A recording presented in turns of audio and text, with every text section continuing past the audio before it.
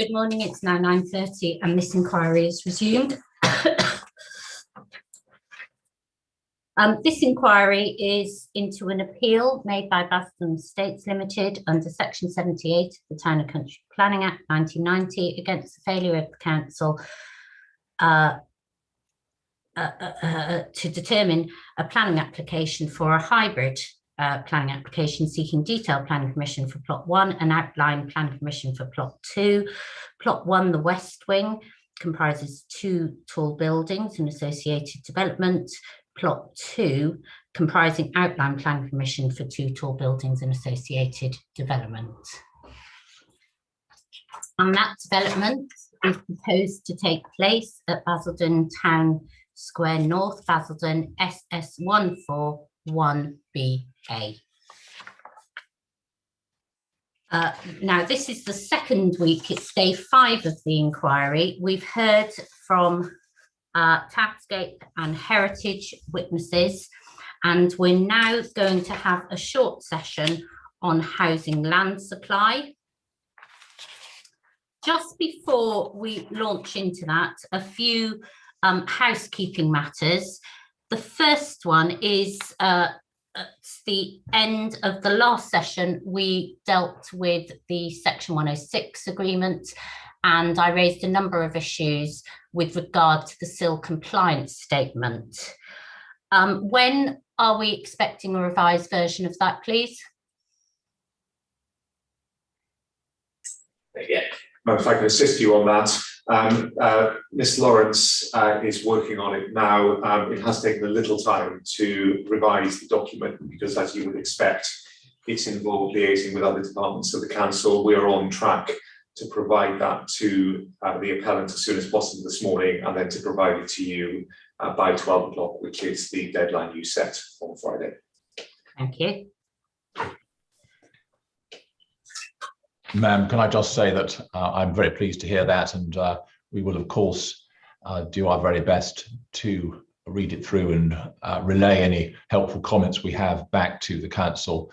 The timing may be quite tight, so could we just see how things stand at the mid-morning break, and if we need just slightly more time to read the document, because obviously it's still with the council, and the parties who are going to be looking at it, I think, are engaged in following proceedings this morning. Okay, the critical thing is I need that document by 4 o'clock this afternoon. I need to review that overnight. Yeah, I fully understand, ma'am, and we won't hold things up unduly. It's just if there's anything in there that we can draw to the council's attention that might short circuit a point or avoid us going down a blind alley, then we will seek to do that. Okay. Overnight, I received 2 position statements on the Heritage Roundtable, one from the appellant, one from the council. Now, the purpose of the position statement, I wanted an agreed position statement. I don't want this is just a rehearse of the parties' cases. I'm not going to pursue that point. Okay, I've got these documents. I've scanned through them because I've just received them. I've scanned through them. I'm going to leave that point because I'm quite clear on that. I don't think anything else is going to help me. Has anybody got any point on that? Okay, so I'll take these as inquiry docs, and those are inquiry docs 12 and 13 in the order that they were received. Council's number 12.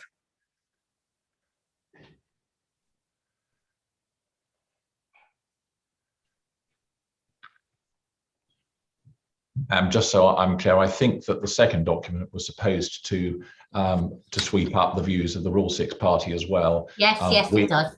Yeah, it does. It's the appellant in Rule 6.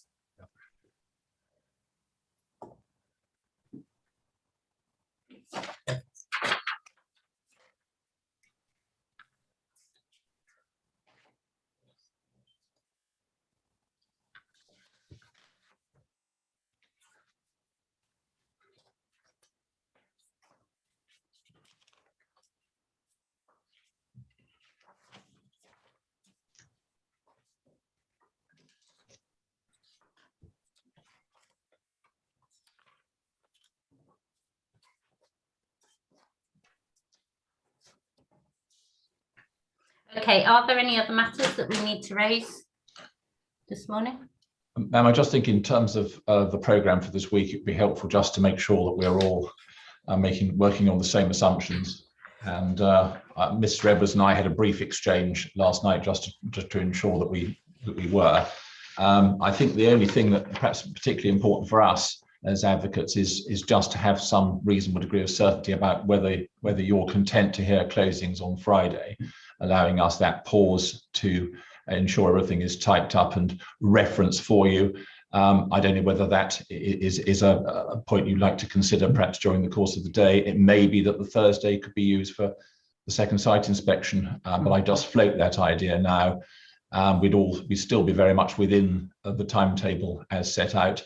We wouldn't be requiring any extension from what everyone anticipated, but it would just ensure we had that pause to get everything in order for you before you close the inquiry.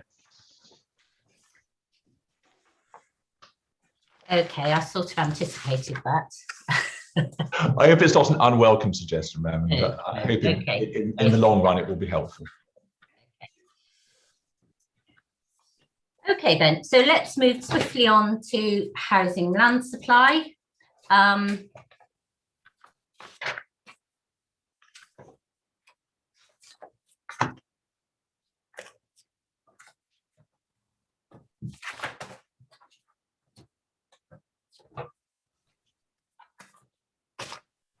Now, for the purpose of this discussion, the documents I've got in front of me are the proofs.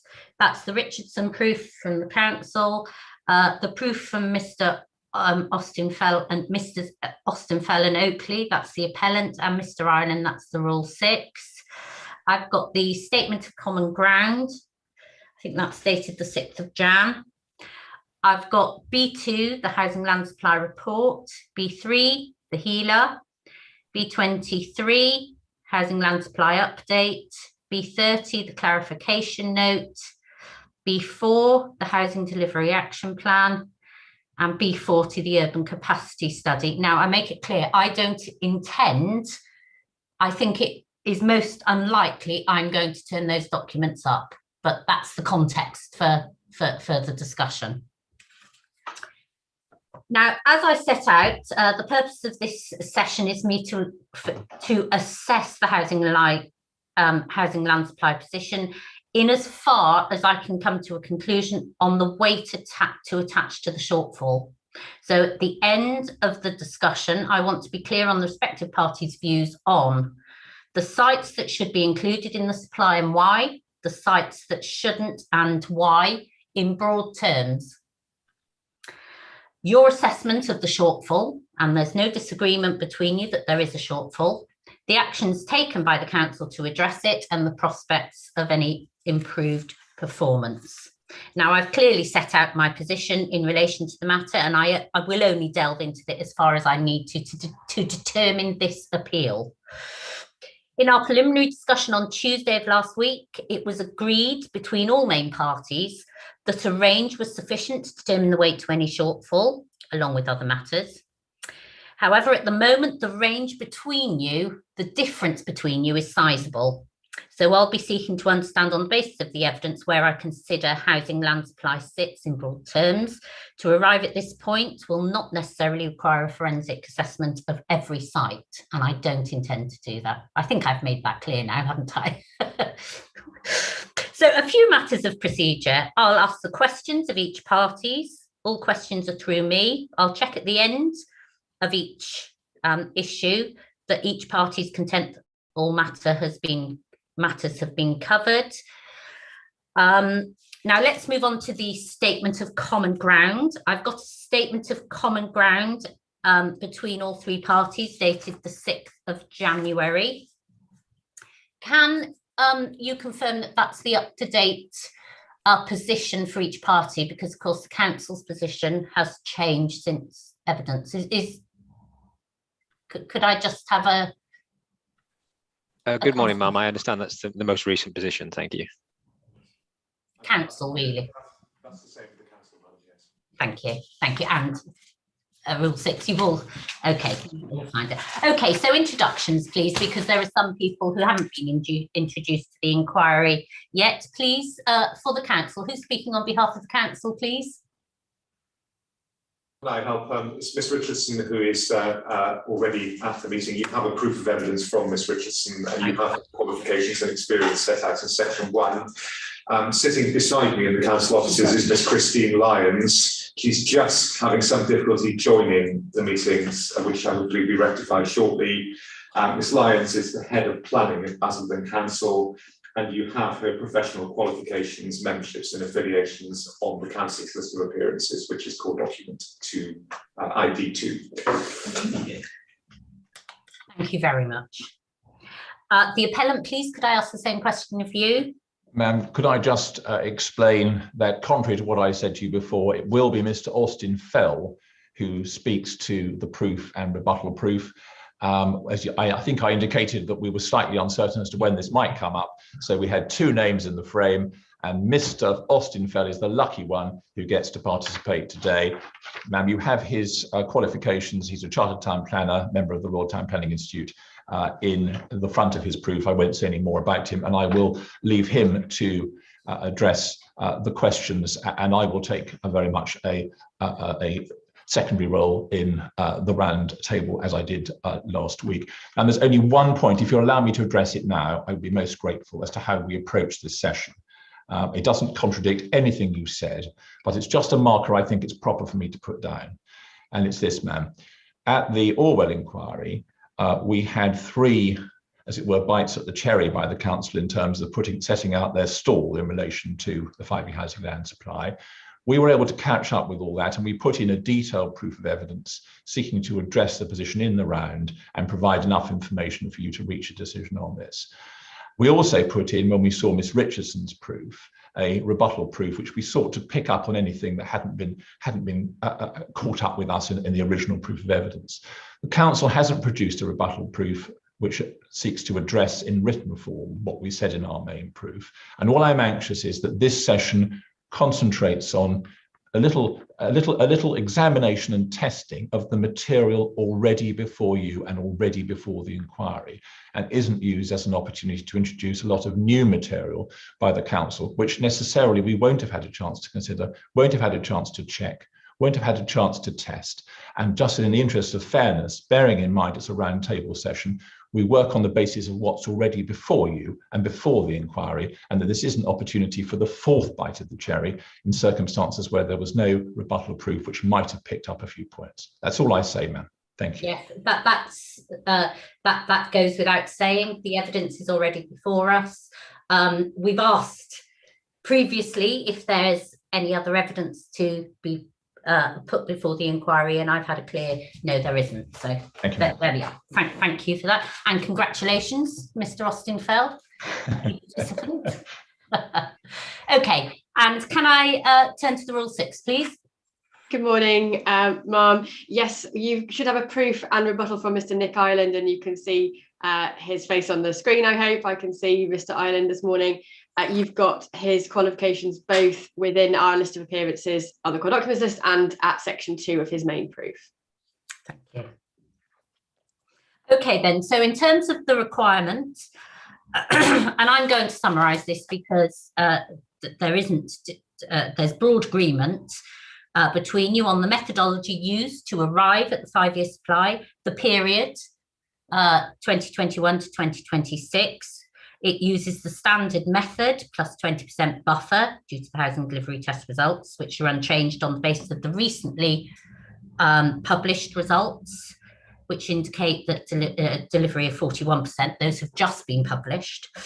And that's obviously the housing requirement over the last 3 years. The base date in the Statement of Common Ground is confirmed as the 1st of April 2021, so giving a period of 5 years. That terminates on the 31st of March 2026. Now, that's all in the Statement of Common Ground now. In terms of national policy and guidance, I'm going to summarise this as well, just for speed and convenience. I'm looking to para 74 of the framework. That's the requirement for local planning authorities to identify and update annually a supply of specific deliverable sites sufficient to provide 5 years worth of housing against the housing requirements set out in adopted strategic policies or against their local housing need where strategic policies are more than 5 years old. That's just the framework. And then it goes on to say it should include a buffer of 5, 10 or 20%. And there's no disagreement between you that that buffer in this case is 20%. Annex 2 then goes on to define what we mean in terms of deliverable. And I want the parties, the witnesses before me to have that open. And that says that to be deliverable, sites should be available now, of a suitable location for development now, and be achievable with a realistic prospect that housing will be delivered on the site within 5 years. Sites which do not involve major development and have planning permission, and all sites with detailed planning permission, should be considered until planning permission considered deliverable until planning permission expires, unless clear evidence that homes will not be delivered. And then outline planning permission for major development or allocated in a development plan, permission in principle, or identified on a brownfield site register. It should only be considered deliverable where there is clear evidence that housing completions will begin within the 5-year period. Now, then we move on to the PPG, and which also gives us advice on those potential, that evidence that could come forward. And these are only examples, but they are 4 examples that are in the PPG. And that talks about the status of the site, firm progress towards submission of a planning application, firm progress with site assessment work, and or clear relevant information about site viability, ownership constraints, infrastructure provision. Okay, so those are examples of the type of evidence, clear evidence, that is spoken about in Annex 2 of the NPPF. So really, I want this discussion to focus around that clear evidence. Okay, is that clear for all witnesses? Thank you. Okay, then I'm going to just turn to Orwell because, as you know, that is a material consideration in this appeal. And it's a very recent assessment of the housing land supply position. And I just want, because I'm going to again direct witnesses to this, because there are some findings that are obviously go to the heart of what we're discussing today. So the findings on housing land supply, and we're all very familiar now with Orwell. We've been talking about it for the last week. So housing land supply is paragraph 91 through to 102.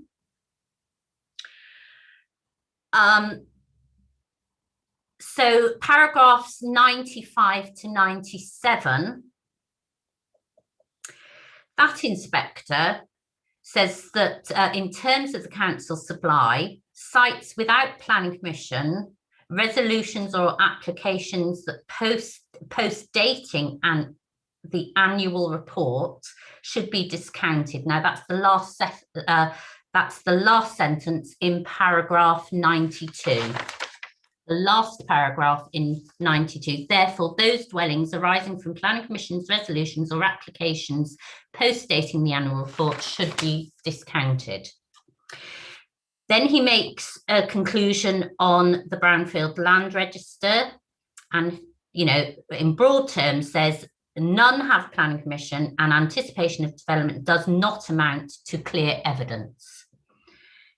He then came to a conclusion on car park 14, and that's at paragraph 95, and discounts 200 dwellings from the supply on the basis of the information that was before him. Okay, then he speaks about other Basildon town centre sites, that's paragraph 96, and comes to a direct conclusion on 2 large sites, that's car park 2 and 12, and that's something like over 500 homes, 515, I think, and concludes that there is no demonstrable evidence that support housing completions within the relevant period. Okay, so in giving your evidence, I want you to be aware and to refer to these findings and what's different in this case. So the overall conclusion is that a substantial part of the council supply does not attain the threshold of deliverability, those tests that I set out in Annex 2. And he gives material weight to the housing delivery action plan, and that many sites are in the council control. And again, that small sites, there are a number of small sites, and obviously those are easier to deliver.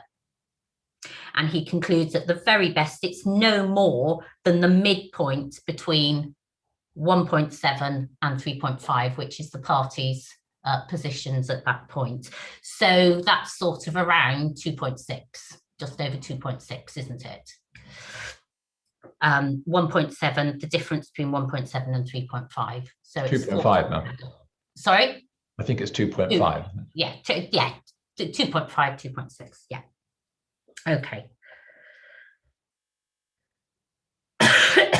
So bear that in mind, please, in giving your evidence today. Now, in terms of the supply, following Orwell and set out in the Statement of Common Ground, the council says that the supply is 2.88, and this is a revised from the proof. That's right, isn't it? Because I've already checked that the Statement of Common Ground is the up-to-date position. And that's 3/4 of the way. I'm using the summary table on page 3. Sorry, that's page 2, isn't it? That's confirmed the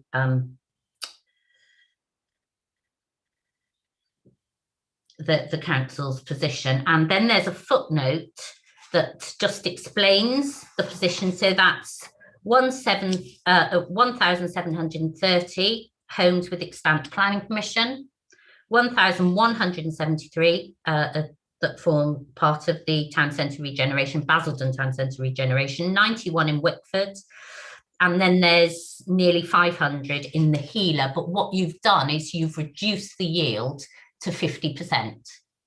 Is that right? I'm looking for nods. Thank you, Mr. President. Yeah. And then turning to the appellant, you say 1.3, because what you've done is you've discounted all the sites that in line with Orwell, that haven't got the relevant evidence at the base date, and all those basically with an intention to develop that you have found haven't hit the bar. The Rule 6 has done that in a slightly more nuanced fashion, but you say 1.7, don't you? Yes, Mum, we say 1.7. I think we had a slightly different interpretation of the Orwell inspector's findings, in that our reading of it was at paragraph 98. The inspector was drawing a conclusion that the robust assessment of the 5-year land supply was 1.7 years, as is set out in the second paragraph in para 98. But then in the subsequent paragraphs 99 onwards, the inspector was then going on to look at what we think is the separate issue of the actions that the council was taking to essentially address the shortfall, and was saying that in those terms, having regard to essentially what the council was doing, at best the position was the midpoint, which we consider as 2.5. So I think our interpretation of that decision is just slightly different in those terms. Okay, so you're saying that he's saying 1.7 and then going on. Okay. Yes.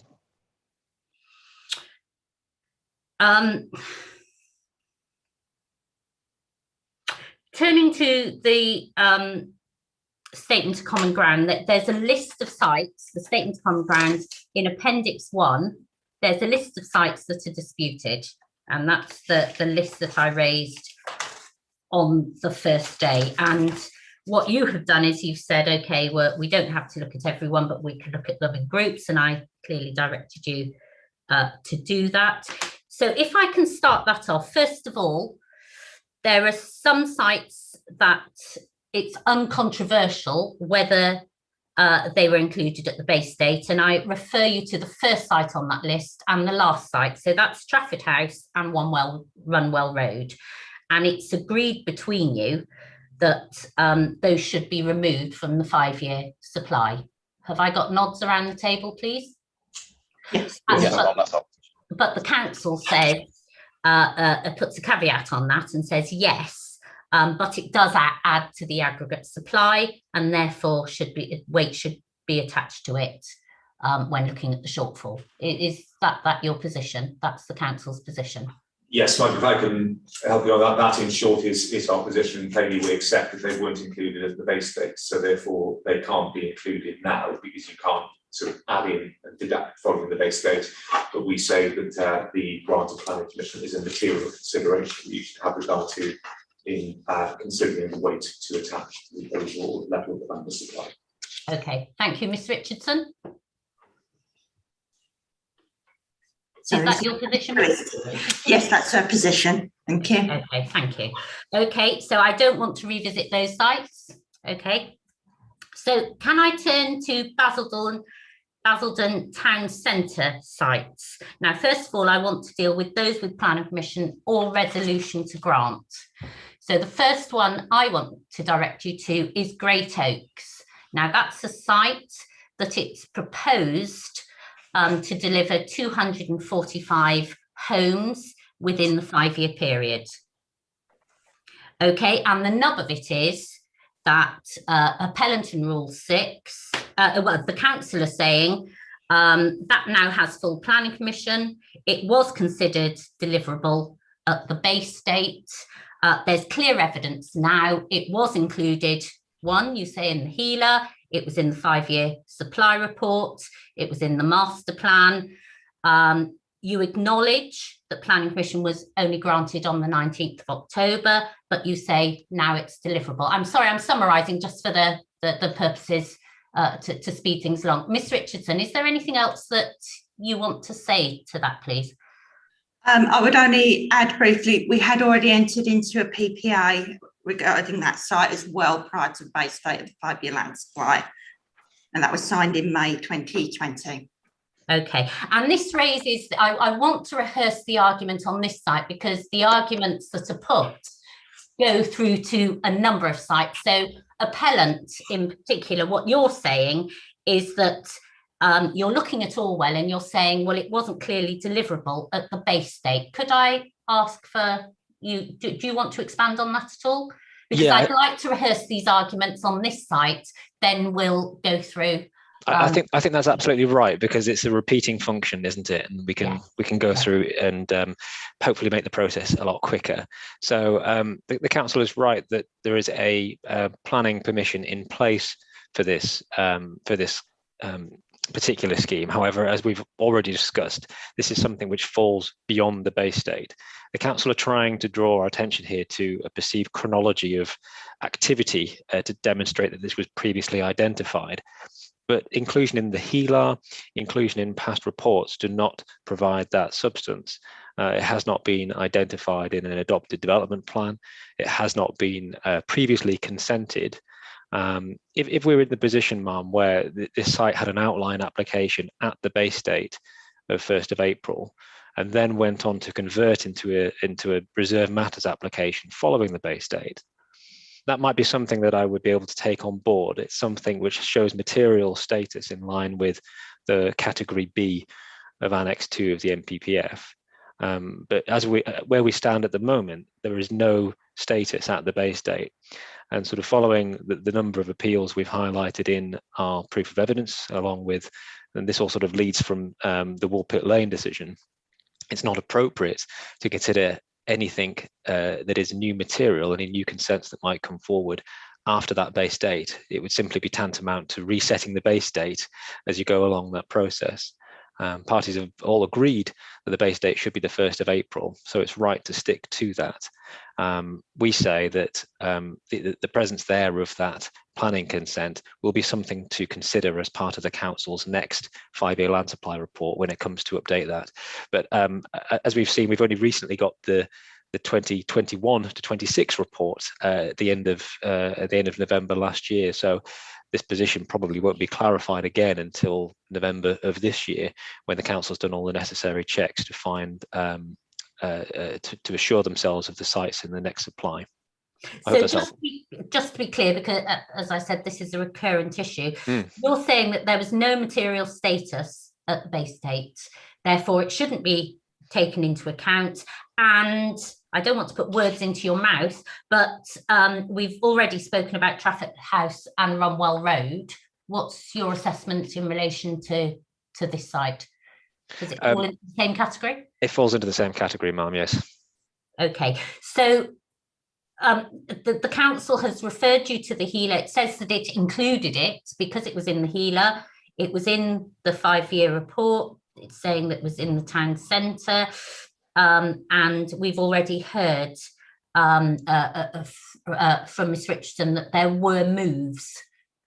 There was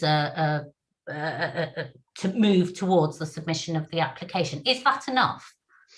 No, we've already heard in Orwell that, you know, a sort of expression of an pending submission of an application does not does not provide that clear evidence of deliverability. I know that the council refer to this as being promoted for housing in the HELA, but I don't think that's necessarily right. That's not the purpose of the HELA. The HELA is to assess sites in terms of their suitability to take forward to the plan. I think what we have here is this perception that this is a long-standing site and was previously considered and should be considered because of the way it's been taken forward in the council's evidence, but it has no status. That's the broad point here. You know, we should take the following line that we have taken at Trafford and Runwell Road to discount it, but then reconsider it in the context of next year's submission. Okay, thank you, Ms. Dostinfeld. Can I turn to Ms. Richardson, please? You've got your hand up. Yes, thank you. Just to expand on those comments, at the time, at the base date of the 5-year land supply, a planning application had been submitted for this site. As we previously mentioned, the site was identified back in the 2012 master plan. So we considered there was clear evidence it was moving towards deliverability, particularly as the planning application was at quite an advanced stage at that point.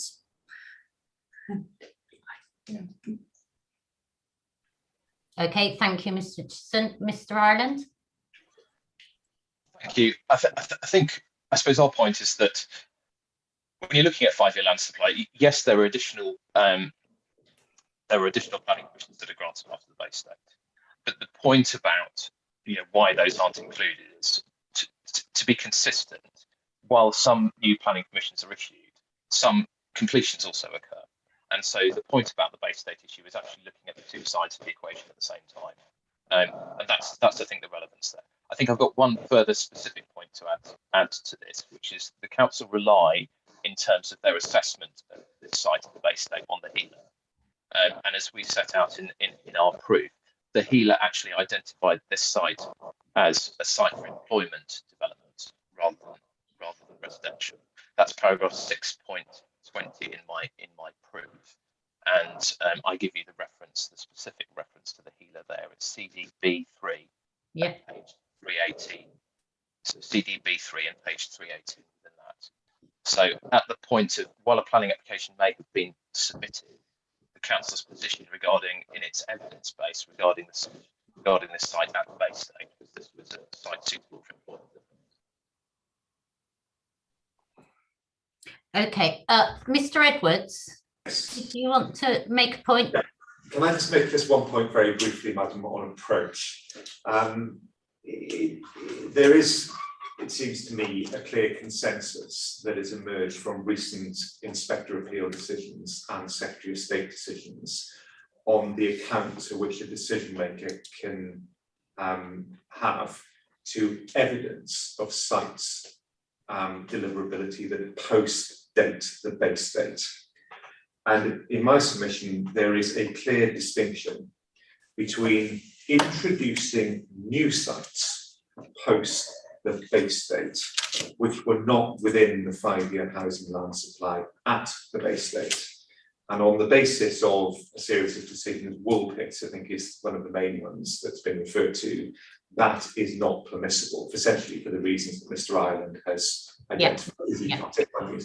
And that's why council accept the Trafford House, for example, should not be included. However, there is a difference in terms of the approach to be taken to evidence that postdates the base date in respect of sites that were in the 5-year housing land supply at the base date. And that is the type of situation that arises in Great Oaks House.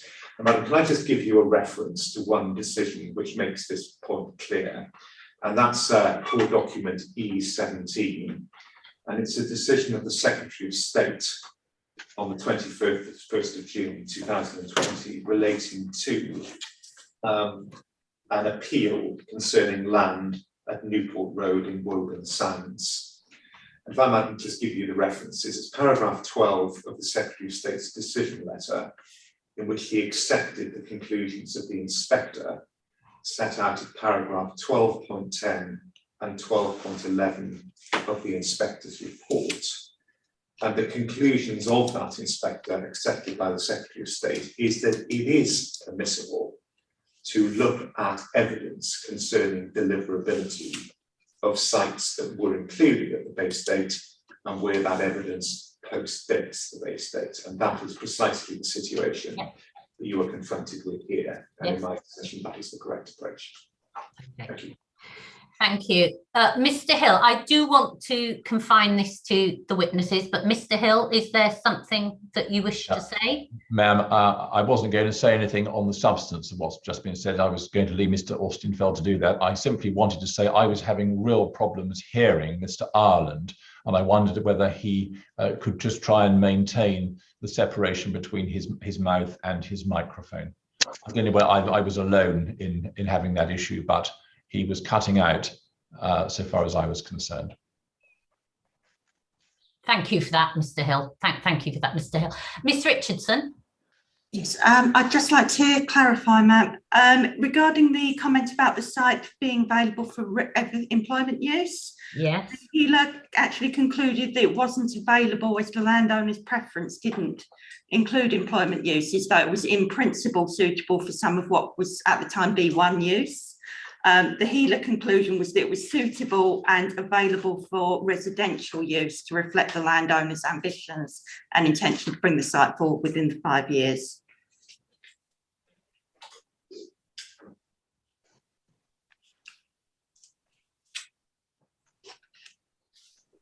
Okay. So the nub of the concern here, and we've heard what Mr. Edwards has said. I don't think that's the issue here, is it? What the appellant is saying is that there isn't clear evidence that it was deliverable at the base date, isn't it? You're not disputing that it was included at the base date, are you? Sorry, my screen's moving around. Mr. Austenfeld. Yes, ma'am. You know, the principle of the challenge is it wasn't available to be considered, and therefore the council. Yes, thank you. Okay, and that is a theme, as I said, that goes through a number of the sites. So I've heard what you're saying. There will be particular issues that arise on particular sites, but I don't want to rehearse that argument on every site. Mr. Ireland. Ma'am, I'll switch my headphones around in a minute, but just one final point here, which is the final sentence of the Orwell inspector's decision in paragraph 92. The inspector says there that dwellings arising from planning permissions, resolutions or applications post-dating the annual report should be discounted. And it would seem to me that that is a clear finding that is relevant to this site, because this is a planning permission which post-dated the base date. Actually, I'm just saying, Mr. Ireland, I'm having problems. It's a little bit distracting. So if you could just deal with that point while we move on. Okay, I'm going to leave Great Oaks, but we are going to repeat the arguments. We're not going to repeat them, but we're going to be mindful of the arguments that we've heard on the base date. Let's move on to Eastgate then, we've got the same issue with the Bay State. So this again is a site that was identified originally, but what the appellant is saying to us is that it didn't have planning permission. So we've got the same argument there. I don't intend to rehearse that again. Is there anything that anybody wishes to bring to my attention on that point? Yeah, just briefly, Mum. I think you've got the nub of it, but in short, you know, this situation is slightly different here in regards to the chronology of the planning history for this site. Yes. As we can see in the statement of common ground, there were previous consents on this site. However, more recently, there's been a sort of wider there's been a wider sort of scheme that's been promoted to the council, a much larger scheme, which is sort of expected to sort of see the redevelopment of the Eastgate business centre. Yeah. Quite clearly, from our perspective, you know, there's quite considerable uncertainty associated with this site and what will be expected to come forward here. And I think as things stand, we haven't been given that clear evidence that the council should be providing on a site like of this scale to demonstrate that this can come forward in the next 5 years.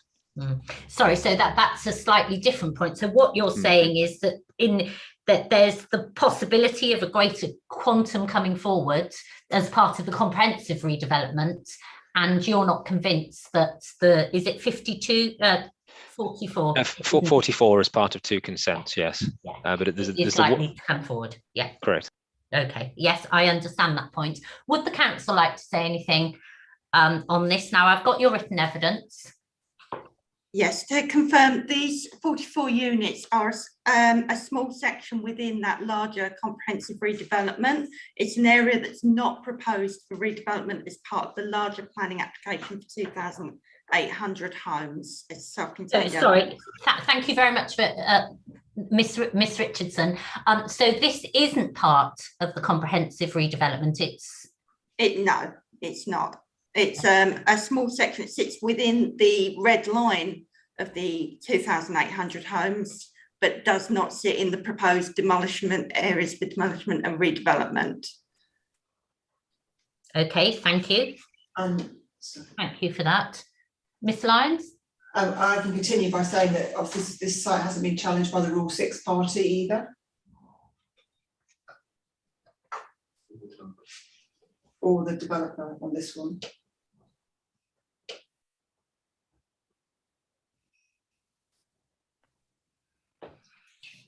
Okay, thank you. I don't need to hear anything more on that site. Does anybody want to say anything?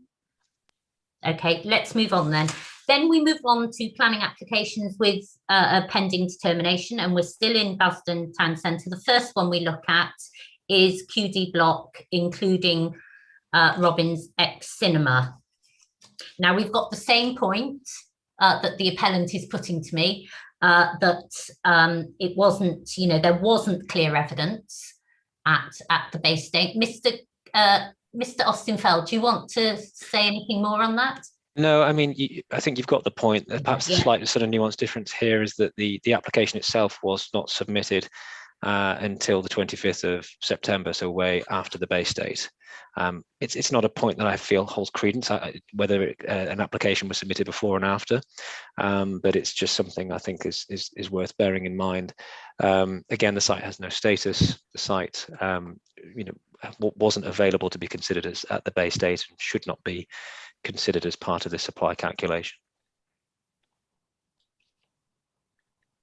Okay, you also raised the issue that the car park is being used, it's being used as a car park, don't you, temporarily, and therefore it's unavailable at present? Correct, yes. So the site is currently unavailable for use, and it would need to, well, again, we have seen little evidence to sort of demonstrate when the site will become available now before those works can take place. Okay, could I put that point to the council, please? I don't mind who responds, Mrs. Lyons or Miss Richardson. I think on that point, you're confusing car park. So the site is made up of car park 2 and also the site that includes the QD block, the post office block. So at the moment, the pattern is quite right. Car park 2 is currently being used, but the site where we've got the application that is currently with the council, that site has been cleared. So the site is going to come forward in a number of phases. And the first phase is the old post office site, which the council has bought, and the land has been cleared and no longer is being used as a construction compound for the building of the cinema. So that site is available. So the site that will hold the post office redevelopment is a vacant piece of land which can be delivered once the planning application has been approved. In connection with car park 2 obviously will come back that as another site that is subject to the Housing Infrastructure Fund bid, and that site will come forward once the works have been undertaken on car park 1. Okay, so on this site, a planning application has been submitted for 52 homes. Now that's been reduced, hasn't it? No, it is 52 homes, that is correct. And that's been reduced from 105, I think. That has come down from, it was a larger block, but following some heritage input, then the building was brought down to respect the Brook House. So the height came down quite significantly. Okay, sorry, can I just be very, very clear on this and staying with Mrs. Lyons? The post office was demolished in 2019, but the site has been temporarily used, hasn't it, for the construction of? It was used by the contractors building the cinema site. Now, obviously, those contractors, because we're looking at internal fit out only now, that site is now vacant, and it's obviously we're now working with the applicants, i.e. the council, on an application which is submitted to the council. So it's vacant and it's cleared and it isn't used as a car park. That's what you're saying to me. Yep, correct. Okay. Is there anything, Mr. Austin Fell? Just only to say, welcome the clarification. Clearly, the evidence before us at the time indicated that was not the case, and it would likely be cleared early 2022. But our reservations about the site and when it can be considered still remain. Thank you. Okay, thank you for that, Mr. Fell. Mr. Austin Fell. Let's move on then to East Walk, Southernhay. And it's the same point, isn't it, that you're making, appellant and rule 6 on this point, on this site about it is, ma'am. Yeah, the two are linked. Yeah. Okay. Yes. But the council says that there is a planning application that has been validated, but that was validated. It's quite clear that was validated in June 2021. Does the council want to say anything more on this? Yeah, we've been working with the developers actually since 2020 on this site, trying to bring forward a site that would meet the needs of the developer and also meet the needs of the council in setting a development that will then complement the cinema site, which sits to the north of this. So we've been in negotiations with the developer of the site for quite a considerable amount of time, which led to the application being finally submitted in 2021. So the pre-app commenced in mid-2020 on this site. So sorry, Mrs. Lyons, what you're saying to me is the pre-application discussions. I don't want to put words into your mouth, but So we commenced a pre-application discussion with the developer in March 2020, and they were ongoing during 2020 and the beginning of 2021. That saw some quite significant changes to the building. And also saw some increased height on the sort of the northeastern elevation. You've got a large sort of 8-storey element that's now been put onto this within the development. Okay, so you're saying it was included in the base date, and that was on the basis that pre-application discussions with the applicant were at an advanced stage. Have I understood that correctly? Yes. So the appellants and the Rule 6's argument still still stands, but that's what the council is saying, that it should be included on that basis. Okay. I don't need to hear anything more on that. Is there anything else that anyone wants to say? Mr. Ireland, please. Yes, I think our issue is not the inclusion of this site, it's the yield from it. And the council's assessment within its 5-year land supply report was that this would yield 45 dwellings. Now that post-dated what we've just heard about. The council's been working with the developer in 2020. There had been pre-application discussions before that point. Yeah. And so having regard to those, the council itself assessed the capacity of the scheme as 45 units. While an application has come in for 60, that hasn't been approved. It hasn't been made clear that that's acceptable in planning terms. And so we consider that at this point that the yield from this site should be retained at 45 units.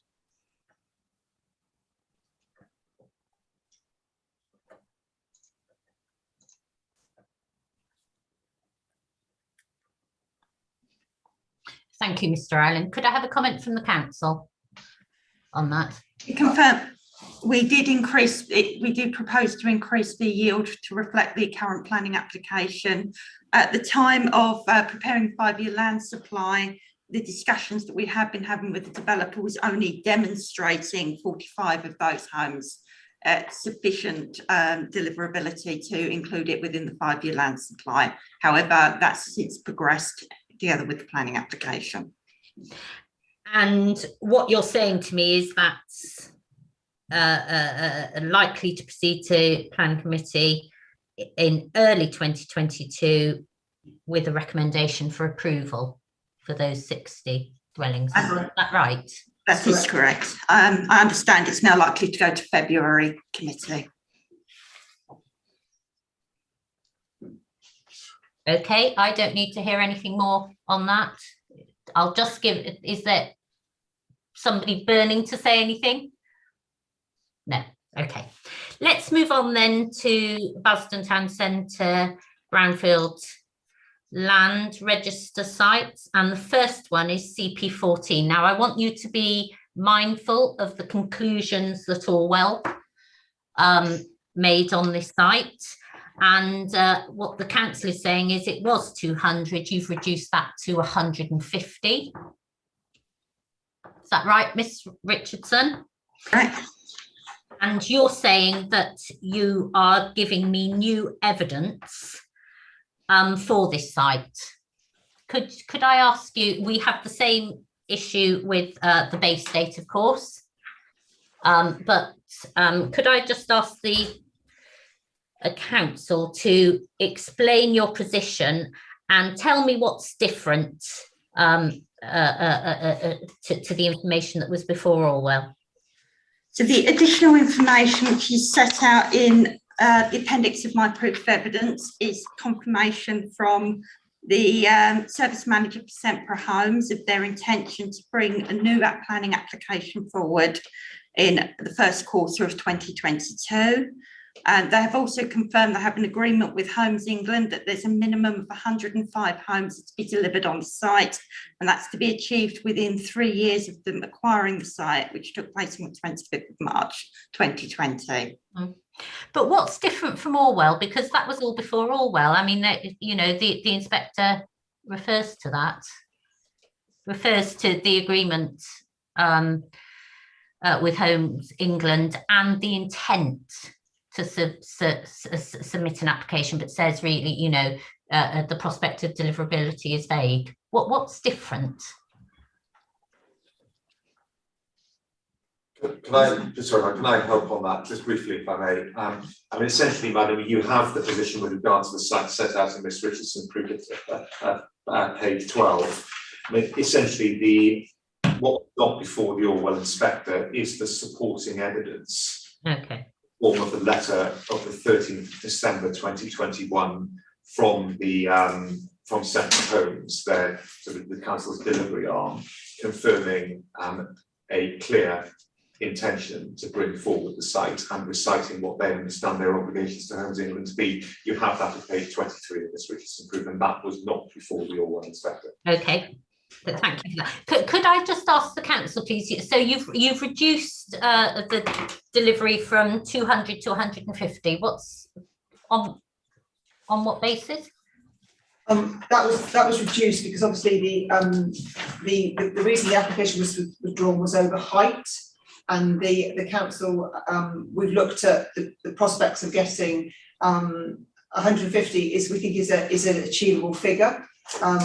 We could have left it at 200, but we think that in terms of what we can get on that site in terms of an honest figure, we think 150 is more acceptable in terms of what the site can deliver in capacity and height. Okay. And there are some quite considerable constraints towards the south end of the site, where you can only get single store, just general housing on there, no flatted accommodation. Okay. Thank you for that. Does the appellant or Rule 6 wish to say anything? I've understood your arguments about the base date. You've also referred me to the agreement with Homes England and the delay associated with that. Is there anything else that you wish to say, please? Sorry, ma'am, do you want me to go first, or Mr. Island had his hand up? Mr. Austin fell first, and then we'll hear from Mr. England. Yeah, thank you, ma'am. I think, you've heard our sort of comments there, but there's a recurring theme as part of the statement of common ground where we see this 50% reduction on a number of sites. A somewhat capitulation, I guess, of deliverability on these sites, but I don't really find that is a credible way of making an adjustment. It doesn't really bear any reflection to the sort of evidence of deliverability, nor does it have any justified planning judgment or reasoning as to why this broad brush approach is considered to be acceptable. I think it's a bit of a last-ditch attempt really to justify the inclusion of these sites.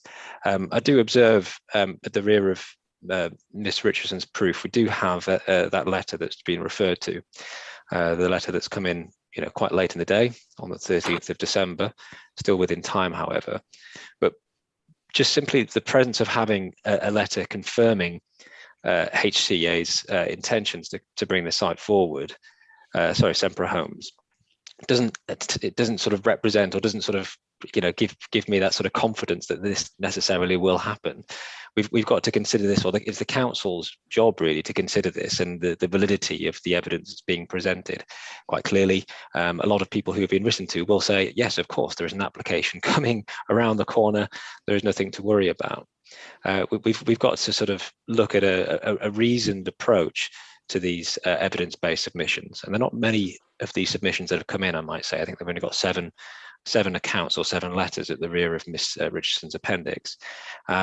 What we can see here is this intention to bring forward growth 3 years after March 2020.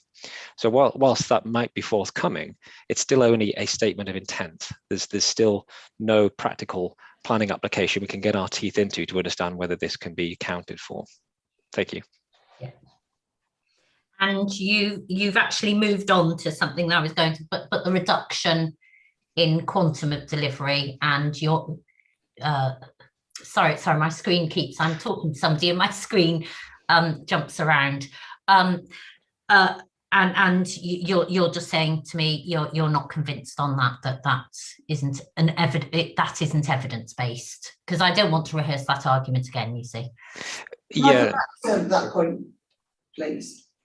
Sorry. Please do. That's fine. Sorry. I'm with Mr. Austenfeld at the moment. I will bring you in, Mrs. Lyons. I can't see any evidential basis for that reduction. No. Okay, thank you. And of course, it's not a 50% reduction in this case. It's the reduction of 50 units, isn't it? But you've made the general point. Mrs. Lyons? Yeah, the point is that it's not it's just like we haven't just taken a sort of like a block approach to this. There are some early commercially sensitive discussions with Sempre Homes on this site, and those early sensitive discussions are around reducing the height of what came in under with withdrawn scheme, and that is showing a number of units between probably about 150 and about 160 units. So taking the lower figure being the more pragmatic approach at this at the moment, and during the sensitivity of that scheme, we looked at using 150, because that's what we thought would be a more appropriate approach. So we haven't just we haven't just decided to look at sites and start coming up with figures. This is based on a sensitive confidential document we're working with Sempra Homes on at the moment. Okay, yes, I understand. So you're saying that was the planning judgment was the reduction in height, and I understand that. Ms. Richardson? Yes, I'll just come back on the comment. The distinction we made on this site is because the council themselves are the landowner and the promoter of the site.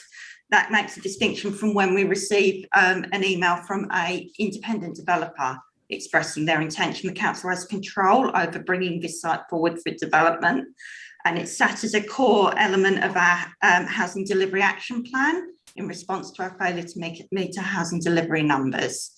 It's also sit within a core programme for Sempra Homes, the council's delivery arm, which has already delivered one development on a car park in the town centre prior to the base date of this 5-year land supply, and are currently delivering the Acorn House scheme, which is under construction at the moment. Okay.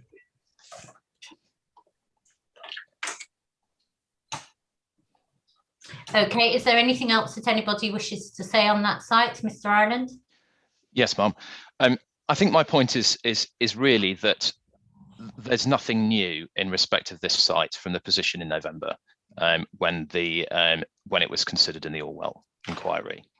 No, Sempra Homes' involvement isn't new. There is no revised planning application. Despite the council's involvement and close relationship with Sempra Homes have submitted an application which was deemed unacceptable to the council, and there are therefore clearly further issues that need to be worked through regarding the density of this of this scheme. And I don't think that I don't think the evidence before you provides the clear evidence that this site will come forward. So I don't see anything different from the Orwell inspector's conclusion that it's somewhat vague. I understand your position. Okay, let's move on, please. Church Walk, now that's in the supply for 22 dwellings. It's the same point that those opposing this site are raising, that there's no firm progress made in bringing the site forward. There's a confirmed intention. Yeah, it's the same point, really, that we're making. Could I just ask the council, please, because you say that there's evidence that wasn't before the Orwell inspector, and that's on page 22 of your proof, Miss Richardson? Yes, on page 22 of the proof, we've submitted the response from the landowner confirming their intention to bring the application forward within 5 years. Okay, and that's an intention, yes, isn't it? Have you got anything to say on that, Miss Richardson? Is there anything else? We have also what the appellant and Rule 6 are saying about this point about it's an intention, there isn't firm progress, referring to the clear evidence. I acknowledge there's less firm progress relating to this site. There has also been a pre-application discussions with the appellant of this site, which is set out in our statement of common ground.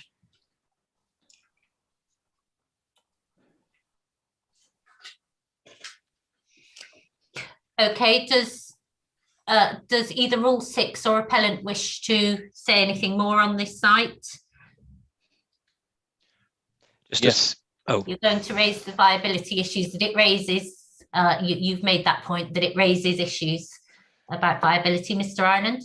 Yes, Ma'am. The Appendix 2 raises issues regarding the viability. We don't think that permitted development is a route that's available for the reasons that are set out in detail in my proof, and we don't think the site is available now as it's being used by a job centre plus. I think that the information regarding engagement and the written information you have before you is very brief, very vague, and relates to the circumstances in mid-2019. We're several years on. Okay, I've got the arguments that there. Mr. Ostenfeld. Thank you, ma'am. Sorry, I don't want to repeat all of that, but I think viability is quite clearly key here. I just wanted again to draw your attention to the vintage of this response. We do see at the bottom of it that it was dated August 2019. Yeah. So, okay. Thank you. Thank you for that. Let's move on then, please. We're on to Basildon Town Centre, other sites. And the general point is made that many of them are identified in the 2012 master plan, and that's over 10 years old, got that point. Let's move on to car park 2.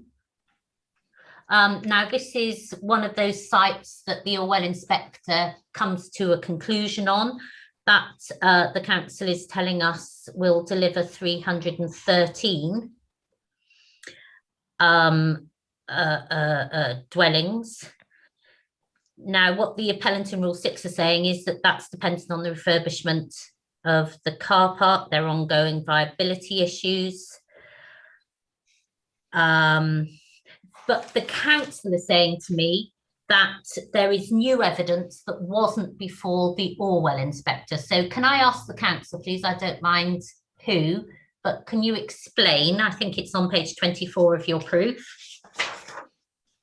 Yes, set out on pages 12 through to 13 of my proof of evidence. We've provided further details of the steps the council had taken to bring this site forward for development, including appointing design teams, architects, and the carrying out of technical surveys.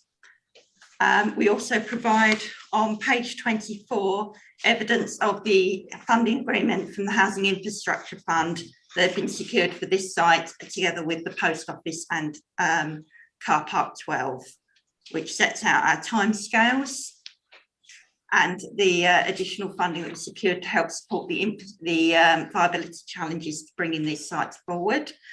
The site was dependent on a number of pre-elements to be completed first, including the refurbishment of multi-storey car park 1, which will enable the release of the car park, and that has now benefits from planning consent.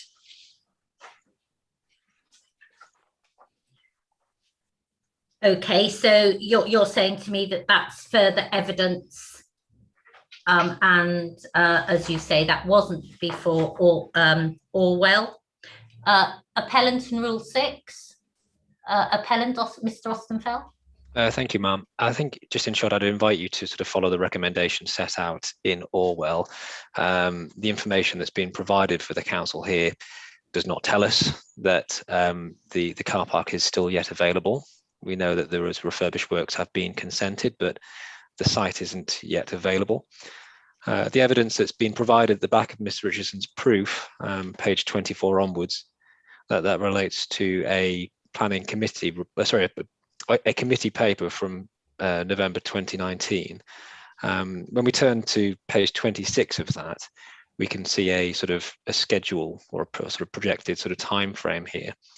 And it was anticipated back when this was written that there would be consent for the proposed development achieved by September 2020. That's item 7 on the list there. Quite plainly, that has not happened. This scheme is far behind its own trajectory and cannot sort of come forward before it addresses barriers, including the refurbishment of that first car park. You know, as I said at the outset, that this site shouldn't be included, and I agree with the Orwell inspector. Okay, thank you. Ms. Richardson, do you wish to respond to that at all? Just to confirm, we acknowledge that the indicative timeline that was set out in that committee report, there has been some considerable slippage from that. However, the site has been progressing more recently and in line with the dates of the 5-year land supply, with the permission being secured for the refurbishment of Great Oaks car park. We are looking to extend the deadline with Homes England to reflect the impact of the pandemic, but that would only be looking at extending it to 2025, which is still within the timeframe of the 5-year land supply. Okay, thank you for that. Mr. Edwards, you've got your hand up. Ma'am, it's just one factual matter, just to help you. Can I just confirm for your note that the timeline that's set out in Miss Richardson's evidence concerning this site, from the bottom of page 2 to the bottom of page 13, together with the evidence. Sorry, what are you referring to? There, what document are you referring to there? Miss Richardson's proof of evidence. Yeah. On page 12. Yes. Miss Richardson addresses car park 2. Yes. First slide. It was just simply confirming, madam, for your notes, that the timeline that Miss Richardson sets out, where she indicates what's happened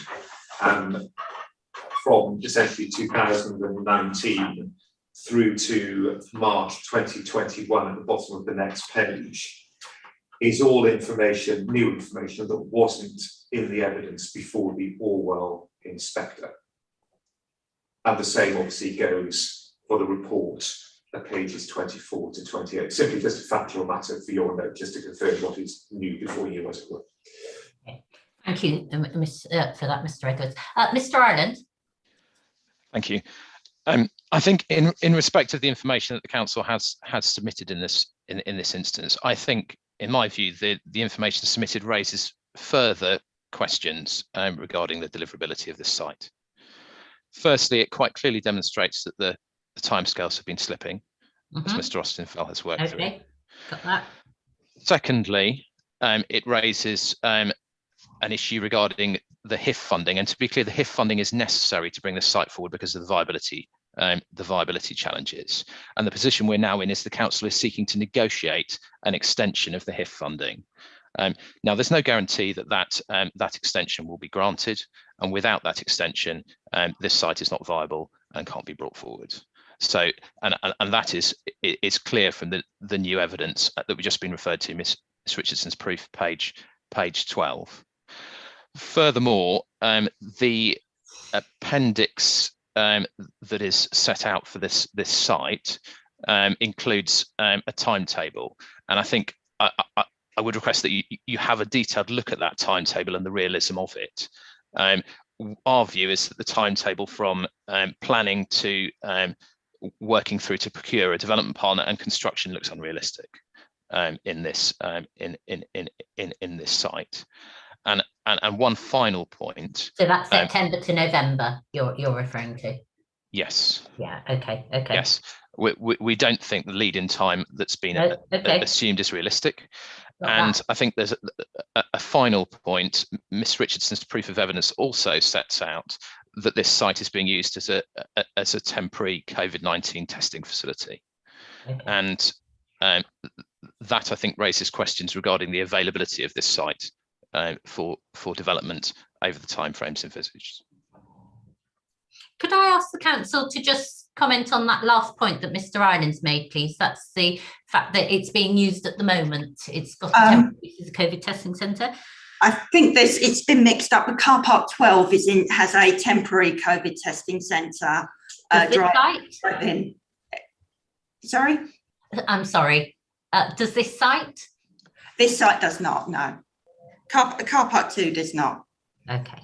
Car park 12 has been used as a COVID testing centre, not car park 2. Thank you, Mrs. Lyons. Thank you. Did you want to say something else, Mrs. Lyons? In terms of HIF, there is ongoing behind the scene negotiations with Homes England over these sites coming forward. So this site, we are working with them to retain the funding. We have the funding to retain the funding. So it's not as if the funding won't be given to us. We have the funding already, and the Homes England are working with us on the progression of bringing the sites forward. And we have to bring them forward in the timescales that they've set out for us, or they're in the process of setting out for us. So at the moment, as far as the council is concerned, these sites will be delivered on time. Okay. Thank you for that, Mrs. Lyons. I'm going to move on now to car park 12. And as you know, Orwell inspector in paragraph 96 did come to a finding on this site. It's the same issue that arises in terms of an intent an intent to develop, but looking for the clear evidence. Does the council, I've got what you've said before me, and you've introduced new evidence, you're saying, that wasn't before the Orwell inspector. Do you want to bring anything to my attention, Miss Richardson? Just that this is the same evidence in regards to car park 2. Again, it's set out on pages 12 to 13 of my proof. The steps that have been taken to deliver this site, together with the evidence provided in Appendix 2, starting on page 24. The only distinction between this and car park 2 is car park 12 is only used by Basildon Council. It's not a public car park, and at the moment it has a temporary driving use as a COVID testing facility, as mentioned. However, that is purely a temporary use in a marquee. So is it available? So this site would be available for development, subject to the development agreement that the council has entered into. Okay, but at the moment it's got a temporary use. Yeah, the temporary use that's there is purely a temporary use while we're looking for other locations for COVID testing, and obviously at the point when we've got high levels of COVID in the borough. So obviously a different location could be found for that, and they have been at various points all over the town centre during COVID. And I would like to reiterate the petition we are with in terms of the development agreement with Homes England. We have to adhere to that. The funding has been given to us, and we have to be able to show that we can deliver these sites. So the sites are quite strongly in our development arm at the moment. Either the council will bring them forward themselves, or they will look to deliver them through our commercial arm at the moment.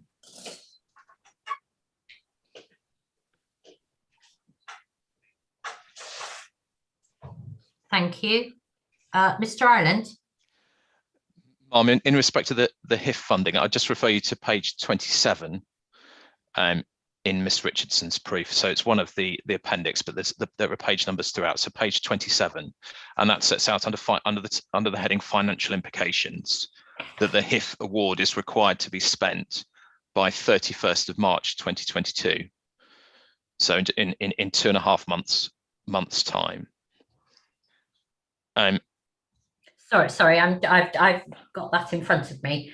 It's required to be spent by 31st of March 2022. Yeah. And we have no evidence that there's an agreement in place that those timeframes for the spending of that money has been extended.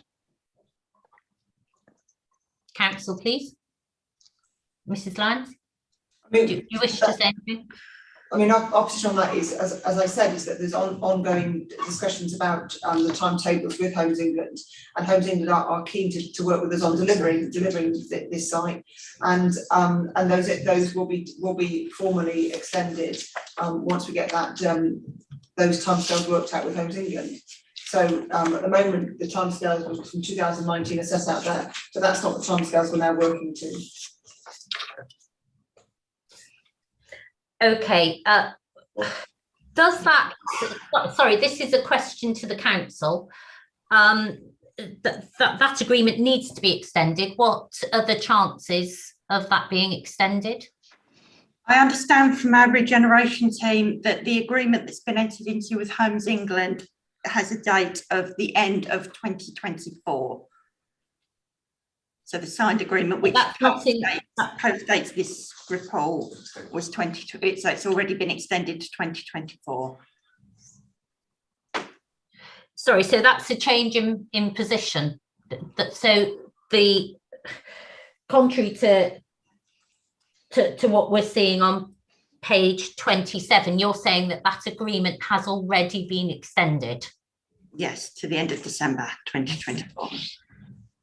Madam, could I just help on that? For your notes, on page 12 of Miss Richardson's evidence, where she deals in her proof with these sites, she does actually confirm in the first paragraph of text, where she addresses car parks 2 and 12, that the agreement with Homes England has an end date of 2024. Yeah, okay, I've got that. Yeah.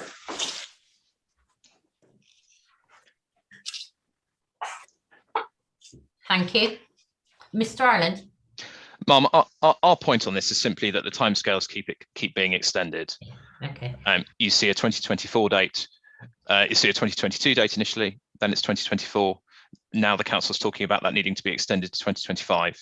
And this doesn't demonstrate the clear evidence and reasonable prospect of delivery. Okay, I want to move on. Wickford Town Centre. So it's the same point really that the appellant in Rule 6 is making, that there isn't, there's an intention, it's an anticipation and an intention, but is there clear evidence? Can I put that to the council, please?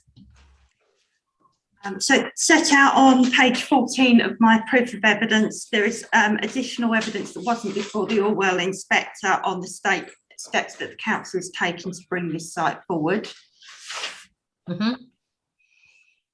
Including appointing design teams and consultants to bring this forward. That's the only additional evidence we have for this site.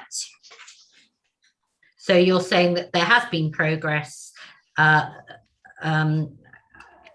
that's set out there. I've got that. Does anybody else want to say anything? It's the same point really, and I need to come to a conclusion on it as much as I have to.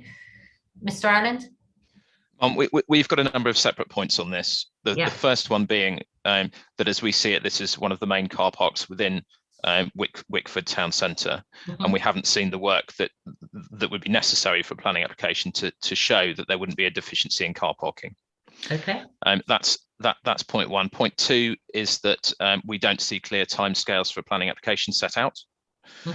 And point three, in terms of the information provided by Ms. Richardson, that suggests a legal agreement is now required with an adjoining landowner, Harriet, to bring forward the development. That suggests to us a ransom position. We accept that the council has appointed some commercial advisors in June last year, but we can't see any resolution of that issue at the current time. And that's a further issue regarding the deliverability of this site. Okay. Yeah, I've got those points. Mr. Austin Fell. Yes, thank you, ma'am. Just to sort of reiterate some of the comments just made there. Yes, in terms of the car park, that is certainly still in use. Legals weren't appointed until November 2020, and only recently, as Mr. Ireland has mentioned, in June this year, we can see some initial work on that through the appointment of design consultants. So any sort of work on this is very, very recent, but we're still not moving towards the submission of a planning application. That, in our mind, is that sort of firm evidence of deliverability. The evidence that Ms. Richardson has alluded to at the rear of her appendix, again, doesn't provide us with ample justification or any sort of change in our approach that these sites can come forward. We can see here in page 29, which refers to the evidence supporting the health centre, that the NHS or the CCG are still in the process of developing a strategy for health services in the area. In terms of the availability of this particular site, it's indicated years 6 to 10. So I'm not altogether clear why the council feel that this actually supports their case. If anything, I believe it sort of raises more question marks. Okay. You've heard Ms. Richardson. There's been a number of points made that is questioning the clear evidence towards submission of an application or progress with the site. Would you like to comment on any of those?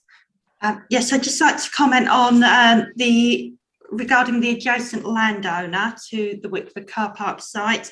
That represents an opportunity to the council to bring forward a more substantial, comprehensive scheme. It does not refer to a ransom requirement. Council has ownership of this site and is able to bring it forward independently. I would... Sorry, Ms. Richardson, the first point you made there, sorry, you're saying it doesn't indicate that the adjacent landowner, the council owns the whole site, and you're saying that it isn't a ransom position. Could you just explain why? I understand that that site is not part of the site we submitted for the healer. It was assessed independently. Okay. It's an adjacent, would allow a larger development to come forward. Okay. So this 34 home development. Okay.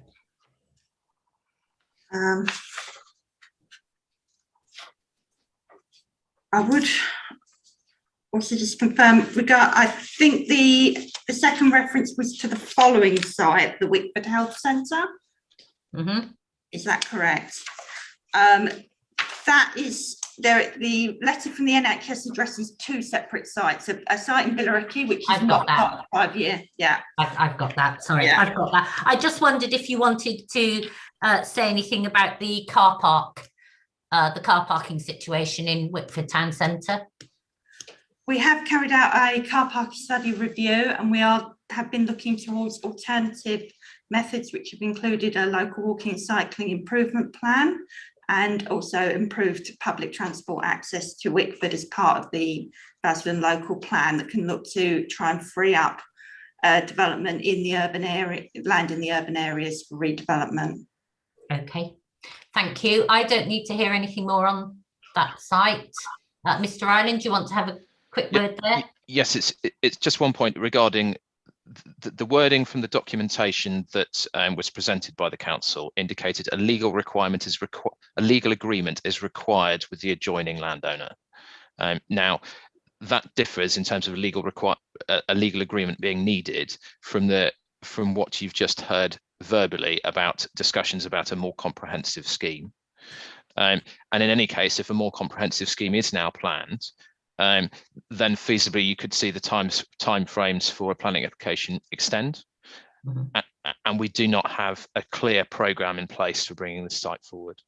Okay, Mrs. Lyons, are you able to clear up that point? Yeah. The two adjacent car parks, one actually serves a supermarket, one of the car parks does, and one of the car parks is the council car park.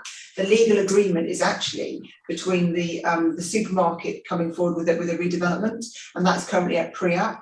So we're working with Harriet and a new supermarket provider to deliver a new supermarket on that site. So there's no inherent conflict between these two sites going forward. It's just basically the legal agreement is to do with the supermarket, not to do with this site.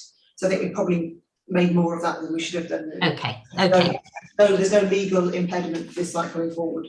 Okay, I want to leave that site now. Let's move on to sites outside the town centre with planning permission, and the first one that comes up is Gardeners Lane South. And the council are telling us that will deliver 255 homes.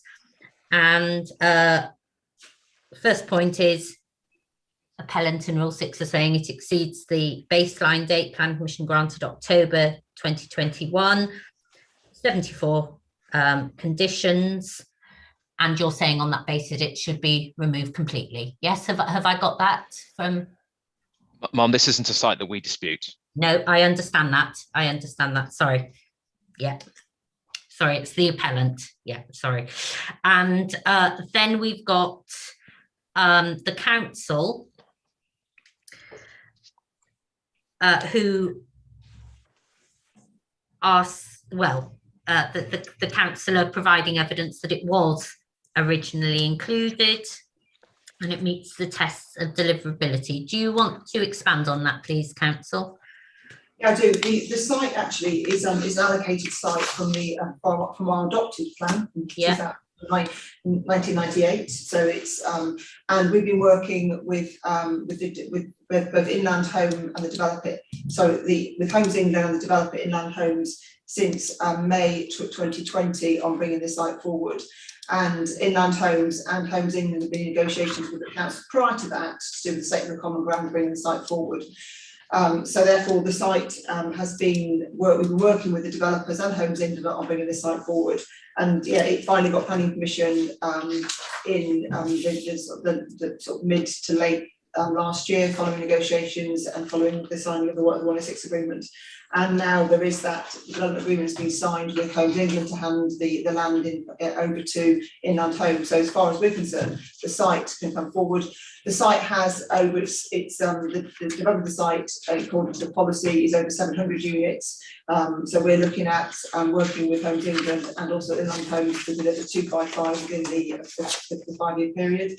There is an issue with some transfer of some open space activities to another site, which is allocation H8 in our emerging local plan. We are working on the with that allocation on bringing the recreation side of things forward early to ensure we can get the transfer of this site. It's basically playing pitches for forwards over to allocation H8. So as far as we're concerned, the site met the criteria. The site is an allocation in an adopted plan, and the site is purely developable and is deliverable within the 5 years. Okay, can I just raise with you, Mrs. Lyons, the appellant saying is questioning the build-out rates, basically, and is suggesting there's a problem with deliverability and is suggesting the quantum should be reduced. I mean, Notwithstanding the other concerns that that it has. Could I ask for a comment on that, please? We've been working with the developer on bringing this site forward, and obviously we spent an awful lot of time on trying to get the site forward, moving in parcels that are deliverable. The issue is around the forward site, but we can work around that phase. We hope that the work to move those pitches will take 18 months to move the pitches. So that still puts that phase within the 5 years anyway. So we think the site is moving forward correctly to deliver those sites, and we're working with the developer at the moment on the early phase, on phase 1, bringing that phase forward. Okay, Miss Richardson, can I just go to you? Have you got something to add there? I would just add in the on page 36 of my proof, I've set out an email we received from Inland Homes, who are delivering the site. This was a Homes England site, so there was a clear mandate to deliver, which set out their anticipated build rate, and that informed the proportion of dwellings expected to come forward in the 5 years.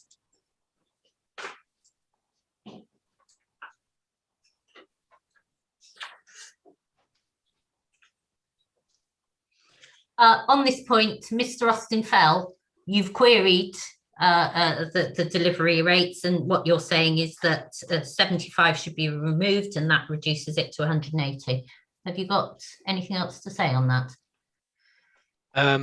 Sorry, apologies, ma'am. We're still referring here to Gardeners Lane South, which is 255 in the 5-year period. There's a bit of a discrepancy I see with the build out rates in the evidence that's been provided. We've seen in the main body of proof that there's an expectation for about 72 dwellings per annum.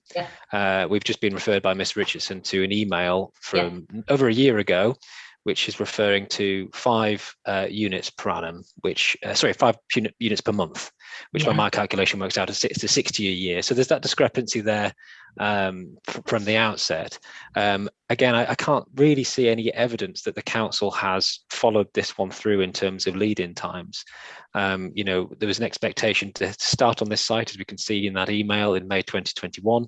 That clearly has not occurred.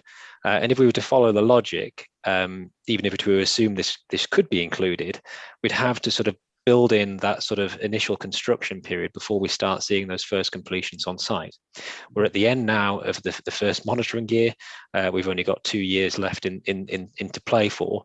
And let's say hypothetically, if the site could be included, and we expect another sort of 12 months, which I think is more than conservative, we're only talking really about 3 years worth of delivery. So I think, you know, the rates of delivery need to reflect the evidence that's been provided, or at least justified. But sort of coming back to the broader point about whether we can actually include the site, we have noted in our submission that this falls beyond the base date and shouldn't be included.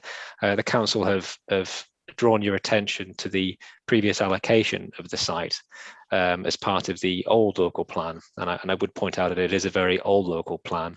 But if we turn to the actual policy itself, that's policy BAS E1. Yeah. That little reference at the end there, that little moniker might give you an indication about what the site was actually programmed for initially. This is a site for 40 acres of employment uses and 50 acres of open space. The scheme that's been consented now is a hybrid application, which is residential led for 700 new market and affordable homes and open space uses. This MARM is something that's more consistent with the emerging plan and the policy in that emerging plan rather than the old local plan policy itself. So it's very different in identity and nature. We MARM still contend that the site, falls beyond the base state, should not be considered on that basis, but would sort of urge you to look at the build out rates, challenge the council's delivery on But that side. policy E1 did speak about retention of open space and residential, did it not? It did, you're correct, yes. Okay. I'll come to a view on that. Miss Richardson, do you want to add something quickly? Yes, ma'am. I just come back as the appellant just raised. This site is also allocated as H5 within the emerging local plan, which has been submitted for examination as a housing-led site. Yeah. Okay. I've got that. I just want to deal with one more site before we break, and that's the supermarket and car park Mandeville Way, and this is a non-council owned site on the Brownfield Land Register. That's the council tells us will deliver 60 sites. The appellant's position is the same on this. It wasn't, you're saying that there wasn't clear evidence at the base date, and you're saying there's no firm progress to bringing it forward, aren't you? So the council is saying to us that it was a healer site. It previously had planning permission, which expired. That's planning permission in 2015. So there is no planning permission. It's one of these ones again where we've got please, rule 6, an appellant, please shout if I've got it wrong, but there's an intention, there isn't firm evidence to progress of a submission of an application. The council, can you comment on that, please? There have been some discussions with the landowner, and also there's been some discussions with the land possibly going up for sale, sort of early to middle of last year, and obviously there was the dismissed appeal over whether there'd been a commencement of the permission or not. So that's where we are at the moment. The site is available, and obviously we've already granted planning permission for development there initially, and we had some pre-app discussions with a developer in the late 2020s on bringing the site forward. Okay, does anybody wish to say anything more on that site? Okay, it's now 11:07. I think if we take a break now, the witnesses have been working hard. What I want to do, I want to deal very quickly with the healer sites, future homes programme, because I do want to get on to hearing formal evidence this morning, and then we'll deal very quickly with past and expected prospects of improved performance. Okay, so it's now 11:08. Is everybody okay to come back at 25:02? 25:02. I'm looking for nods around the table. Thank you very much. The inquiry is now adjourned and we'll be back at 25:02. Thank you.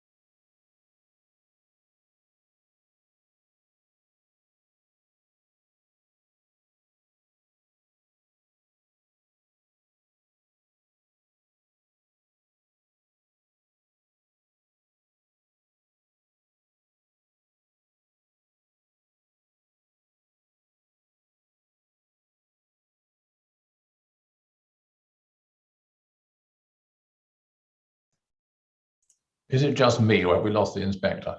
No, you did lose me. I had to leave the meeting and rejoin. Could I just say to the council, could you look, and I mean, that's tech, that's what happens. But if the council could just keep a note that when we're resuming again, if somebody isn't present or leaves the meeting, obviously they're trying to rejoin. I was a couple of minutes trying to rejoin. So if you the council could please just keep a note of that. But I'm sorry about that. I couldn't rejoin the meeting with my video, so I left the meeting and then rejoined. Okay, let's move on swiftly to healer sites. We left it with the healer sites. We're not going to go through every one of these, but just the large one. So the first one is the Great Chalverdon Hall.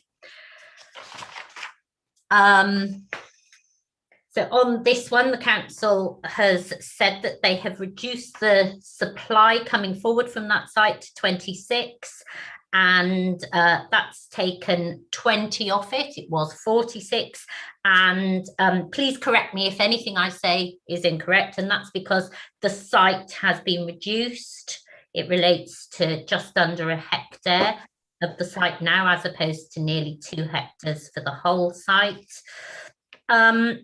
And what the appellant is saying is it should be removed because there wasn't relevant evidence at the base date, but also there isn't clear progress towards the submission of an application. Does anybody want to say anything to me on that?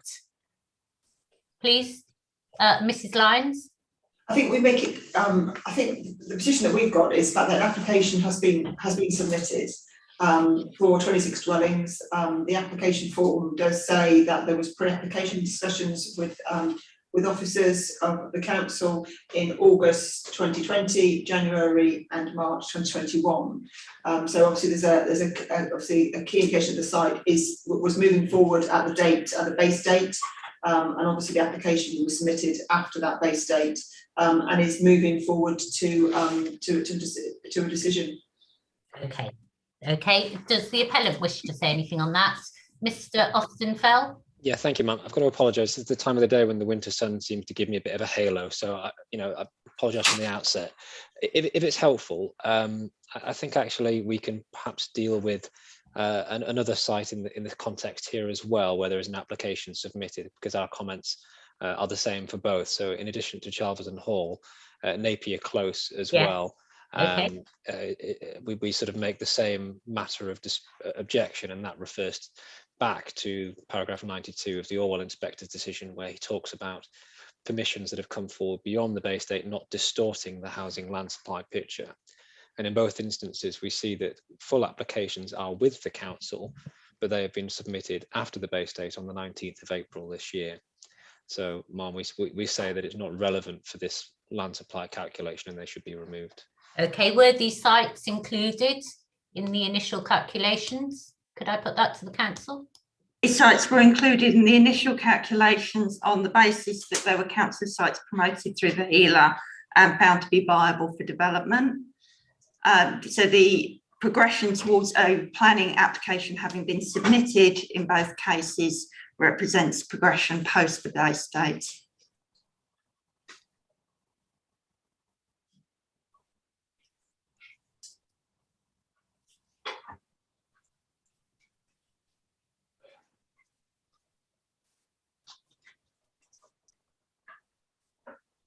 Okay, and the same arguments, I presume, the appellant is putting to me, that there wasn't sufficient evidence to justify those sites being considered deliverable at the point at which they were included. Is that right, Mr. Austenfeld?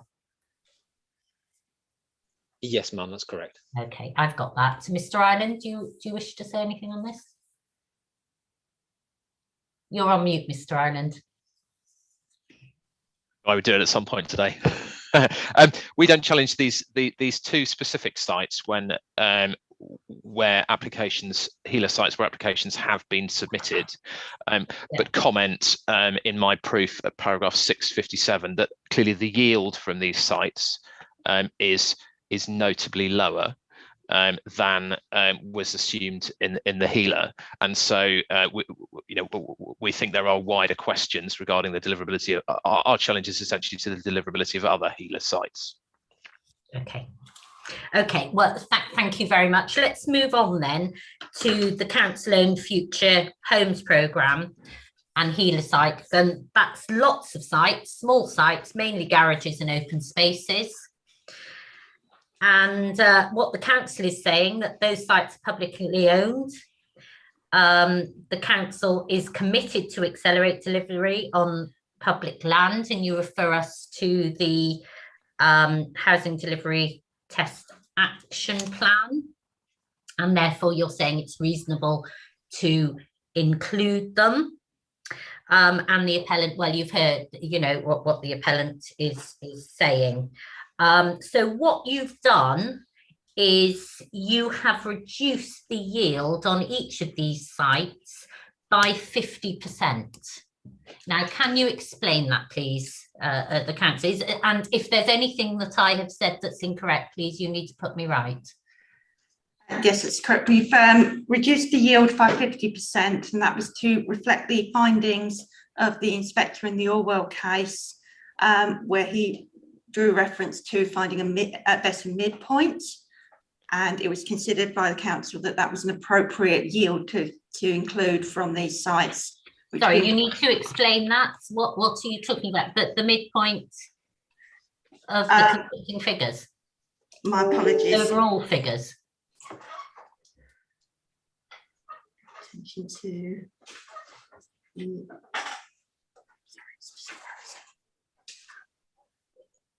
so you're talking about the midpoint in the shortfall. Yes, my apologies. 3.5 and 1.7.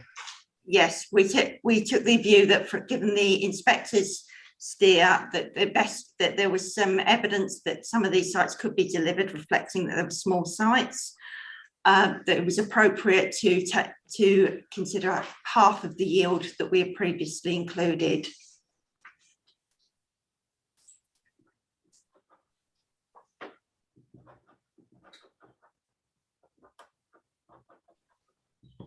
Mr. Ireland, Mr. Ostenfeld. Thank you, ma'am. That's a helpful clarification from the council. I don't think it really cuts to any firm support for including a 50% discount. Paragraph 97 of Orwell is quite clear that whilst the inspector there found that the council had an intention or an aspiration to deliver, there was no firm prospect of delivery. I don't see any evidence within that paragraph there to indicate the use of a 50% rate, or indeed any other metric other than noting that the sites have no clear evidence. And I would expect the inspector there would have suggested they were removed. I think it's not a correct way of approaching it to try and relate that 50% adjustment to a midpoint. I think we've got to bear in mind here that when the inspector at Orwell looked at the supply, he did so without critiquing each of those sites in detail, as we are doing now through this process. He could only kind of come to a view on the broad evidence that was available to him. And that midpoint was a reflection of that fact, noting that 2.5 years was the most optimistic the supply position could be. He didn't clearly say that the 2.5 was the figure to go for. So, in our view, ma'am, there's been no further evidence that's been presented by the council why these sites can and will come forward. We know that the sites are in the council's own ownership, but we haven't seen any evidence under Annex 2 or the PPG to say whether there's any applications pending. We don't see any evidence, ma'am, of arranged delivery partners who are going to indeed bring these sites forward. And the other sort of point I would note has been referred to already. A lot of these sites are currently in use already actively as open space. So these sites currently conflict with policies in the development plan if they were to be brought forward. It's clearly an intention that the council wants to see them as part of the emerging local plan, where they can be properly redesignated as housing rather than their current use. So there's currently a constraint on development that would see a number of these sites coming forward, which won't be resolved until that plan is formally adopted. So our sort of stance remains, Ma'am, from Orwell and before even, there hasn't been any clear intention of bringing these sites forward in the short term, and we have nothing before us to say that the rates assumed by the council are justified. Okay, thank you. Would the council like to respond to that point? Sorry, before I go to the council, can I just go to Mr. Ireland? I see Mr. Ireland's got his hand up, and we'll deal with them together. Thank you, Mum. Yes, our position is similar, that paragraph 97 in the Orwell decision makes a specific, draws a specific conclusion about Basildon council sites, and that there isn't firm evidence to support the prospect of delivery. Now, my understanding is that applies to this category of sites essentially as a whole. We just don't think that planning applications can come forward at the current time, because it would be contrary to the adopted local plan and policy R1 within that, which means that, as we see it, these sites aren't suitable. The open space sites I'm talking about here aren't suitable now. And then in respect of the category of sites as a whole, the council has had plenty of opportunity through recent appeals to provide a development programme showing how these sites might come forward, the timescales associated with it, what priority order they're in, that kind of thing. We have none of that information before this examination. And while the council might own these sites, the council's ownership of this land is not a new factor. It will have owned these sites for many years. And we just don't see the evidence before us that points to a substantial contribution from the development of these sites, in relatively rapid time frames. Okay, thank you for that. Could I turn to Miss Richardson? Would you like to address the points made, any of the points made by the Rule 6 and the appellant, please? Thank you, ma'am. In regards to the conclusions from the Orwell inspector, we gave reference to paragraph 100 and 101 in that decision, where the inspector indicated that the critique that none should be included was unduly pessimistic. However, it was inevitable that some of the sites would not materialise, which led us to taking the approach of allowing a proportion of the sites. In regards to the open space and the category under the adopted local plan, I've addressed that on page 16 of the proof of evidence. In the emerging local plan, the policy HC5, public open space, would provide for the redevelopment of those sites. That policy has relatively little objection at the Reg 19 stage. Therefore, we gave some weight to that as a plan that had been submitted for examination. Okay, and we'll deal with that. In the planning evidence, the weight to be attached to that. Okay. Anybody else want to say anything on these healer sites, the inclusion of the healer sites? Mrs. Lyons. The position of the council is that obviously we've got to deliver the housing delivery test, and we have to show that we've got some sites coming forward. We're working alongside both SEMPRA and also the housing revenue account sites as well to bring these sites forward. And we have, late last year, we granted planning consent for one development already, and there were a number that were brought forward last year. So this isn't a let's hope we can deliver. We're actually delivering, and there's no partner required. All these sites are delivered by SEMPRA, and SEMPRA work on behalf of the HRA and SEMPRA themselves. So we don't need a delivery partner. So it's not a case of, because these sites are small sites, we deliver them ourselves, or our commercial arm delivers them. So the sites come forward are all within our control as a council, and therefore there is a clear indication that, one, we've got already a clear indication that we can deliver, And secondly, we have got a number of sites come forward last year that have got planning consent now, and we have a number of sites already in the pipeline that we're working on pre-apps with SEMPRA on bringing further sites forward. So the issue we can't put the bill programme in the public domain at the moment is because we need to ensure that we get the bill programme correct, and it can be all delivered, because obviously once sites come forward, they can cause issues with local residents and pre-consultation. So until we've done the pre-consultation with our residents, we don't put them on the bill programme. Okay. Thank you, Mr. Ireland. Thank you, Mum. I mean, I think to start with, it's worth just going back to what the NPPF says, and these sites aren't ones with planning consent, and it's ones where, in the context that they're to be included as deliverable, I would suggest looking for site-specific, clear evidence around delivery, which must be more than assertions.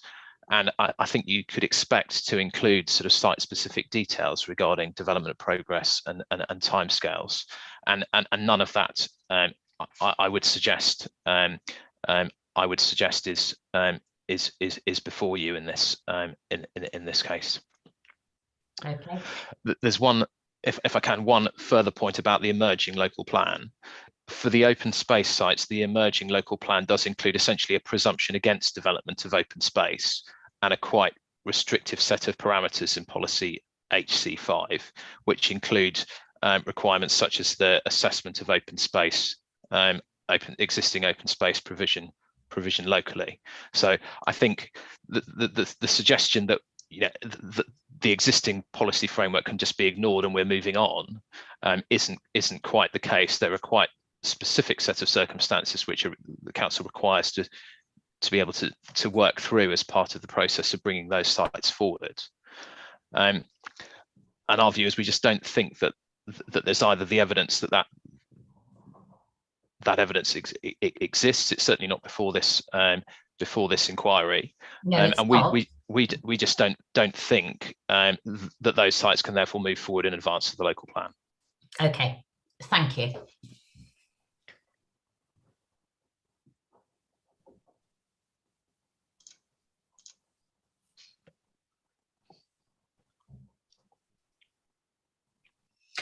Mr. Edwards, you've got your hand up. Thank you, Madam. It was just simply one point of approach arising from what Mr. Ireland has just said, and the extent to which sites that don't have planning permission or subject to an application for planning permission need to be looked at in terms of the specifics of the site before they can be found to be deliverable. In my submission, that is not what the NPPF requires. The NPPF definition of deliverable, as you recited at the beginning of this discussion, is that sites for housing should be available now, offer a suitable location for development now, and be achievable within a reasonable prospect that housing will be delivered on the site within 5 years. You can apply that to sites by reference to a typology, and that does not require circumstances of individual sites to address each and every one of those criteria. And that allows, in my submission, HELA sites as a whole to be considered as a whole, and to identify whether as a whole they meet those requirements so as to be relied upon as a source of supply. And in my submission, that is exactly what the Orwell inspector did in reaching the conclusions that he did between paragraphs 99 to 101. Essentially looked at as a whole, the HELA sites will yield supply, albeit he was doubtful that they will yield the level of supply that the council were identifying, namely they were all deliverable during the relevant period, but nevertheless it is unduly pessimistic to discount them as a whole as a source of supply. And that, in my submission, is entirely consistent with the approach that the council is now taking before you. Okay, thank you, Mr. Hill. Thank you, ma'am. I just wanted to comment on the 50% and midpoint point. So I think that's the first time we've heard the origin of the 50% discount and how it's suggested that should be applied to the council-owned sites. I just wanted to make a point that I will elaborate in my closing submissions that that's not what the Orwell inspector had in mind. Certainly in his paragraph 101, he was there, I think, taking an overview in respect of the totality of the supply and saying that it was at the very best no more than the midpoint of the overall conflicting figures. And I don't think that was ever intended to affect his judgment, his specific judgment on certain of the categories or classes of site, where he takes a view in the preceding paragraphs that there wasn't enough evidence to support the prospect of delivery, so that, for example, in the council-owned sites, he makes that overall judgment as to whether those sites should be counted in or not. He's not inviting the council to go back and just make a 50% reduction. He's saying, in respect of that whole class of sites, there isn't enough there to support their inclusion. So I think there's been some misunderstanding of the decision on the part of the council, and I think it's been helpful to have that clarified in the way that it has been. So Mr. Hill, what you're saying is 101 is referring no more than the midpoint of the conflicting figure is dealing with the shortfall as a whole. Indeed. Yeah. Yeah. Well, yes, ma'am, I am. And having regard to the fact that certain of those classes of site, the inspector said there just isn't enough for me to count them in, and the council-owned sites is one of those. Okay, that's a point that I was actually going to raise later. So that's helpful.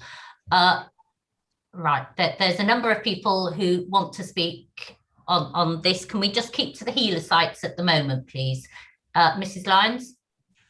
There's a point I was going to raise, and that's the discount. That's not discount. We looked at the sites as they. In those HELAR sites, and based on the sites which we know are coming forward at the moment, and where they have under-delivered, there had to be an approach taken as well to ensure that we didn't overstate the capacity on those sites. And the two sites that you've got in front of you, the Great Chapel and Hall site, and the long riding sites, and those technically, one, because that we've only half delivered on one of the sites. Second site we've got a reduced number. In terms of looking at the firm progress of those sites coming forward at the capacity set out in the HELAR, there could be an argument that the HELAR overestimates some of those figures. So therefore, we did take an academic approach by saying that actually look at is the HELAR over delivering.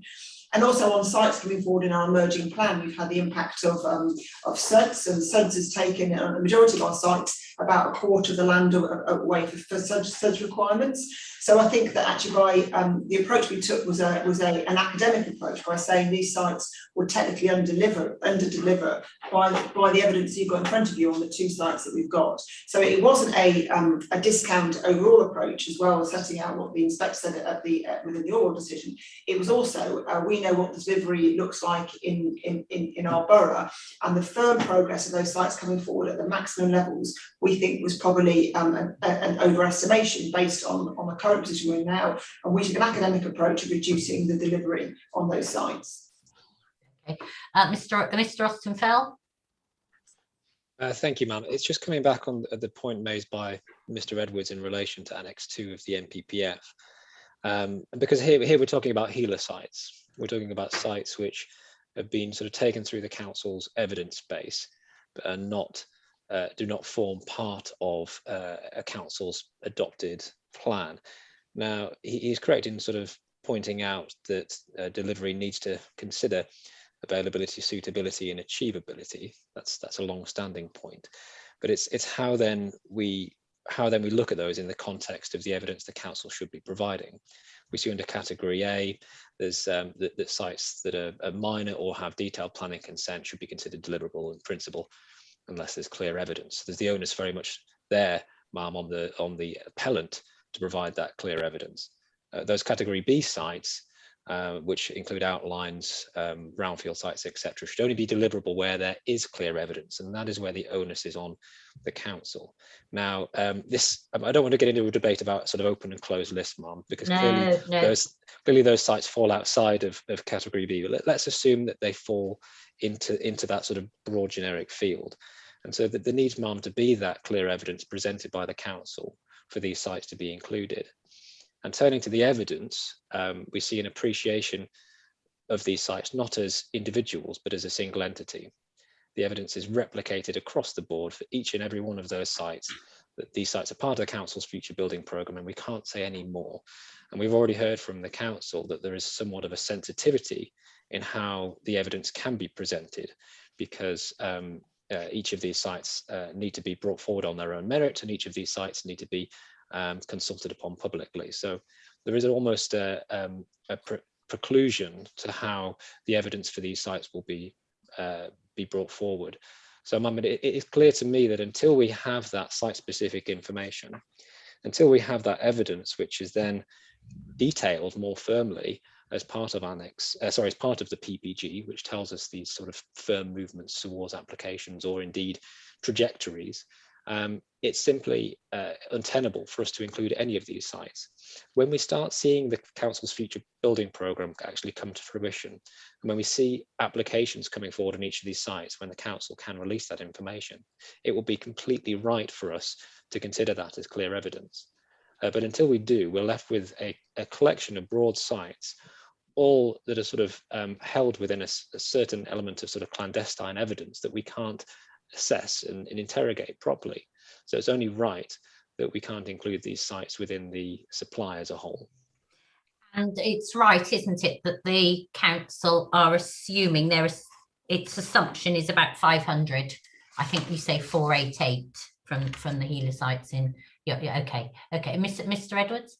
Yes, Madam, can I just deal with two brief points, please? The first is in response to what you just heard on behalf of the appellant from Strawson Fell, with regard to clear evidence in respect of the Healer sites.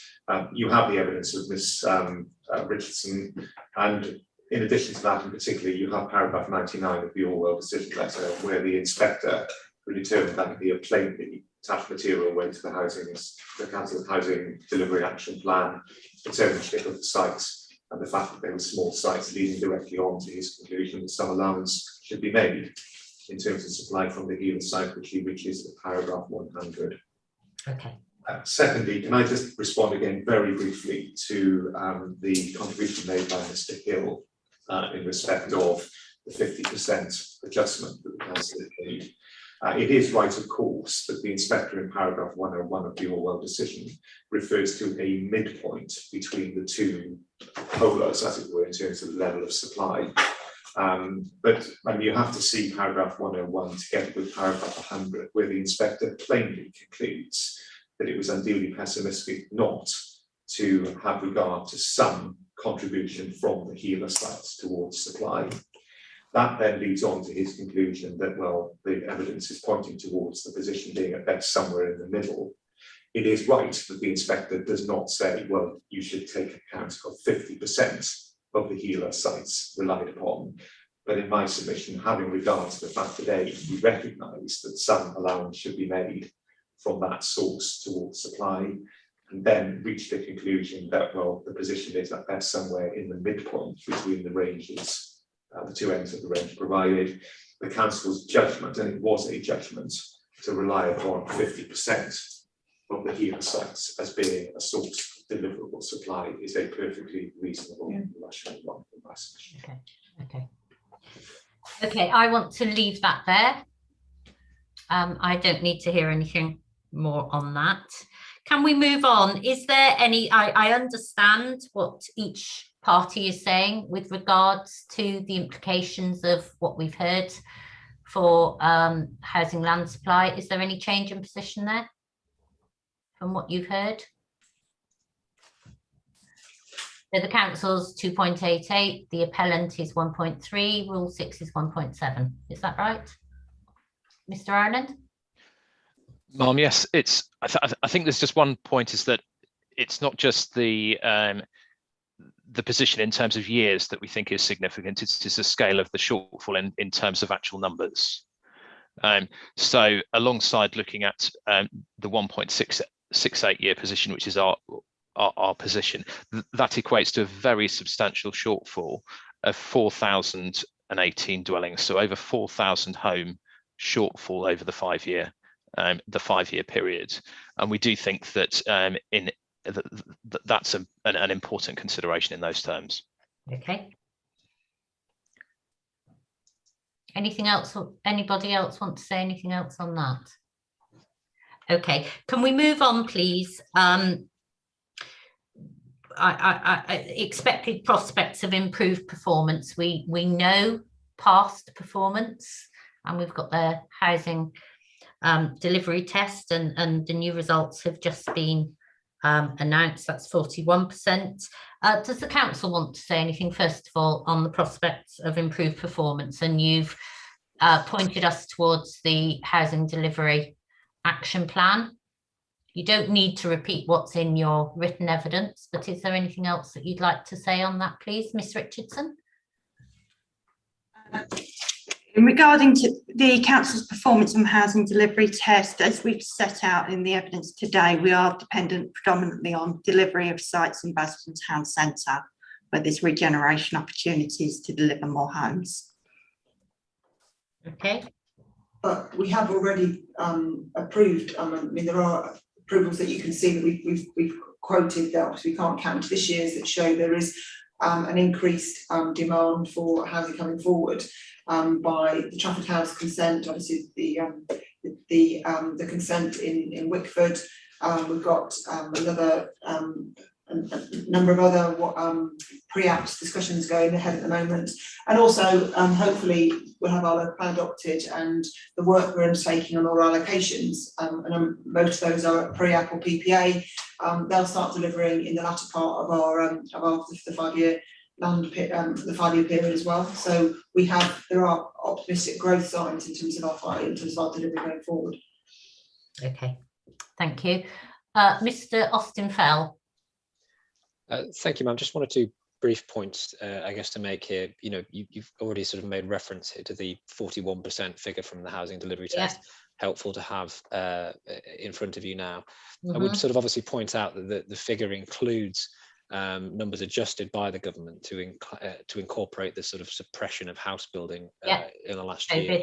Yeah. And notwithstanding that suppression, we're still seeing the lowest figure for completions for the last 3 years. So, you know, for the council to improve its performance, it's going to have to see a sustained increase of delivery over a number of years to work out of the presumption territory that it's currently in. I can't anticipate that whilst we've seen a few permissions last year that we've referred to that we acknowledge will come through the mill, you know, it's going to be a long time, I think, before the council can move away from presumption territory. I think we'll probably expect that the development plan itself, when that comes to fruition, will need a period of bedding in. So we can see that, ma'am, from the latest position statement from the council, where a step trajectory is being proposed. So that step trajectory we can see is a necessary factor to ensure that delivery up to date is accounted for, and that allocations in the plan are reloaded to give the council a realistic prospect of actually achieving those targets. We're not talking about performance to date here, though it is a relevant factor. The standard method has that sort of unusual impact, doesn't it, that it actually sort of wipes the slate clean and absolves all past sins, I guess. But we do have a sustained period of under delivery to date as well, which has in turn sort of contributed towards the increase of unaffordability in the district. So we're sort of standing near the figure of about 9.5 at the moment, an increase of about 7.7 house prices to earnings in 2011, so about 10 years ago. So it's the impact of the under delivery and supply that we're actually seeing the consequences of already. So I think it's realistic to expect, ma'am, that metric will probably increase over the next sort of 2 or 3 years until the council actually starts delivering supply to address that imbalance. Okay, Mr. Ireland. Ma'am, my point is essentially one that just tries to draw this together, and it is one of where we've seen poor performance both looking backwards and looking forwards. You can see the analysis within my my proof. The council hasn't had an up-to-date local plan for 20 years or more. The scale of the shortfall that's accrued looking backwards I mean, even looking at the council's most recent figures with its local plan, the local plan has a start point of 2014, and over the period to date, a shortfall of almost 3,700 homes has arisen. So that's a backward-looking picture. It's even higher if you look at previous assessments of need, as my brief works out, and then looking forwards, we have a position whereby there isn't a 5-year land supply on everybody's on everybody's case, and a position where the scale of the shortfall is, on my case, 4,000 plus homes over the next 5 years. You know, even looking at the best position before you today, it's probably well over 3,000. So a very substantial and persistent shortfall in housing delivery looking back, and one which all the evidence suggests is going to continue into the future. Okay. Ms Richardson? Yes, thank you, ma'am. If I may just come back on the matter of the local plan. The local plan I submitted did have a step trajectory reflecting the challenges to delivering the greenbelt sites. And this has reflected our focus on delivering their sites in the urban area through the council's house building programme and our action plan. A recent revision has been submitted to the inspector for the local plan, is proposed to go to consultation shortly, and that has retains a step trajectory but has reduced the step, so it's increased the supply in the first 5 years of the local plan. Okay. So in terms of your positions on that, on housing land supply, I've heard what you've said, that hasn't changed. On on that point, a position statement isn't really going to be that useful to me following this discussion. Is there anything else that anybody wants to say to me? We've gone through that fairly thoroughly. We haven't gone through every site, but I've got enough information to come to my conclusions. Okay, let's leave that matter then. We're now moving on to Mr. Lyons to hear the planning evidence. Can I suggest that I need to turn up those documents because those have come up whilst we've been doing the housing land supply? Can I just suggest that we take a 5-minute adjournment so that Mr. Lyons can just get ready and I can just turn up those documents? So if we come back, can I say if we come back in 4 minutes at 20 past, and we'll start with Mr. Lyons' evidence in chief. Thank you very much, everyone. Sorry, Madam, can I just make a request before you do that? Yeah. I know Mr. Lyons is in the council offices, as am I. I've not had a chance to actually speak to him this morning yet. Can I just ask for 10 minutes rather than just 5 minutes, so I can just have a word with Mr. Lyons before he gives his evidence? Yes, of course. What I would like is if that we deal with Mr. Lyons in chief before we break for lunch. Is that reasonable? That housing land supply has gone over, but I still think we're able to keep the timetable if we deal with Mr. Lyons. We've got an estimation of 45 minutes. So I think I'll be less than that, madam. I think we should be able to finish easily, maybe a little bit after 1 o'clock, but not much. Thank you. Okay, yes, okay then. So what about if we come back at 25 past or 27, half past? We say half past? Half past is fine. Thank you.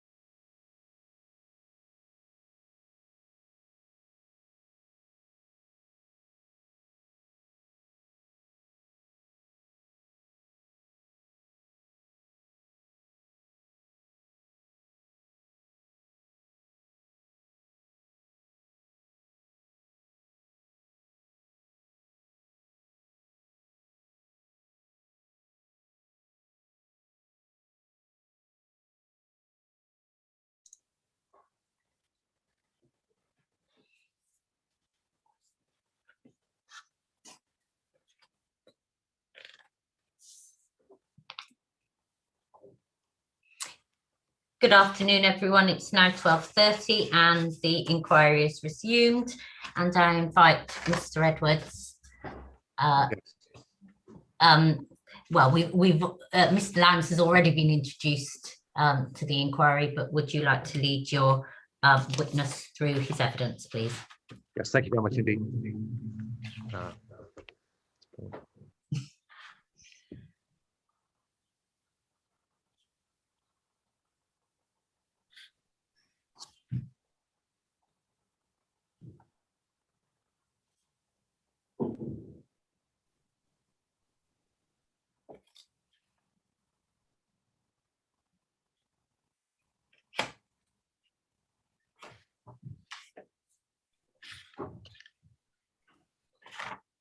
Thank you. Can you hear me now, madam?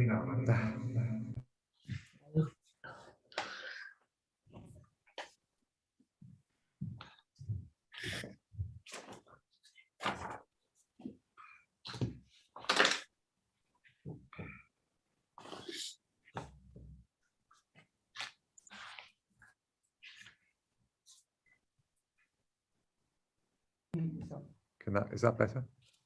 Much better.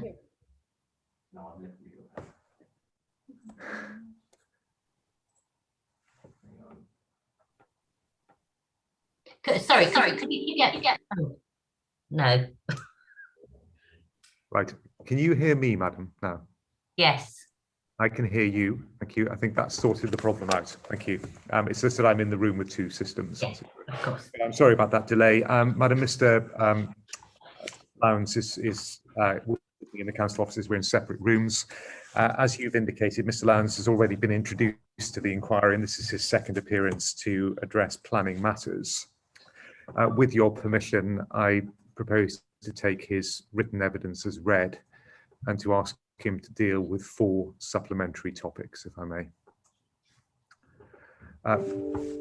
Mr. Lyons, good afternoon. 4 supplementary topics concerning planning, please. The first 2 of those topics, indeed the first 3 of those topics, arise from some evidence set out in the proof produced by Miss Jones. So would you go, please, to Miss Jones' main proof of evidence? Good afternoon. Can you hear me? Yes, Mr. Lyons. Great. Mr. Lyons, would you go, please, to page 57 in Miss Jones's proof? Yes, I have it. And on page 57, you'll see the subheading above paragraph 8.15, the planning balance. Yes. And within the ensuing paragraphs, Ms. Jones identifies what essentially are benefits of the scheme by reference to certain policy provisions, beginning with making the best and most effective use of land. Do you see that? I do. Very much indeed. No doubt, Mr. Lyons, you've had an opportunity to read those parts of Ms. Jones's evidence, have you? I have, yes. Indeed.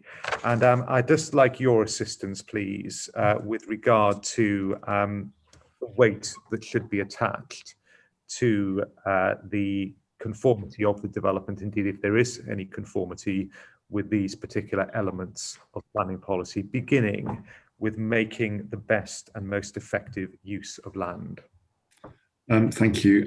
Yes, of course, I agree. Paras 119 and 120 of the framework do indeed promote the effective use of land, and weight should rightly be attached to achieving that objective. But of course, that weight also depends upon the conflict arising with other policies of the framework, and I'm thinking particularly of paragraphs 130, 132, 199, 202. And given our fundamental disagreement regarding the design quality of the scheme and its impacts upon the setting of the listed asset, I give that factor limited weight. Thank you very much indeed, Mr. Lyons. The second factor identified and relied upon by Ms. Jones at the beginning at page 58 is the scheme's substantial contribution to housing supply and avoiding unnecessary release of green belt. Again, same point, Mr. Lyons.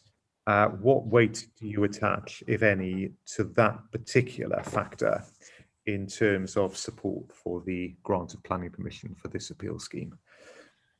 Well, I think weight must be given to the substantial contribution that the scheme would provide in terms of the number of homes.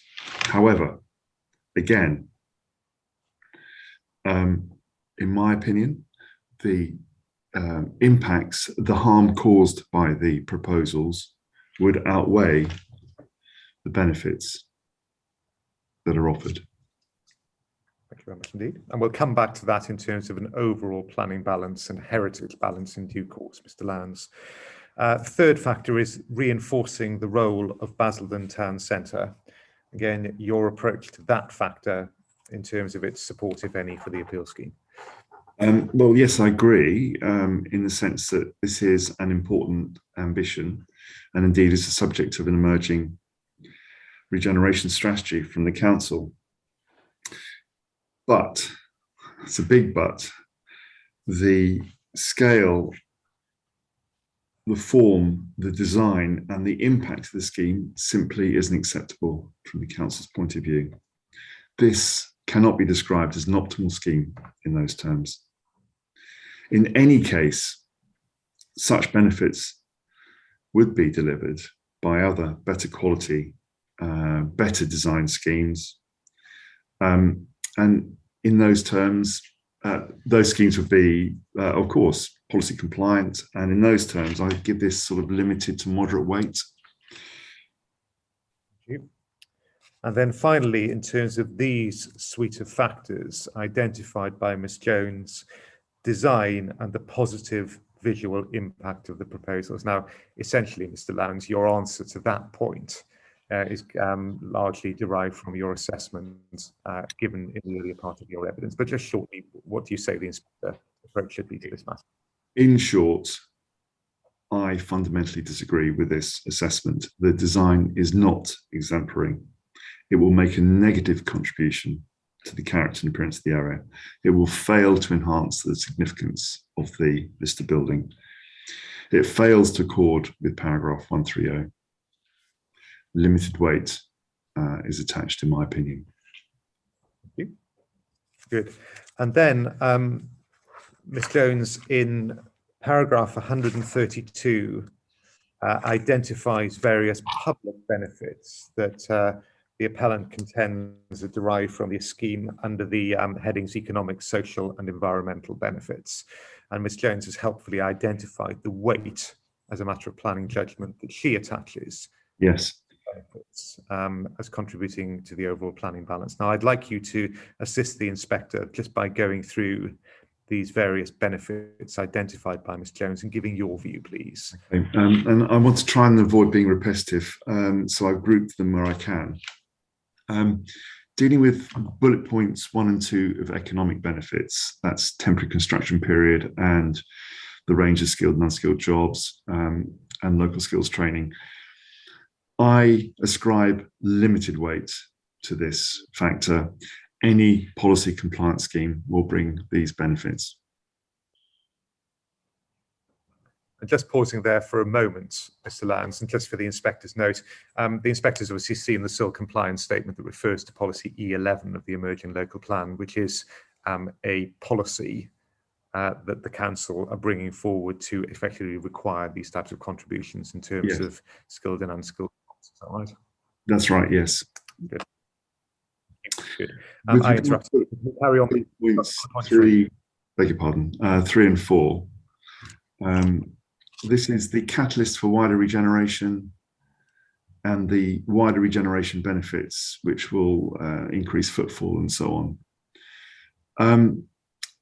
I think that not only will other policy compliance schemes bring forward these benefits, but the catalytic and regenerative benefits claims will actually be triggered by other already consented schemes. So that process in play, there's only a certain amount of catalytic effect that can be claimed. So I called this factor moderate weight, these two factors moderate weight. Thank you, Mr. Lyons. And we've got to bullet point 5 under economic benefits, which is the delivery of revitalised and refurbished retail units optimised to meet modern requirements. Well, this is a town centre location. Any scheme in this town centre location will have retail uses at ground floor active frontages. So any scheme will deliver these benefits, and therefore I ascribe limited weight to this factor. Thank you. And then bullet point 6, the creation of 432 net additional jobs associated with the development and delivery of the retail units and the hub workspace having a multiplier effect. So these are jobs generated during the operational phase of the development. Well, I think the job yield is actually quite important. I would actually give this moderate weight. But a similar jobs benefit will come forward from any other scheme in this town centre mixed use location. And I think the idea of a hub workspace is something which is universal to such schemes. Thank you. Bullet point 7 then, please. We're back to the point about the contribution of new homes. Yes, substantial weight, I agree, with the caveat that the harm caused is not outweighed by this single substantial benefit, actually, or indeed this single substantial benefit and any other of the less weighty benefits in combination.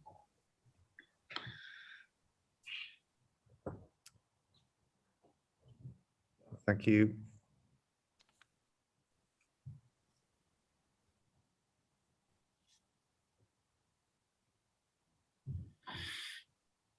And then the 8th, 9th and 10th bullet points all relate to either contributions secured by the Section 106 planning obligation, which has been agreed, and effectively revenue contributions to council tax derived from the development and enhancements to local infrastructure, again, to be secured through the Section 106. Wait to be attached.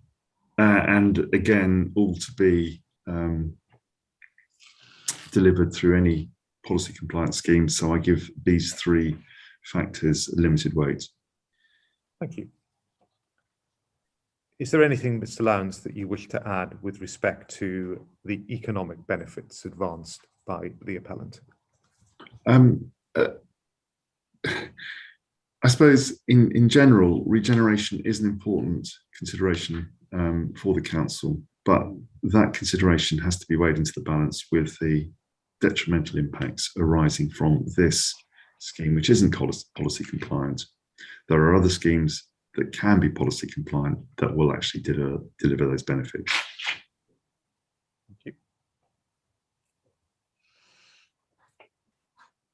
you. Can we then move, Mr. Lyons, to the social benefits identified by Ms. Jones? And we can see that they're set out in the series of bullet points.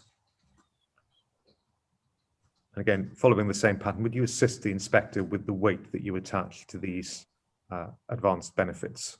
Yes. Well, I suppose my starting point is that build to rent is a credible and viable residential use for this site. And that build to rent, as I understand the model, will actually deliver all of these factors because that comes with the territory of build to rent.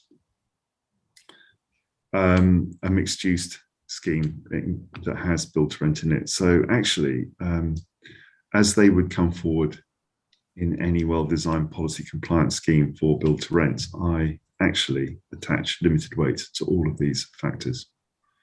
Thank you. Thank you very much indeed. And then finally, please, the suite of environmental benefits that are identified on page 61. Again, your approach to the weight to be attached to these factors, Mr. Lyons. Well, all of these factors are required by policy. So this scheme is no different from any other scheme that would come forward on this site. Therefore, I would ascribe limited weight to these factors. Indeed. Good. So is there anything else you want to add by way of a response to these particular benefits, if you like, that are identified by Ms. Jones's contribution? Just that a lot of them are universal and they're not special to this scheme. Indeed. Good. Thank you. That concludes the first topic I'd like your help with, please. Can we then turn to the second topic, which is paragraph 725 in Ms. Jones's evidence, or a section beginning at 725, which is on page 44 in the printed copy of Ms. Jones's proof. Yes, I've got it. And this is a section where Ms. Jones is identifying essentially the policy approach and indeed justification, as she sees it, for tall buildings. Now, as a starting point, Mr. Lyons, it is, I think, common ground, but I'd be grateful for your confirmation that neither the SAVE policies of the Council's current development plan nor its emerging development plan has a particular or discrete policy controlling tall buildings. Is that right? That's my understanding. I think that is a matter of fact, yes. And Ms. Jones sets out in this part of her evidence, and in particular within her assessment section beginning at paragraph 7.33, what she says is the correct policy approach to all buildings in the location of the appeal site. Would you assist the inspector with what you say is the correct policy approach in terms of considering whether a tall building here is appropriate? Yes. Well, the starting point is to refer to paragraphs 123, 124, 125 of the framework in the absence of those local tall buildings policies, and then go to the National Design Guide, then to a very old master plan, adopted but old, and then to a regeneration strategy, which has no weight in planning terms, then to a skyline design guide that belongs to another authority, and then finally to the Historic England advice note 4. I think that is flawed as a cascade. Just pausing there. What you were reciting there in summary for Mr. Lyons is the approach that Ms. Jones has taken. Correct. Yes, that's right. So Ms. Jones's cascade of policy, I think, is flawed because at the outset, rather than simply rely upon 123, 124, 125, she should rely upon the framework policies 130, 132, which are of course about design quality, placemaking, local distinctiveness, of which tall buildings are very important. Need to take into account very carefully, and so I think that's the relevant starting point. That's the default in the absence of tall building policies in a local context. Then we go to the design guide, and then we discount what other local authorities have said. I don't think that's helpful at all, and I think the Historic England guidance is helpful. And with that in mind, please, can we turn to your written proof of evidence, main proof, at page 77. Yes. And in page 77, you set out initially in a table how the requirements of paragraph 130 of the NPPF apply to the appeals scheme. And then in paragraph 9.2 on page 79, you pick up and address paragraph 134. Is that right? Yes. Is this the inspector of the completeness? Just would you give an indication? I'm sorry, Mr. Edwards. Sorry, it's coming in and out again. I'm sorry about that.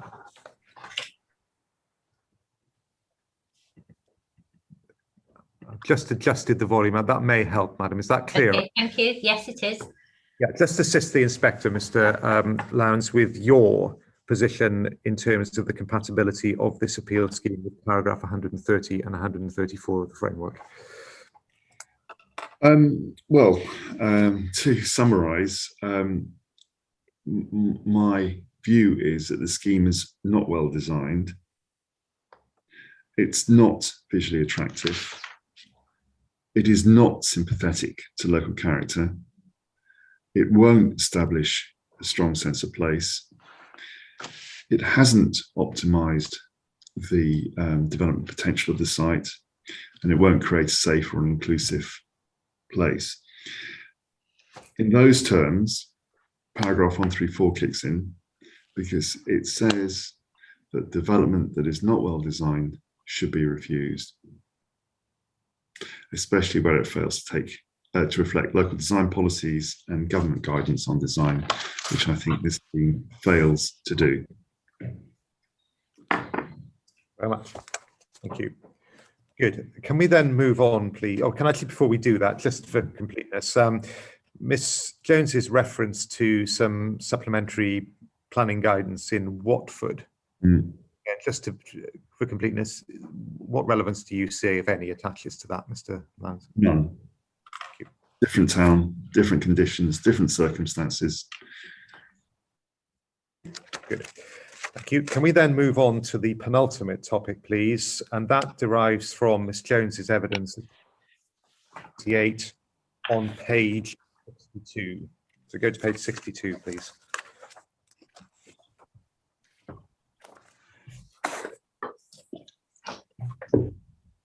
Yes, I got it.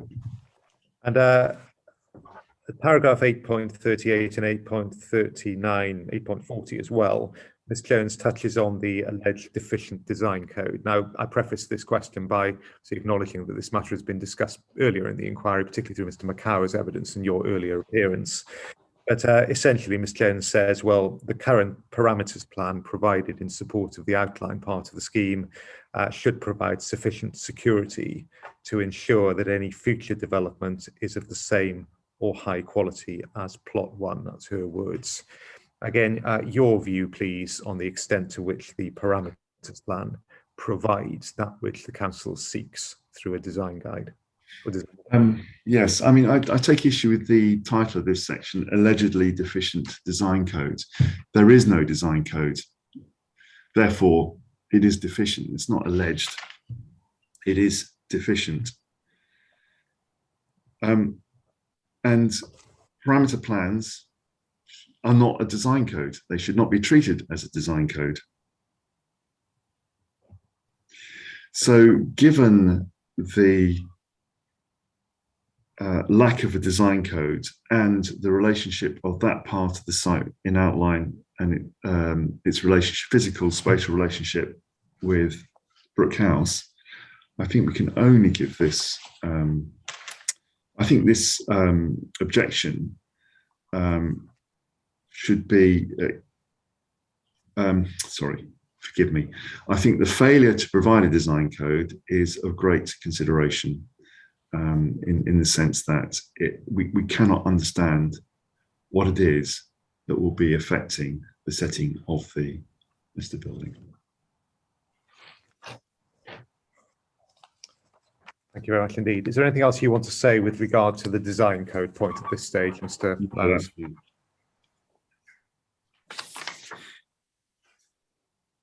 Thank you. Just bear with me for a moment, please. Right, can we go, please, then finally to the overall balance? And can we turn, please, with that in mind, to page 84 of your main proof of evidence?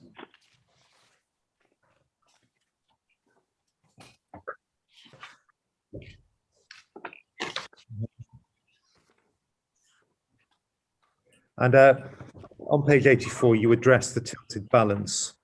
And in paragraph 10.13, you do so by reference to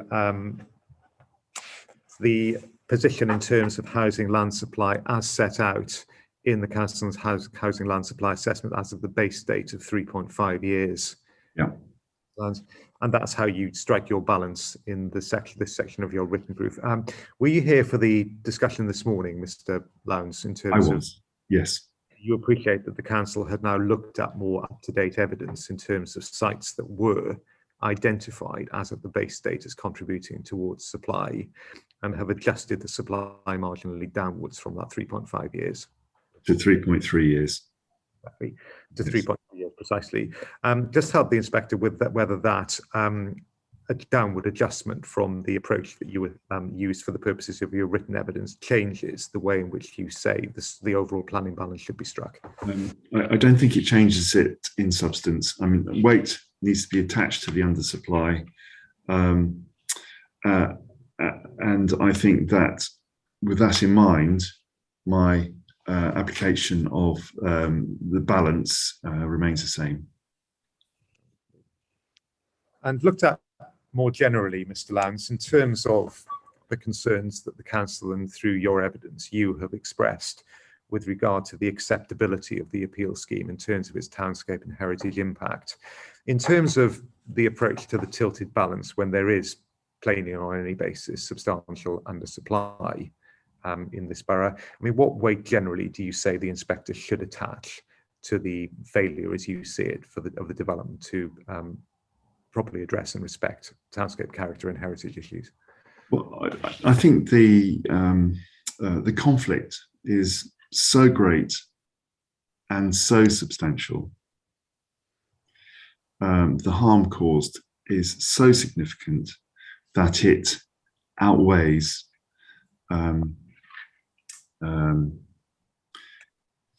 consideration of the undersupply of housing and the delivery of a lot of housing. Sorry, could I just intercept there? You said that the harm is so significant it outweighs the undersupply. It outweighs the shortfall, and it outweighs the actual absolute number of houses that would the homes that would come forward on this. And you're saying that that's 3.3. In actual fact, this morning the evidence was 2.88. Can I just hear what you're saying in relation to that? Okay, thank you, Ma'am. I think that great weight is attached to the undersupply, but I suppose I would attach slightly less weight to it than the great weight attached by the appellant and the Rule 6 party, if that helps. Can I ask you just for confirmation of that, Mr. Lyons, on the basis of 2.88 years supply, again, where do you say the planning balance should be struck, having regard to your evidence in terms of the impact of heritage matters? Even with that additional undersupply, it doesn't change my conclusions about the impacts. Thank you. And then finally, please, essentially it's the same point in terms of the heritage balance. Now you address the balance of impact, as the council says, harm to the significance of the listed building Brook House against public benefits in 10.10 of your evidence. Again, same point. If the council's position has, moved on, and the level of undersupply has gone from 3.5 to 3.3 to 2.8 years. Again, what effect is that level of acknowledged undersupply? Where does that leave you in terms of the overall heritage balance? It leaves me where I was before. It leaves me with a consideration of the fact that no aspects of the scheme enhance the significance of Brook House. There are no heritage benefits. Detrimental impacts arise to the setting of Brook House, and these are less than substantial in the middle of towards the middle of the spectrum. And special regard has to be had to that harm, and great weight should be applied to that harm, and that weight is so great that it outweighs the undersupply of housing.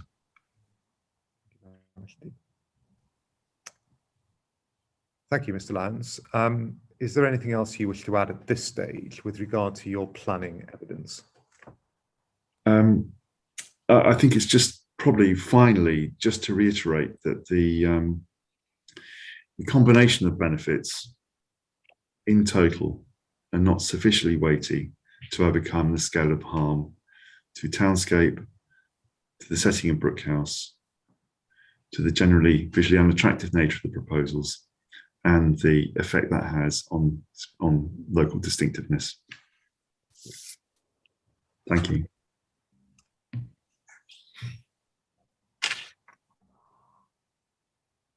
Thank you very much indeed, Mr. Lyons. Thank you, madam. That's the evidence.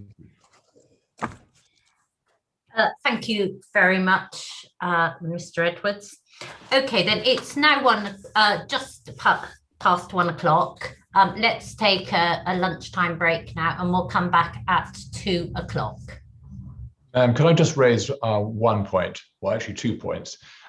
First, in relation to what we've just heard from Mr. Lyons, no, I don't have any objection to any of that. There's one paragraph in his proof of evidence that was before the Orwell inspector that I'd like to ask him about in the light of the comments he's made this morning, that is commented upon by the Orwell inspector. So I'd like to put my question to him in context. Would there be any objection if I were to circulate that paragraph with the surrounding paragraphs from Mr. Lowndes' own proof before the Orwell inspector over the luncheon adjournment? Okay. Any comment from Mr. Edwards? Well, certainly I'd like to see what it is first. Of course. It's Mr. Lowndes' own proof. Yeah, well, I'm sure it is, but I'd like to see what the reference is. But I'll reserve my position on that. I'm sure there won't be any objection to you receiving it, but it may well be that having seen it, I might want to ask 1 or 2 questions by way of supplementary. That's fine. Ma'am, the second point is that we've recently received, I'm told, the draft of the SIL compliance statement, and we're going to do our very best over the luncheon adjournment to cast our eye over that so that it can be in agreed form when it goes to you before close of play today. Okay, thank you very much for that, Mr. Hill. Sorry, can I just come back? Mr. Edwards, you're saying you'll take a look at this part of the previous proof of Mr. Lowndes. You may want to ask questions. Are you suggesting that's in re-examination or? No, but what I propose to do, if it's acceptable to you and no objection from Mr. Hill, I'll have a look at what this extract is that Mr. Hill wants to introduce. If there is anything by way of any further questions I have at this stage arising from it to Mr. Lowndes, I'll seek your permission to do so by way of further evidence in chief after lunch, and then deal with it that way. I understand. Okay, yes, I understand. Okay, then if you wouldn't mind circulating that as soon as possible, Mr. Hill, and Mr. Edwards can take a look and I can take a look at it. Of course, ma'am. Okay, it's now 3 minutes past 1. Let's resume again at 2 o'clock. Thank you very much, everyone. Have a nice lunch.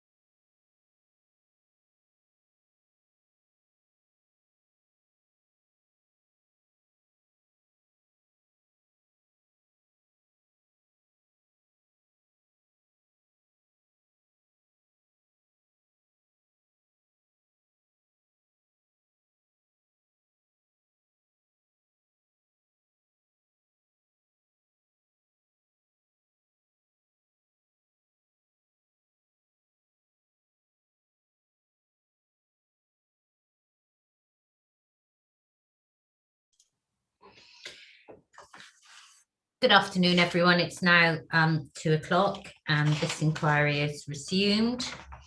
Over the lunchtime break, I've received the extract from Mr. Lyons' proof to Orwell. Mr. Edwards, have you got any comments on that? No, Madam, I've received the proof. I've been told which paragraph is going to be referred to, and I'm content for the questions to be put to Mr. Lyons as Mr. Hill thinks appropriate. Thank you. Okay. Thank you. Now, did you want to did you want to go through anything with Mr. Lyons beforehand, Mr. Edwards? I have no further questions for him at this stage. Thank you. Okay, thank you. Okay, then I'll take that document as IQ 14, and presumably that's one of your documents that you're going to refer to, Mr. Hill. Mr. Hill, have I had well, sorry, I haven't received a list of documents that you wish to turn up. Can you just run through them quickly, please? They should have been on the email with the 3-page extract. Okay, I've got those. Thank you. Sorry, I didn't see that. No, that's fine. If you want to take just a moment. No, I only need to turn one up. And the only other one that I should have put on, but I'm sure we'll know it virtually by memory, is the NPPF 2021. But I hope that's within reach for everyone. Sorry, ma'am. Yes, it was on the email that had the. Yeah, I've got it. I just need to. E25 is the Orwell decision, which I'm sure we've all got reasonably close to hand as well. Okay.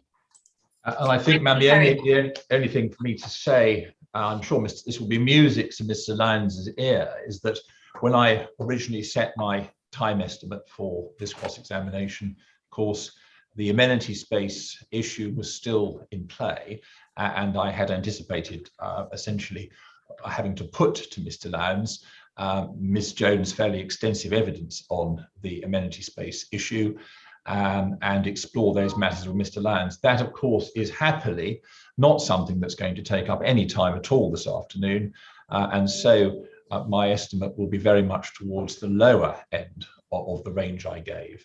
Indeed, I'm not sure it will actually run as long as an hour and a half, but we'll see how we get on. That will all depend upon progress. But I thought it might be helpful just to explain that in terms of your overall programme for the afternoon, ma'am. Okay, thank you very much for that, Mr. Hill. I'll let you carry on, Mr. Hill, and do forgive me while I just turn around and just get one more document.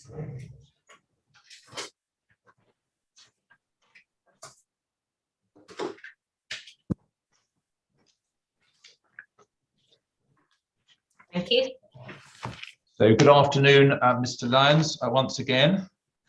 And you will have heard what I just said about the absence of any need for us to explore the amenity space chapter of your evidence, and indeed the extensive work on that issue in Ms. Jones's evidence. I won't be tackling on any of that, nor will there be any reference to Brookhouse and singularity, or the issues that we've already dealt with in the Townscape context.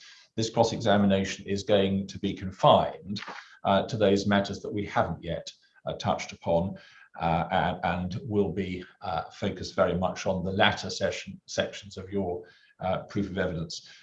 There's just one or two points of clarification, perhaps, to start with, please. In relation to your page 45 and the questions that you set out, just get the right reference for you. It's actually page 50, but it's the culmination of section 4 of your proof, which is entitled Approach to Design Policy, Local and Strategic. You set out a series of propositions 1, 2, and 3 on pages 50 and 51. And those, can I just be clear about this? Those are your own propositions that you have developed for the purposes of writing this proof, as indeed you did for the Orwell proof. Is that correct? That is correct.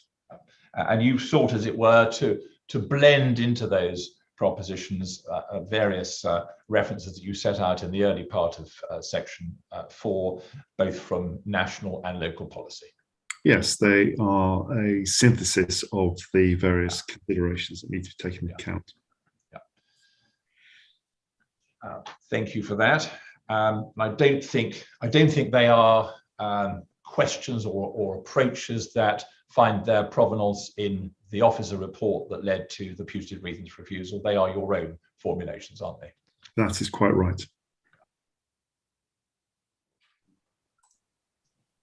Thank you. Now, again, just a sort of clarification point to start with.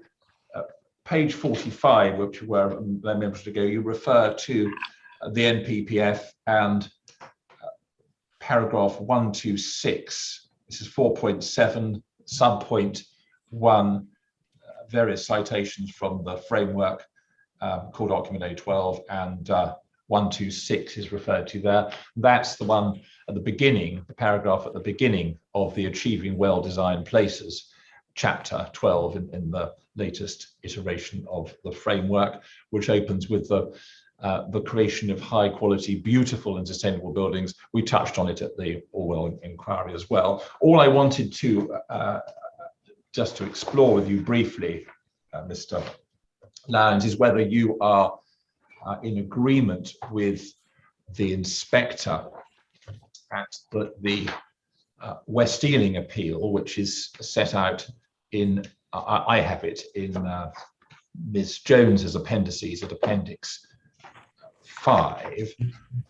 You may well have it elsewhere, and again we refer to it at the Orwell inquiry. This is the decision of Mr. Griffiths on the 29th of October last year in respect of a site at Manor Road and Drayton Green Road, West Ealing, where one senses from the decision letter, and I ask you if you've got it to hand to turn to page 5 of the decision letter in the internal pagination, paragraph 23, and one senses that the new reference to beauty had generated quite a lot of hot air at that inquiry. I wasn't party to that inquiry, but I don't know whether you were, but it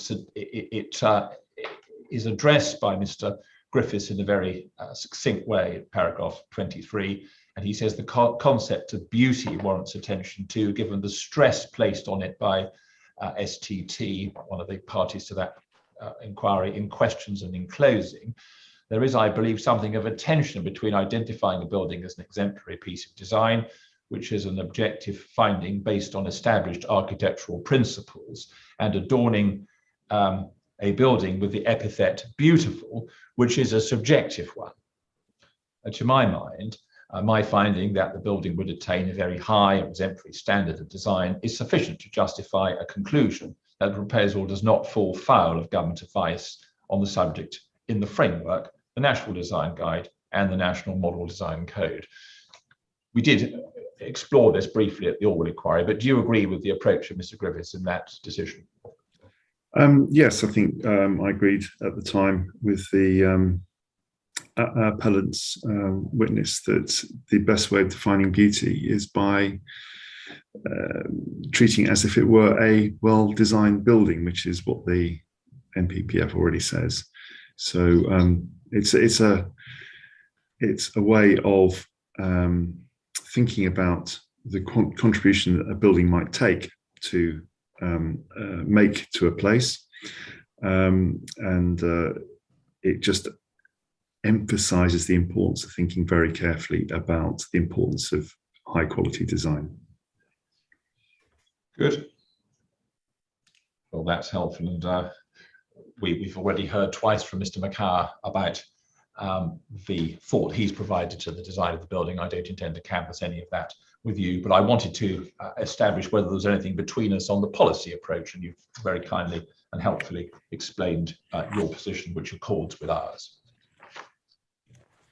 Now, looking back to your proof, if I may, now turning into the much later sections, where, as I said at the outset, my focus would lie, and we just turn on to page 81, we've got the start there of your final section, planning, balance and conclusions. Tell me if you've got that. I've got it. And then we start with the section policy conflict, which runs on for 2 pages. Then we've got a subheading heritage balance, and that's on page 83, paragraph 1010. You have that? Yes. And I note how you've expressed that heritage balance. I've understood that that heading acknowledges that as a matter of principle, any heritage impacts can be considered alongside and balanced with any heritage gains. As a matter of principle. As a matter of principle, that is right. But in this instance, obviously, we find that there are no heritage gains to be had. So heritage balance here is the consideration of the impacts on heritage being weighed into the wider planning balance. Now, I understand what your conclusions are on the facts of this case, but as a matter of principle, that heading acknowledges that you can weigh both impacts and gains in considering the heritage specific aspects of any development proposal. That is right as a matter of principle, but that doesn't arise in this case. On your case, yeah, on your case. And then I think beyond that, it becomes a point of legal submission. So I'm not going to tax you on that, as you're not here to make submissions or deal with the law. That's for me and Mr. Edwards. But thank you for that. And of course, I think it's common ground that even if the inspector were to conclude that there was some less than substantial harm to Brook House as the only designated heritage asset identified in this case, but that could be outweighed by the public benefits of the appeal scheme as per paragraph 202 of the framework. That is possible, yes. Yes, and if we just turn to CDE 25, which is the Orwell decision, just to see, as it were, that principle in action, and look in that document to the section on heritage assets, which begins at page 17, paragraph 103, 104. Tell me when you've got that, Mr. Lyons. I don't want to hurry you. I've got that. We'll see. We can see there that Mr. Rose, Inspector Rose, finds that the proposed development will bring about a change within the setting of Brook House as a result of the introduction of a cluster of tall buildings. In my opinion, in local views, these would appear distinct in form and character, set well apart from Brook House. More widely, the development would appear as an additional element on the skyline, lessening the focus of Brook House. Overall, this would amount, he finds, to less than substantial harm to the significance of the designated asset.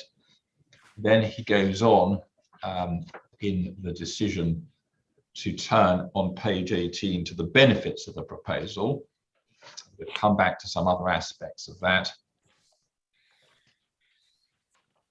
and sets those out on paragraph 114, 115, 116, and then 117, striking the balance. He says, in conclusion, the proposal would deliver 492 dwellings as part of a mixed-use development in a highly sustainable location. The scheme would not have a harmful effect on the character and appearance of the area, and it would provide good living conditions for future residents. Harm to the setting, to the limited extent identified, and thus the significance of Brook House would be outweighed by the benefits of the scheme. So that's him deploying the principle in paragraph 202 in the circumstances of the Orwell case. Yes? Yes.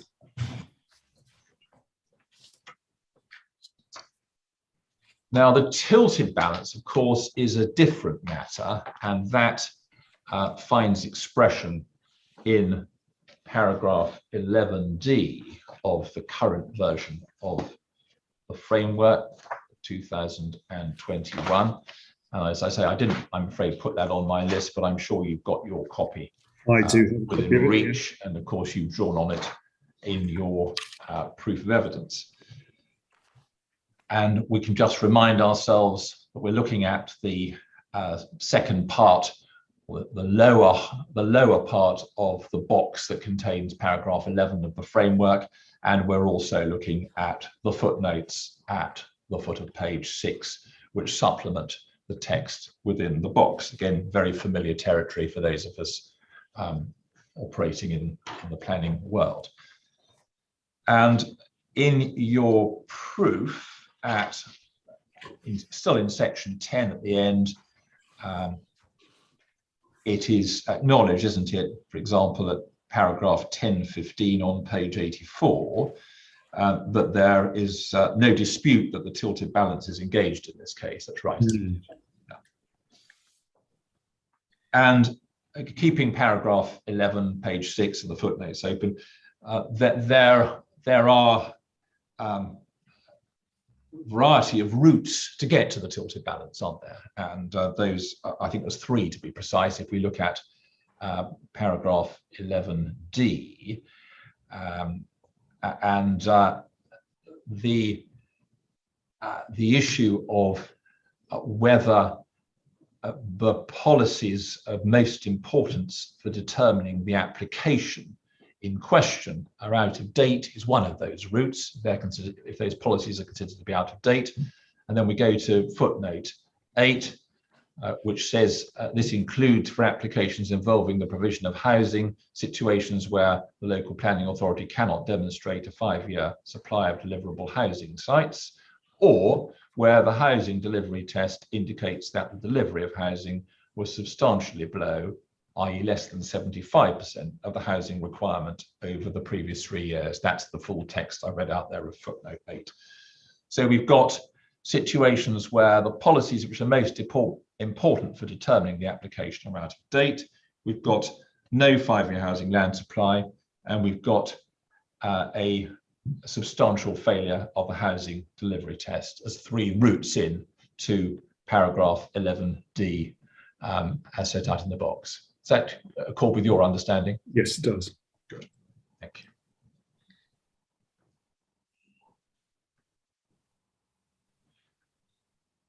So we don't have to argue, for example, about what substantially below in relation to HDT. The HDT is supposed to, the authorities are supposed to be getting to 90%. If they are 75% or below, then that is effectively prescribed as being substantially below and triggering in the engagement of the tilted balance. So just taking those in reverse order, the 3 routes into the tilted balance, the first, working backwards and perhaps the simplest, HDT, 75% or below the 90% target. We just had the update literally days ago for England or English authorities, and we saw earlier today, I'm not sure whether you were following the session or not, Mr. Lyons, but it's 41% is the latest HDT output for Basildon, having dropped from 45% in the previous publication, and that is including and allowing for the bespoke factor that's been applied to take account of COVID-related slowdowns.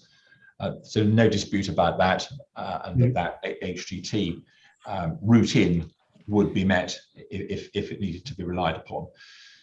You may have seen in Mr. Austin-Fell and Oakley's proof, and I put that on my list just for this point.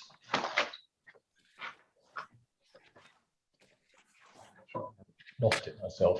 Mr. Oakley's and Mr. Austin-Fell's proof of evidence. A main proof this is at paragraph 514 on page 14. So 514 on page 14.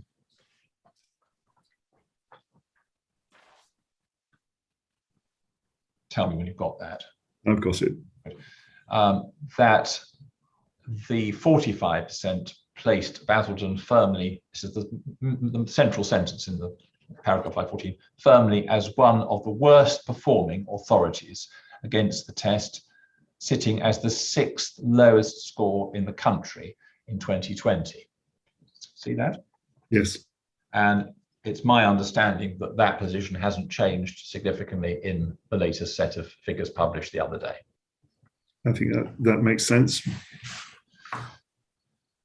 So not only is it bad and significantly below, substantially below the target, it's right at the bottom of the national picture. Yeah. Yes. Yes.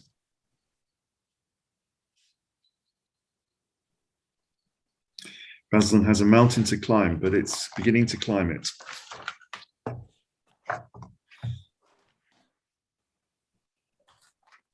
Thank you. So that's route one, and you can put Mr. Austin-Fell and Mr. Oakley's proof away because we won't come back to that now.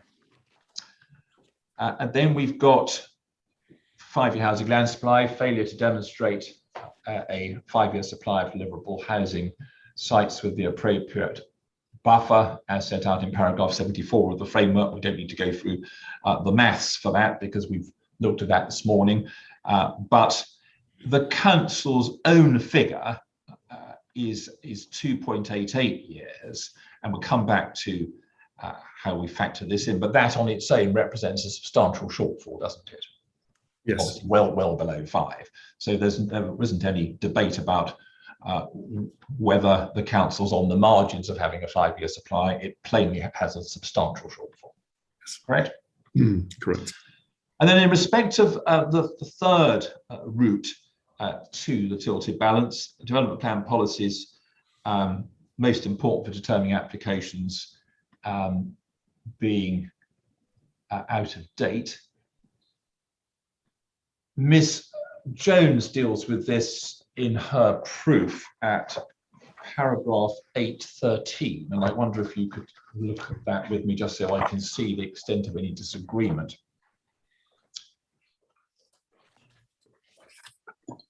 I'm particularly interested in whether you agree that the housing policies of the plan are out of date, and also whether policies promoting the mixed-use regeneration of the town centre are entirely absent from the plan.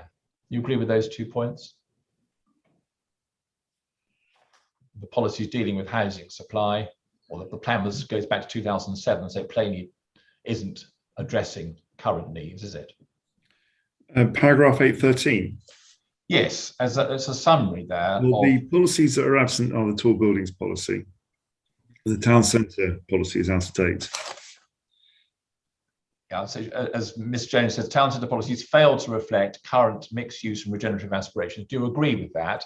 That the adopted development plan policies just don't deal with mixed use regeneration of the town centre at all? I think that's fair. And I think it's also clear and not a point we need to fall out about that the adopted development plan doesn't provide for the current and future housing needs of the borough. It's too old. The adopted plan is old, and the emerging plan deals with it much better, or will deal with it much better. Yeah, well, I'm asking you the question in relation to the adopted plan, because of course those are the development plan policies for the purposes of the framework and this paragraph of the framework. We're looking at adopted development plan policies rather than emerging ones that are still inchoate, haven't been through examination, aren't adopted. Agree? Agree. Yeah. So that's helpful. So by that third route as well, one could conclude that policies most important for determining the application are out of date, couldn't one? I think that's fair as well. Yeah.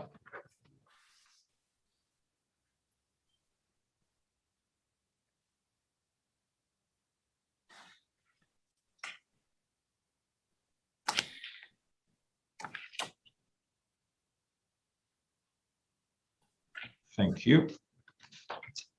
So the tilted balance is reached by those various means. And do you agree, Mr. Lyons, that the balancing exercise is only effective, it only works if, firstly, the correct factors are loaded into the balance, and secondly, that appropriate consideration is given to the weight which should be attached to those factors. So taking those 2 points in turn, the correct factors are loaded into the balance, yes? I'm talking about the principle here, not the application of the principle to the facts of this case. Well, the factors that need to be taken into account, the correct factors have to be factored in, yes. So you have to identify the correct ingredients to load onto the balance, don't you? That exercise has to be done properly, and then appropriate consideration has to be given to the weight which should be attached to those factors. Yes, thank you.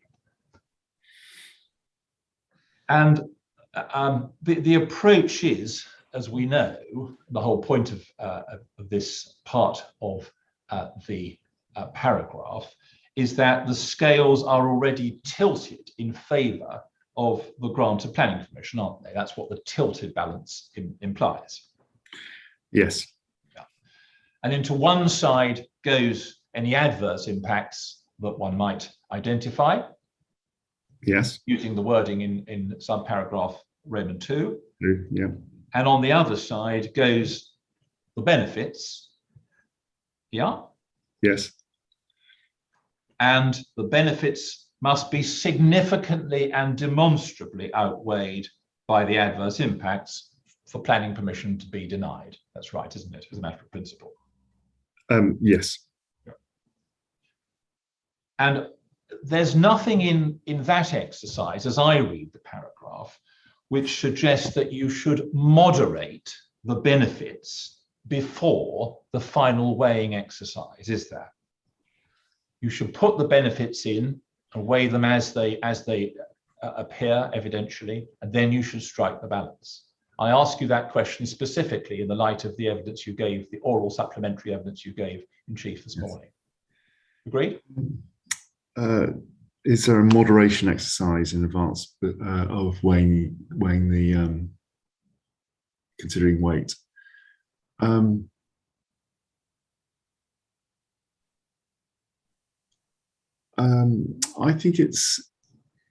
think that's right. Yes, I agree with you.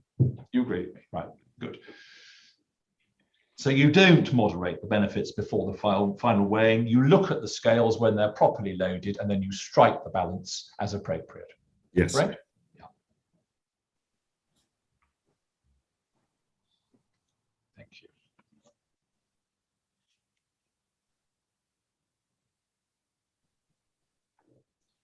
Now, if we look at back to your proof, please, I'm still in section 10 where I started.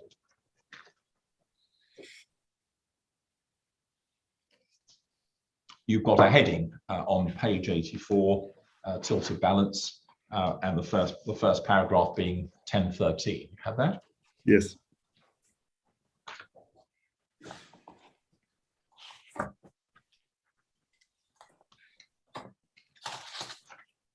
And you, in 1013, in relation to the 5-year supply, you look at what your clients, the council, consider to be the scale of the 5-year housing land supply shortfall.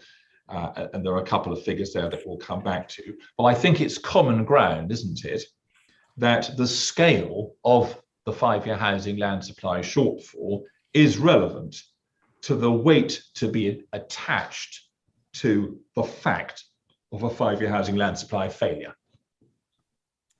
Yes, the scale is of consequence. Yeah, and indeed, the courts have ruled on that. Again, this is another point where I don't need to ask you about the law, and I don't believe the law is an issue, as the Hallam case that is actually my case in the Court of Appeal, which is referred to in submissions, and I think it's the core document E15 for anyone who wants to look at it in more detail. The scale of the shortfall is relevant to the weight to be attached to the fact of a failure in relation to 5-year housing land supply.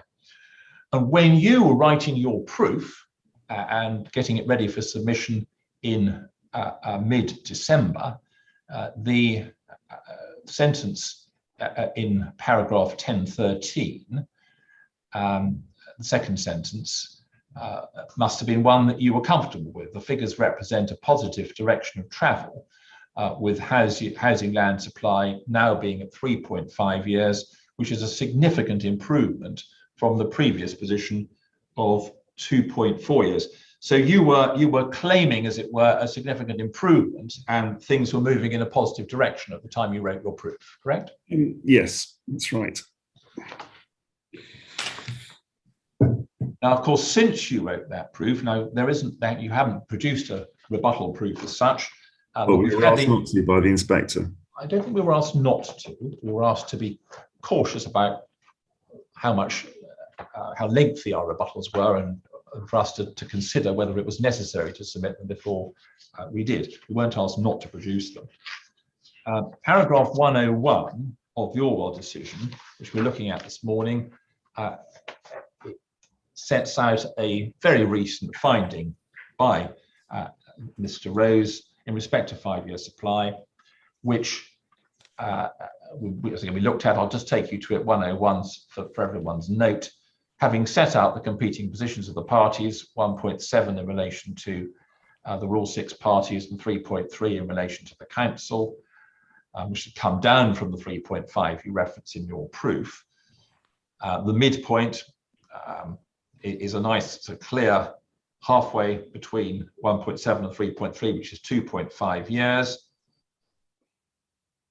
That's the figure that the Orwell inspector said represented, at the very best, his assessment of available supply, yes? Yes. And we know that the council's own figure, as advanced in the statement of common ground, is now 2.88 years, and the inspector will be considering the outcomes from the round table discussion this morning to see whether that figure needs to be reduced further on the basis of the evidence that's been heard.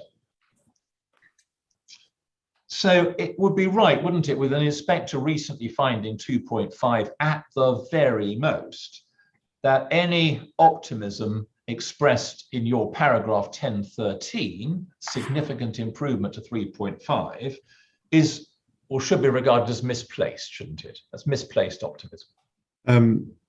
Yes, I think that's fair.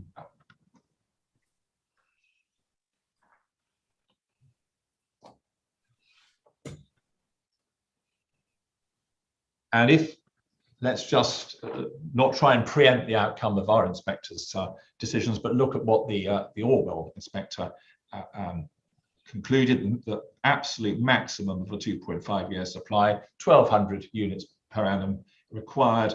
That's a 3,000 unit shortfall, isn't it? 2.5 by 1,200, a 3.5 unit shortfall in a 5-year period. Mr. Lyons, not asking you to get into the nitty gritty of the numbers. Sorry, can you just give me your calculation again? Yeah. 2.5 yeah. times 1,200. Yeah. 3,000. Yeah.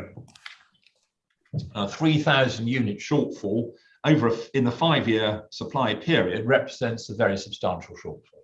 It does. Yeah.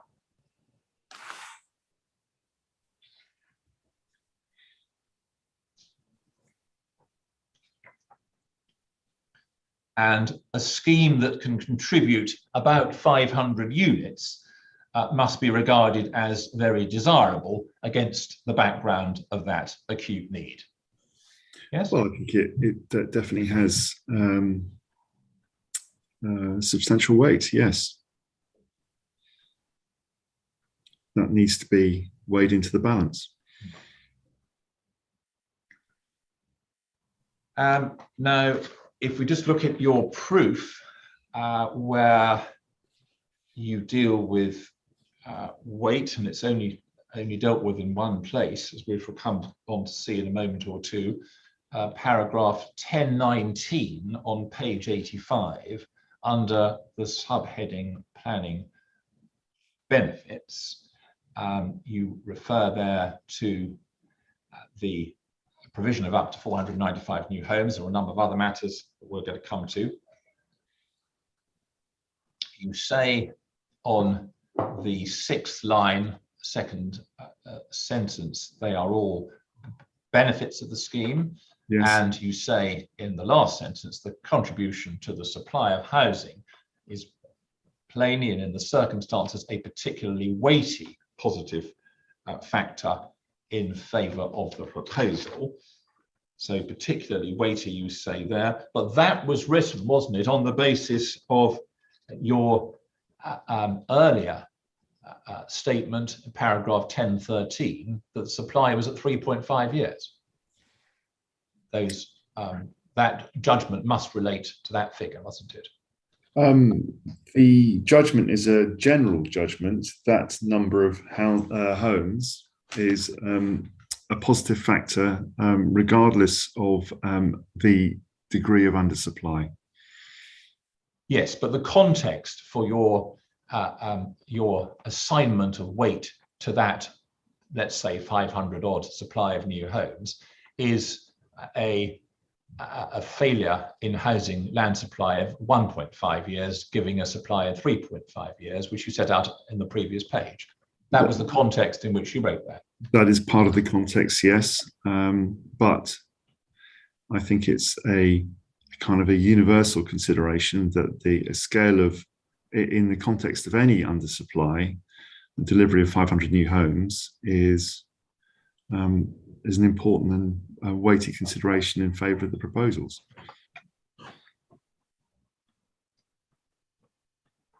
But it must be right, mustn't it, that if the Orwell inspector is correct, that the absolute tops is 2.5 year supply, not the 3.5 you refer to, one would attach yet greater weight, proportionately greater weight, to a 500 unit scheme coming on stream.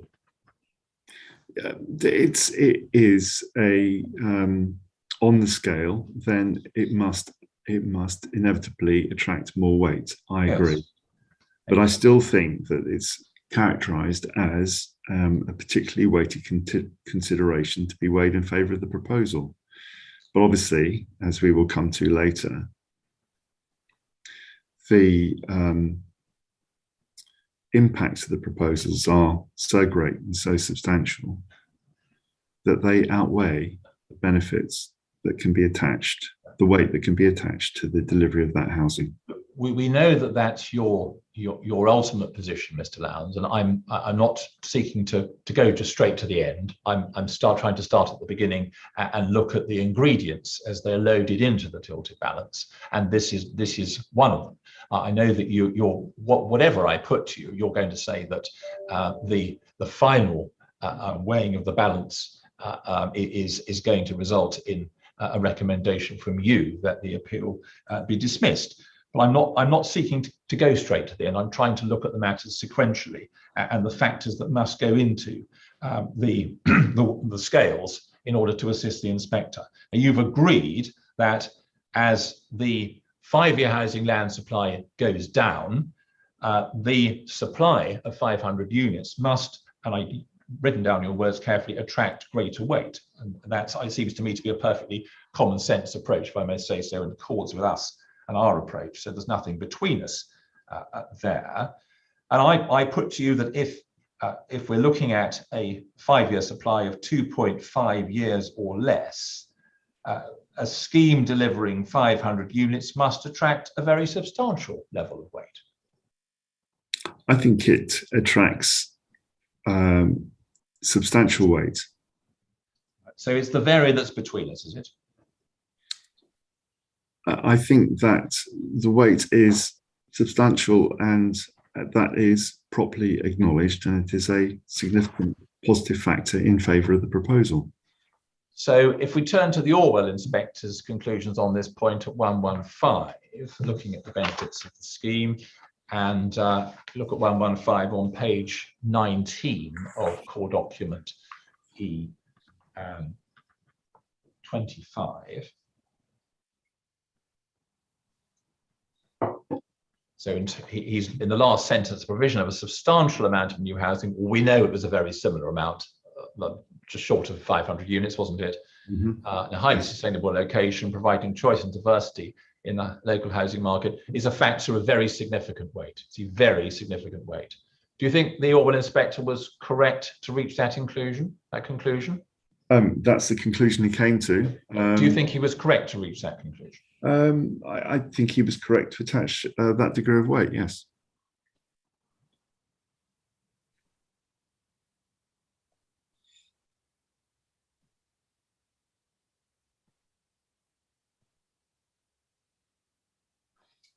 Well, I'm content to make submissions beyond that, I think.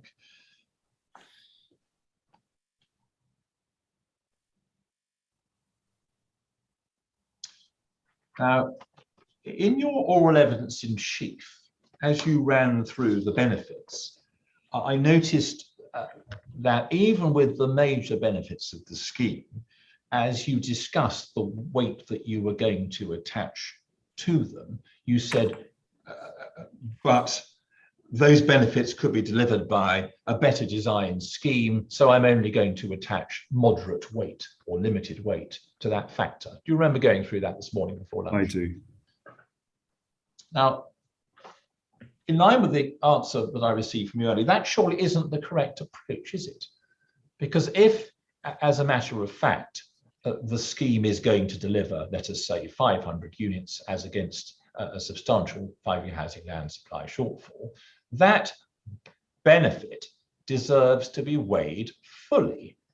And the points that you make about design and adverse impact on townscape that you've made elsewhere, those weigh on the other side of the balance. And that's where, when one strikes the balance in an appropriate way, once the scales are properly loaded, isn't that right, Mr. Lyons? You don't moderate the weight as it goes into the scales. You do the exercise at the end, counting up all of the factors that weigh in favour of the grant of planning permission, and then looking at the ones that might be regarded as adverse impacts. Otherwise, you double count. I'm not sure it's double counting. I think it's a pragmatic consideration of the likelihood of those benefits coming forward in an alternative form. Likelihood? Yeah. And that's actually allowing a consideration of relative weight to be applied.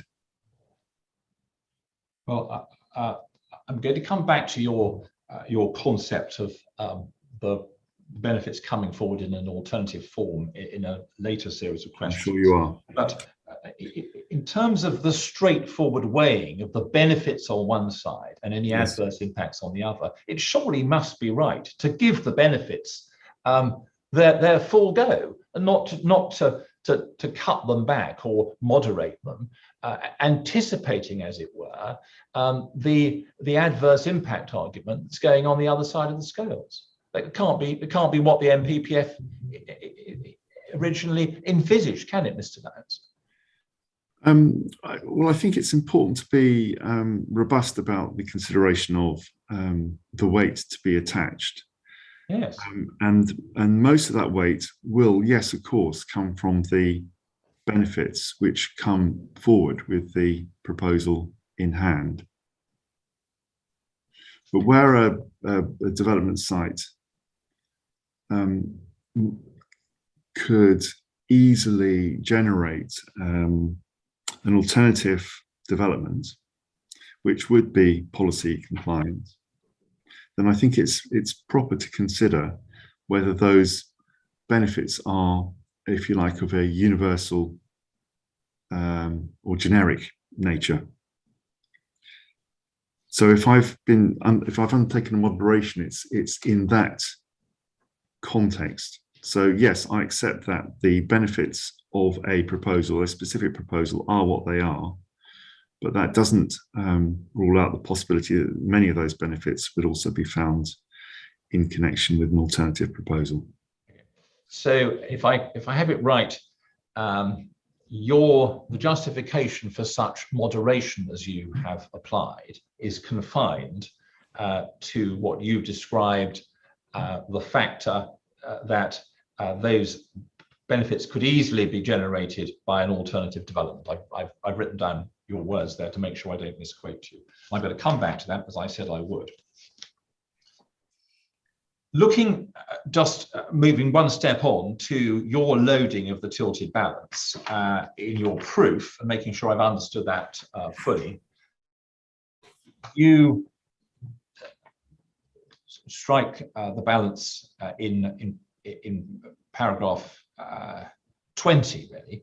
You say 1020 on page 85, 1020. Where you say none of the benefits are so substantial either individually or collectively as to overcome the harm that be caused by the appeal scheme on the character appearance of the town centre, including by the height, scale, massing, general design of the proposal and its consequent adverse impacts upon local townscape and visual amenity, its harmful impact upon the setting of Brook House, and in relation to the unacceptable living conditions caused by the appeal scheme. Now,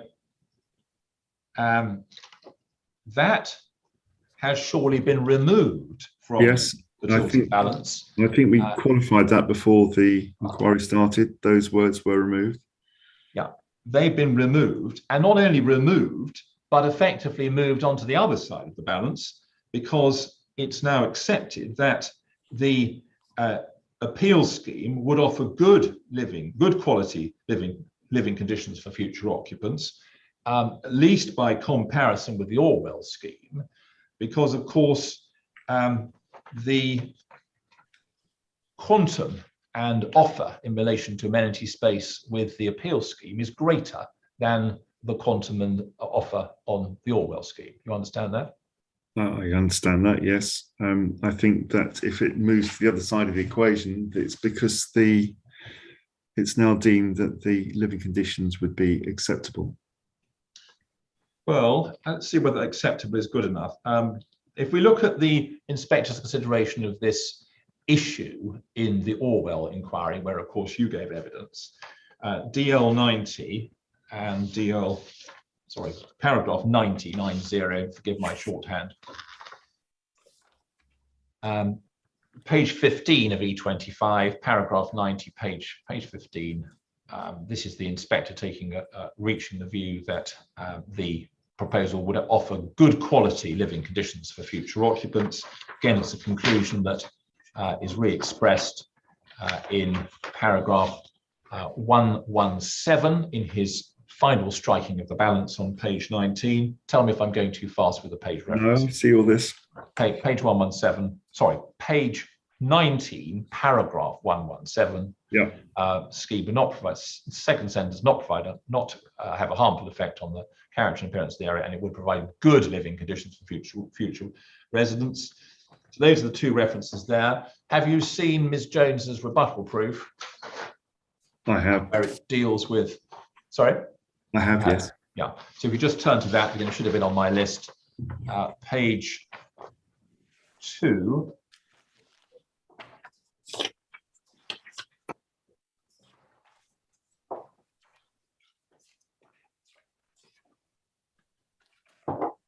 Tell me when you got it. I had it here earlier.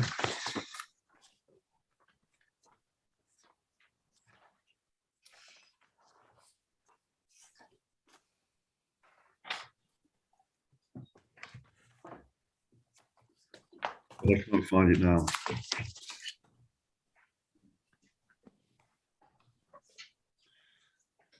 It's a slim document. I found it. Well done. And if we just look in that, it's the second page of printed text. I'm not sure what's pagination on my version, but it's such a slim document, it's easy to find. Paragraph 113, table 1, which compares the Orwell scheme with the appeal proposals and shows across the scheme a greater level of internal amenity per unit and of external amenity per unit, and obviously that applies to the total as well. Now, the council has withdrawn this as an issue it wants to pursue at the inquiry.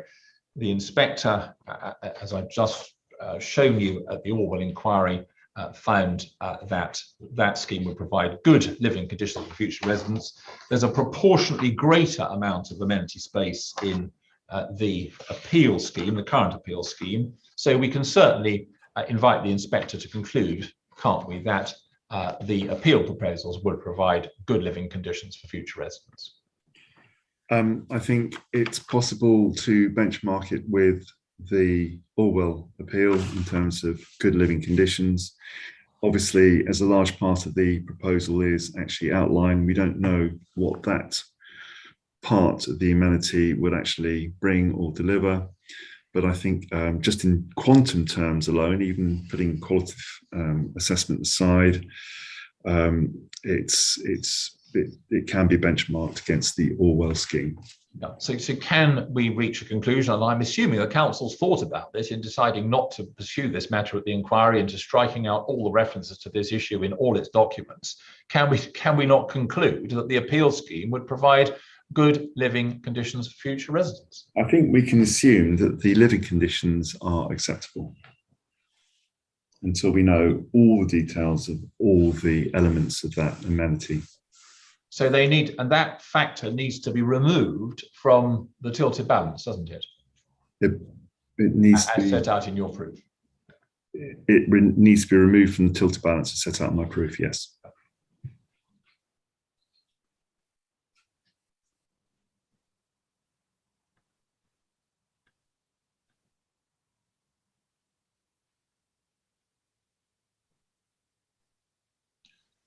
Thank you. Now, in relation to the benefits of the scheme, you've already agreed that all the factors in the balance need to be correctly identified, and there needs to be a clear and logical approach to the assessment of weight to be attached to those factors, yes?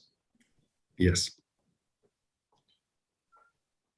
And your evidence, of course, is deployed over sort of 60 or 70 pages dealing with the alleged impacts of the scheme, adverse impacts in relation to the townscape issue that you pursue. But you deal with the benefits, don't you, Mr. Lyons? You deal with the benefits in one paragraph on page 85. That's paragraph 1019.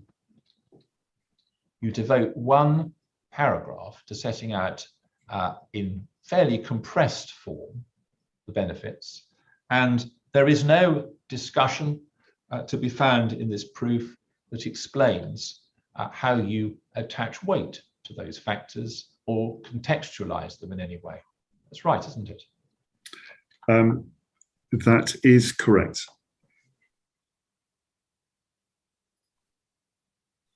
And that's because the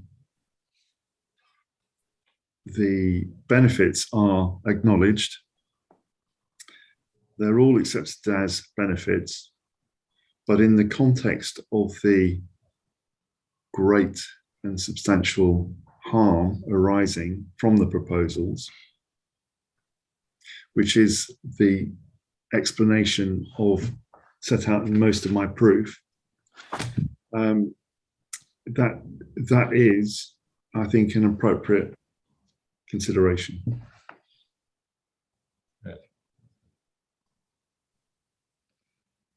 Because in that paragraph you set out a list of what one might think were really rather important points. Up to 500 new homes, semicolon, up to 23,500 square meters of commercial floor space, enhanced public realm, improved building sustainability, new employment opportunities, catalyst for new investment in Basildon, and then of course you come back to housing supply.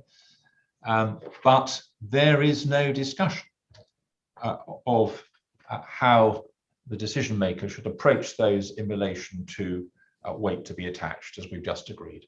That's right.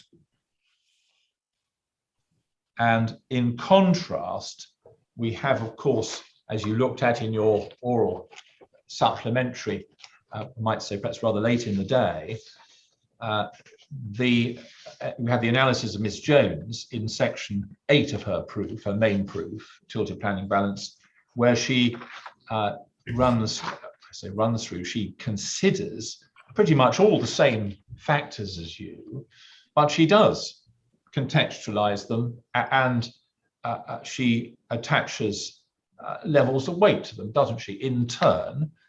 That's right, isn't it, Mr. Lyons? And I think it's fair to say, she doesn't say of all substantial weight. There's a range of limited, moderate, and substantial, and very substantial, as she discusses each factor. She sets out the benefits that arise and gives each element a consideration of weight. I accept that, but she needs to do that because the harm that arises as a result of the proposals is such that she has to make the best case she can for the proposals. Now, hold on. I don't think that makes any sense, Mr. Lyons, if I may say so. You are also charged with looking at the tilted balance as an independent planning expert, coming to the inquiry and asking for your evidence to be accepted by the inspector. You also need to weigh fully in the balance, don't you? The benefits which you accept. You accept the benefits. You said these are all benefits. They are. But you don't conduct any meaningful analysis of how one should approach the weight to be attached to the benefits, do you? It's not set out explicitly. That is correct. It's not set out in your proof, is it, Mr. Lyons? Not set out in my proof. Oh. No.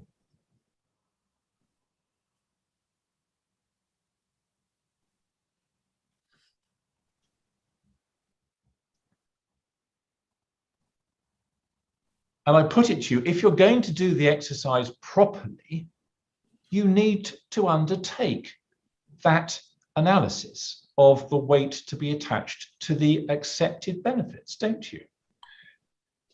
I think that the weight to be attached to those benefits was considered. It's not expressed explicitly in my proof, but it was considered. And where was it considered?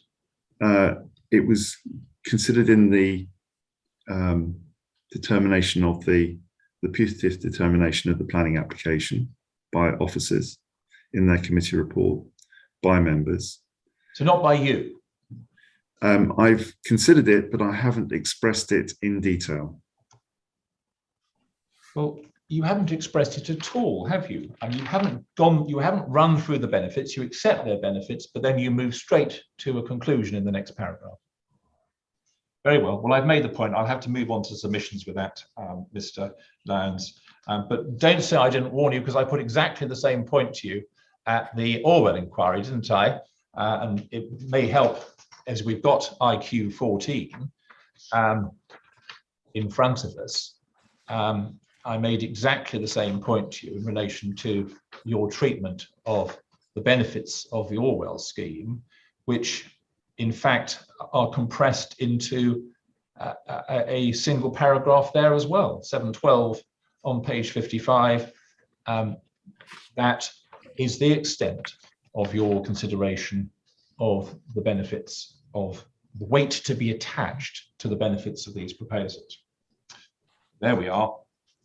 I'm going to turn on to the next topic, which I've already touched on, and that relates to the proposition that you've already relied on a number of occasions, that the benefits of the scheme could, I don't want to misquote you, easily be generated by alternative development.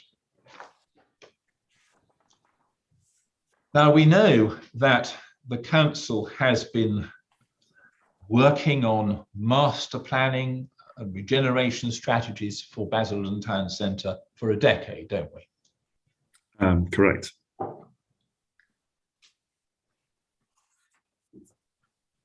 But none of that documentation actually delivers up a viable blueprint for the redevelopment and regeneration of the town centre, does it? It has yet to deliver an agreed and well-formed master plan to guide regeneration and redevelopment of the town centre. That is on its way, but it's not here yet. Well, we've seen what is available and in the public domain, and I asked a few questions about that last week. I don't need to go back over that because I don't think it will take us very far. But what I do want to ask you about is your the place in writing in your proof where I find it's most closely expressed the point that you made to me in answers a moment or two ago. And that's paragraph 1021 of your proof to this inquiry. And that's where you say, in any case, I consider that many of these benefits would arise from an alternative replacement scheme that was more carefully designed so as to optimize development potential within its distinctive townscape context. And the reason I asked for the last 3 pages of your proof at the Orwell inquiry to be available in the light of the reliance you were placing on this point in your oral supplementaries this morning is that if we turn to the second page of the extract, page 56 of your proof at the Orwell inquiry, and turn to paragraph 714,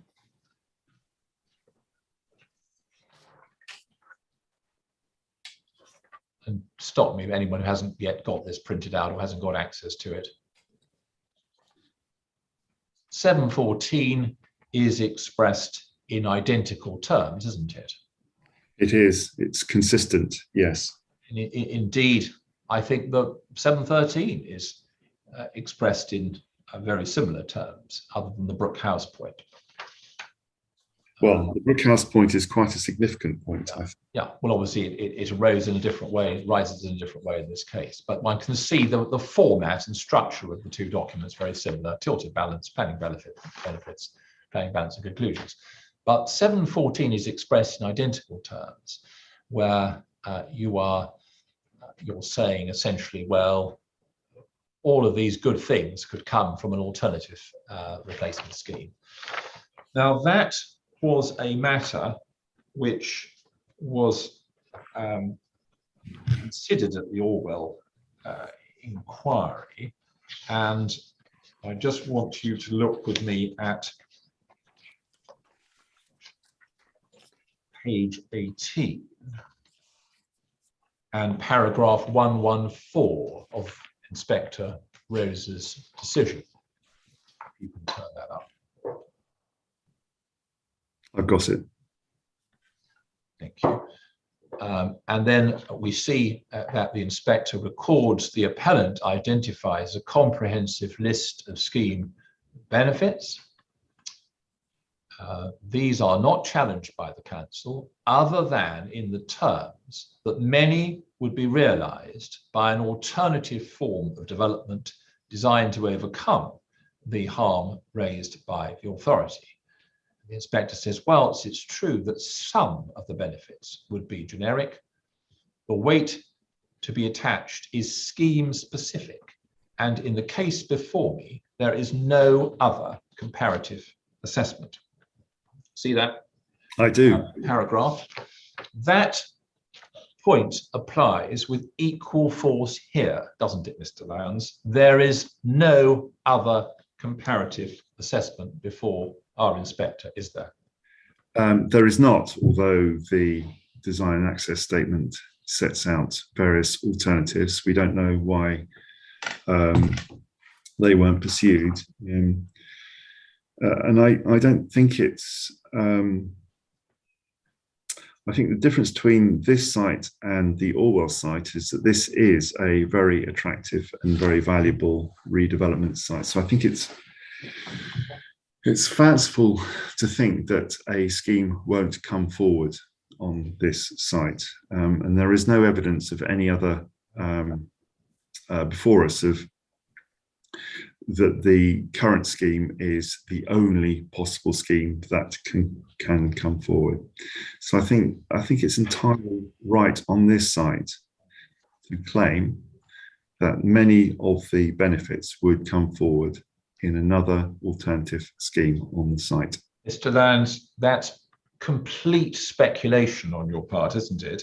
And you have no evidence to place before our inspector that there is a viable alternative scheme waiting in the wings, which would deliver comparable benefits with materially fewer impacts. That's correct, isn't it? That is correct.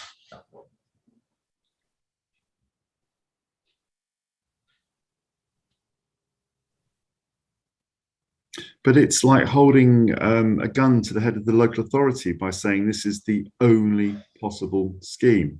There are many alternative iterations of a redevelopment that doesn't cause the same degree of harm, but will it bring the same number of benefits? That is, as we've just agreed, pure speculation. No one's holding a gun to anyone. These proposals have evolved over a very lengthy period of time in discussion with the local authority, and had the local authority wanted us to test some alternative and test the viability of some alternative, then it had every opportunity to do so. Equally, you could have done that exercise yourself. And you have, the council, Mr. Lyons, as we saw last week, has tested a variety of options for the appeal site, UC03, and not a single one of them is viable. Yes, but those tests assumed private housing for sale, didn't look at build to rent. And I think that the same document actually clearly identifies that build to rent is a much more viable proposition for such sites in Basildon Town Centre. Well, if you wanted to test that option, you should have asked your consultants to do so, shouldn't you? Or the council should have done. If you wanted to place that before the inspector as a credible and robust piece of evidence, then you had an opportunity to do so. You pointed out the viability of the various scenarios that were tested for the appeal side. I'm just drawing your attention in the same documents to a consideration of the viability of BTR as an alternative. I'm not sure where that takes you, Mr. Lyons, because you haven't produced any evidence that there is a viable scheme for the appeal site, be it on BTR or any other tenure. There isn't anything before the inspector that supports your paragraph 1021. It is, as it was last time, when you wrote exactly the same words, a matter of speculation on your part, entirely unsubstantiated by any analysis, isn't it? There is no analysis to underpin this point. There is no alternative scheme. And there's no analysis to support your contention at paragraph 1021. There's no analysis, although I think it's common sense to identify that many of these benefits will come forward in an alternative scheme. Well, there we are. You've explained your position, Mr. Lyons, and you've explained the basis upon which you're prepared to sign off that paragraph 1021. We've seen what the Orwell inspector said about it. I shall leave the rest to submissions. Ma'am, I'll just check my notes, but I think I may have covered all the ground I need to cover.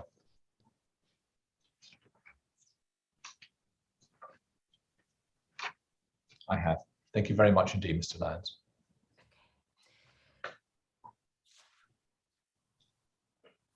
Mr. Edwards, would you like to? I think we've got Ms. Hall. Sorry, we've got Rule 6. Yes, okay. Let's take a break then. And after that, we'll turn to Ms. Hall. Okay, it's now 9 minutes past 3. If we come back again at 3:30, does that suit everyone? 3:30. Thank you. Thank you.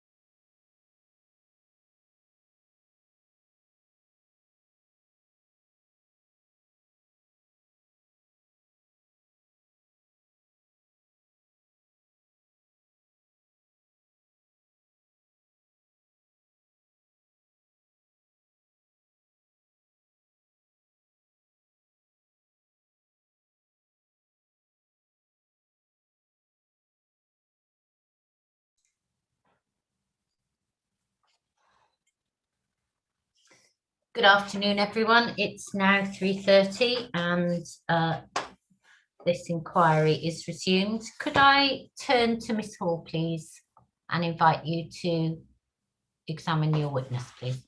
Examine the I witness. don't have one yet. Oh, there we go. Hello, Mr. Lyons. Good afternoon, Mr. Lyons. Could I ask you to start off by finding the reasons for refusal wherever you've best got those? I've got them at pages 41 to 42 of your evidence. Yeah. I've got them. Great, thank you. We're going to have this conversation in the context of some policy, and in particular the development plan policies BE12 and TC1. So if you've got the local plan to hand as well. I haven't, I'm afraid. I'll just pause. It's probably best if I just pause while you turn those up, if that's okay. Okay. I'm going to have to go onto the electronic directory. It helps, Ms. Hall, the policies are set out on page 26 of Ms. Jones' evidence. They are, but we don't have the supporting text. I think I'd quite like to go there as well. Thank you.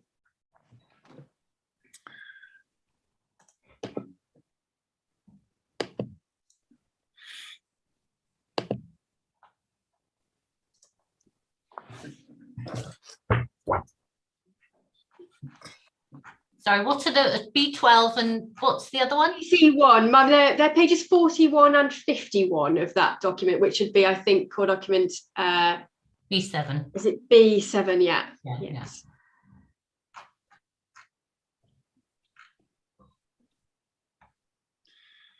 Forgive me, I'll be there in a minute. No need for apologies at all.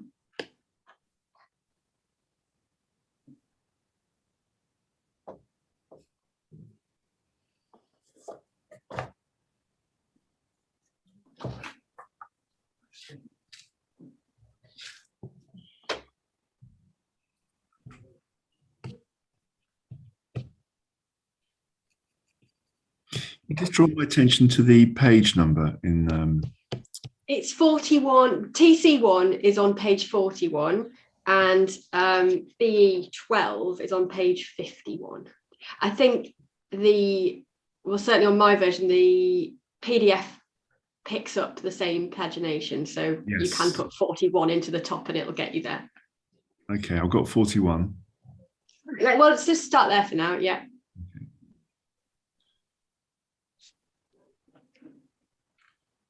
Okay. Yeah. Lovely, thank you. So we were just starting with the putative reasons for refusal set out. I've got them in your proof, but obviously they'll be the same anywhere you find them. And reasons for refusal 1 and 2 are similar, aren't they, in that the only adopted policy that they cite are these two, BE12 and TC1, whilst they reel off a lot of other policies and documents. Those are not adopted parts of the adopted development plan, are they? I accept that, yes. So when we are looking at our section 38.6 balance, it is BE12 and TC1 that we start with. As adopted policies, albeit out of date. Exactly, yes, we will go there, albeit out of date. So the two policies we've got are TC1 and BE12, and as you've very helpfully pointed out, both of those are out of date. But just let's have a look at the wording, because we haven't had this yet in this inquiry, and obviously in order to look at the section 38.6 balance, we really ought to have a look at the policies, the only two policies that we've got, haven't we? Okay. So TC1, I think the reason that you've agreed that it's out of date is really through a want of 5-year housing land supply, want of housing delivery test, etc. It's got to do with those mechanisms. Yes. Yeah, but we just have a look at its wording as well, can we? Yes. So in the paragraph, the starting paragraph, within town centres, as identified on proposals map, development appropriate to a town centre, including retail, office, recreational, community facilities, and residential brackets where it forms part of an ancillary part of a mixed use scheme, brackets will be encouraged. I just want to stop there. That bit's been superseded, hasn't it? That we must read that now in line with a recognition that residential without the caveat in brackets is an appropriate town centre use. Yeah, I agree. Yeah. And I don't know that we need to go there, but obviously one of the updates to the emerging local plan that we've got, Mum, just for your note at B35, that updated the emerging equivalent of this policy to add in residential as an appropriate use to the town centre, didn't it? Yes. Yeah, and so against that background, those uses, including now as we must residential, will be encouraged. So it does encourage mixed use schemes, and now we've agreed that residential is appropriate in the town centre. Yes. Yeah. So that principal point needs to be borne in mind before we move on to the 7 numbered points, doesn't it? That point in principle needs to be borne in mind, did you say? Yes. Okay. And in terms of the 7 numbered points in TC1, is it right that it's really only 0.5 that you take any issue with? 7 number points.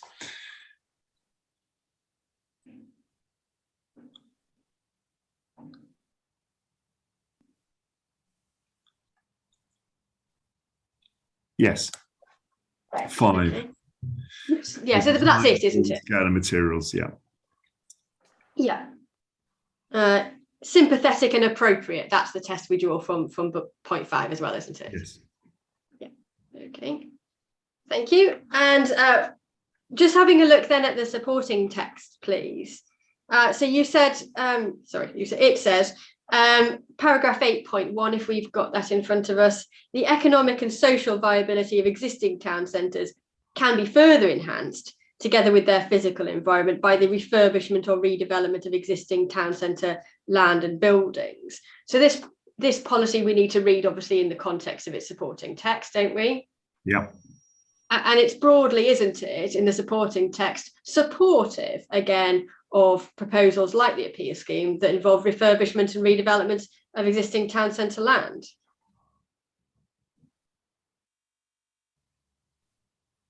Yes, I think that's fair. And if we skip down to sort of below those italicised bullet points in 8.1, it says policy TC1 aims to meet these aims and in particular promotes mixed use development, which ensure a diverse range of attractions and help to promote an evening economy. So there is a little tick there, isn't there, in terms of judging the appeal scheme as against this policy?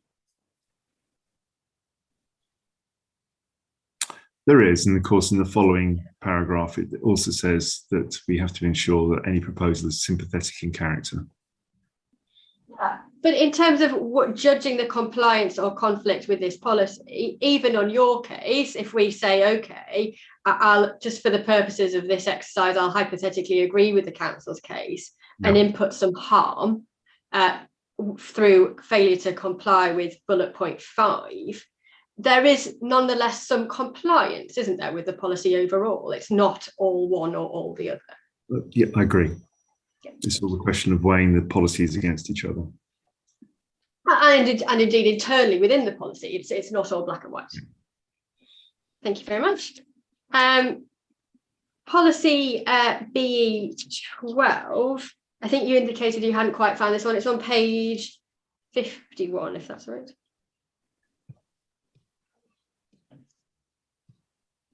Okay, I've got that.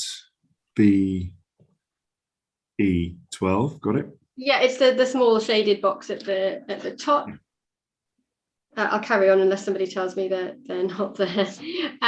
Just to have a look at the wording of this, we need to be a bit careful, don't we? So, because it says it's a sort of no harm policy, and it says that planning permission for new residential development and for the alteration or extension of existing dwellings will be refused if it causes material harm.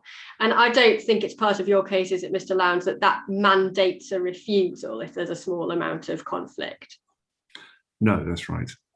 Yes, we need to read it in light of the plan as a whole, don't we? In the 38-6 balance, like one policy doesn't on its own terms squash all the others out of the way. it depends on the scale of the harm arising in relation to a particular policy. I think just on the terms of the wording, what we don't do is see the words "will be refused" as a mandate to refuse, do we? No, we have to consider the policies in the round. Yeah, thank you. And in terms of where you say conflict arises with this policy, again, just narrowing it down, is it points 1 and 4? Yes, I think it's the harm to the character of the area and the sense of over-dominance that is generated by the proposal. So you say on your case, it's point 1 and half of point 4, is that right? Well, overshadowing. There's no overshadowing problem. There's a significant part of point 4. We're not taking an overshadowing point. No. It's that part of point 4 which relates to over-dominance. That's fine. Yeah. Okay, thank you. And again, what we are looking for in terms of applying BE12, it's whether it causes material harm to the following points, isn't it? So we've got some sort of wording tests we can apply. We've got sympathetic and appropriate from TC1, and we've got material harm from BE12, haven't we? We have. Yeah. Okay. Thank you. And again, we read this in light of its supporting text, don't we? So 11.1, please. Just have a look at this. So just because I want us to have a look at the context within this, that this policy is really tilting at. And it says, well, the council's development control guidelines aim to ensure that only development of a satisfactory design and layout takes place. It's the responsibility of the council through the development control process to ensure that new development doesn't impinge unreasonably on the residential and visual amenities of adjoining residents. I just want to pause there. This policy really is a residential and visual amenity policy, isn't it? It's not a design policy.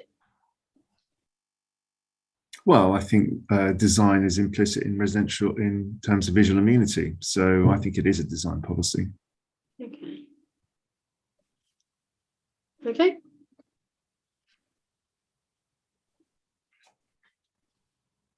Thank you. So we've got that, and just that's it on development plan policies. Thank you. I just want to have a look at what we weigh then in terms of conflict. We've got our tests. We'd have to look at applying them now, if that's okay. So just put those policies to one side, and I just want to have a look at your roof, if we can, at 6.6 onwards.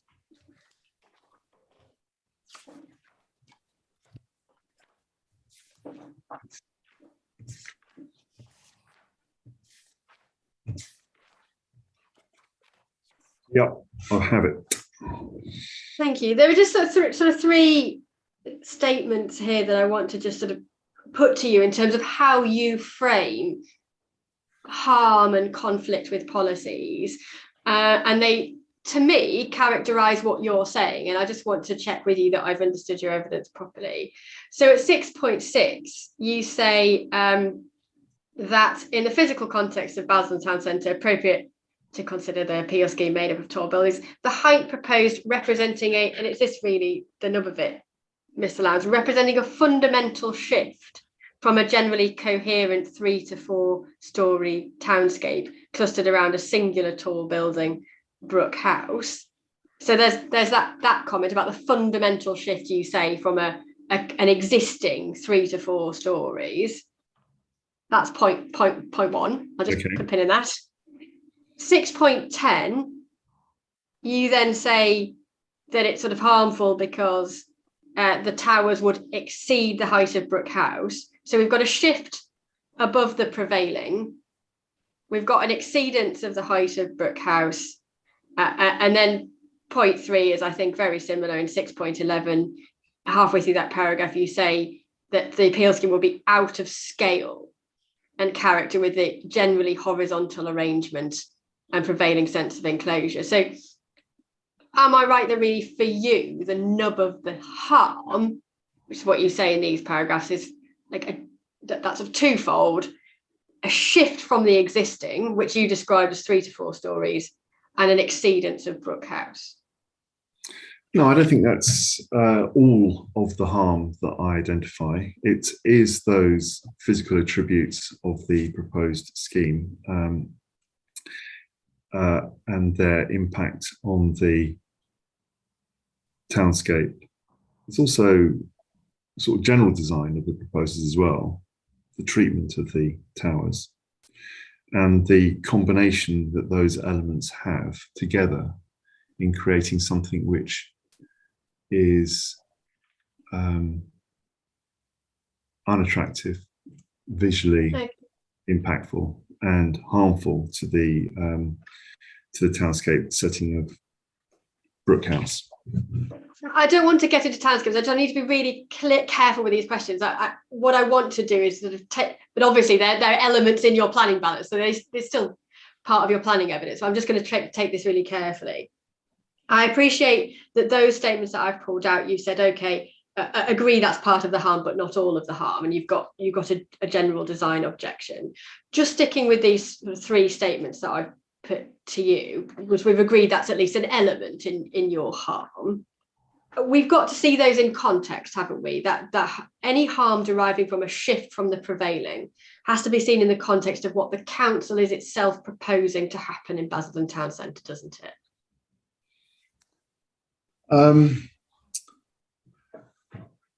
I think that is true to a certain extent, but they have to be seen in their own right, in the context of the particular scheme and the harm that that scheme causes to the character and appearance of the area. So the council has yet to formulate any adopted policies relating to future of the town centre, and they haven't been sort of tested, if you like. So I think what we can do is look at the proposals before us and actually form a view as to the harm that is caused by those elements. Of course, but in reaching a view as to whether that harm is justified or proportionate, it's relevant, isn't it, to consider the amount of change that might be occurring anyway, if one is seeking to argue that there is harm from change. Yes, but there isn't any adopted baseline of change against which one might measure the impacts of the current proposal. I mean, that's a sort of point going to the specifics, though, isn't it? You just stick with the principle for a moment. It is relevant, isn't it, when considering whether harm comes from change of this scheme, to consider whether that change or something similar to it might be happening anyway. Just on a common sense point. Yeah, but if we knew what that other change that was happening was, what it was, then we might be able to factor it in, but we don't.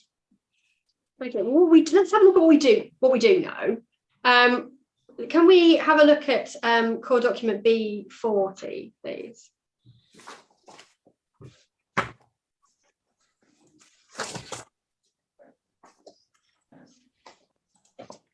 And when you're there, can we just really, one point to make from this, I think. I've got page 55 written down. So this is we made that urban capacity study. It is, yes. I have page 55. Thank you, that's just the end. Am I right, just in reading this document, that scenario, I think you've got to read it together with the committee report to get the view, to get the understanding that what is happening is that the urban capacity study considers 4 scenarios, A, B, C, and D. Yeah. Am I right that it's scenario D that's the one that the council seems to be promoting and then using those figures for the housing numbers in the paper we've got at B46? Is that right? That is right, yes. Yeah. And just while I'm on this, in terms of understanding this document, we've been taken to core document B41, and that's on my list as well. Good. And that is the the town Regeneration. centre appraisal. Yeah. Yeah. When that talks about scenarios A and B, are you able to help the inquiry with what those are? Are they A and B in terms of the capacity study, or are they some other A and B? I think there's some other A and B. Right. Okay. So when we're looking to read across, so the capacity study says, well, we've got 4 potential scenarios. The committee report says, well, we quite like scenario D. Yeah. How do I know which, if any, of the scenarios in the capacity study have been viability assessed or not? I don't know. I can't help you, I'm afraid. Right.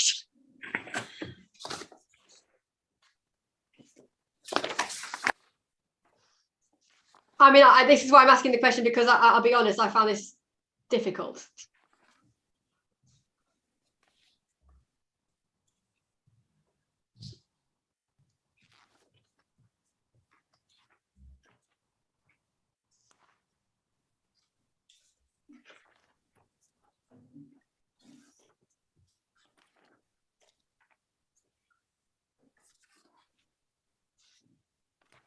Well, I'm not sure I can help you. I mean, I think there is some similarity between the 2 A's and B's, but obviously the Cushman and Wakefield report doesn't have scenario C and D, and it doesn't really reference scenario D as at all.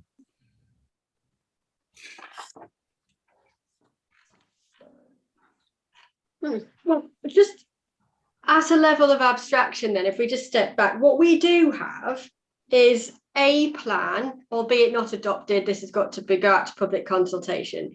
Yep. But the council is promoting something in the region of 4,500 new units in the town centre, isn't it? Yep. In order to just physically fit those in the land available, you've got to go up, haven't you? That would seem to be the case, yes. There's obviously a question mark over to how high and where, particularly in the town centre, you go Indeed. up, but broadly we're going up. Yeah. And what we know is that the council has some ideas as to where that height might best be delivered, but hasn't been able to put forward a coherent vision for where and demonstrate that that vision is a viable one. We don't have that, do we? We don't, no. Okay. Because even if you assume that the document 41 does properly viability test one or all of the scenarios in the capacity study, the conclusion is that those scenarios aren't viable. Can you put that question to me again, please? Even if we assume that there is a read across between the scenario being promoted by the council and the viability evidence we're given supposedly associated with that scenario, the conclusion is that that scenario is not a viable one. I don't think we can make that conclusion. Well, all the conclusion of both the scenarios considered by the development appraisal, whatever A and B are, those are the ones that were subjected to the appraisal. Yes. Neither are viable, are they? Neither A or B are viable in relation to this, to the appeal site.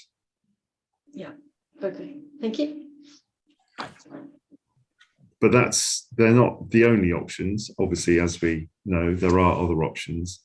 And for instance, BTR hasn't been tested in terms of its viability on this site. Not on this site, but what we can look at, and I was going to raise this with you as part of my points to be picked up section, but I'll raise it now, since we've got core document 41 in front of us. Could you just scroll or flick through to page 14, please? Yes.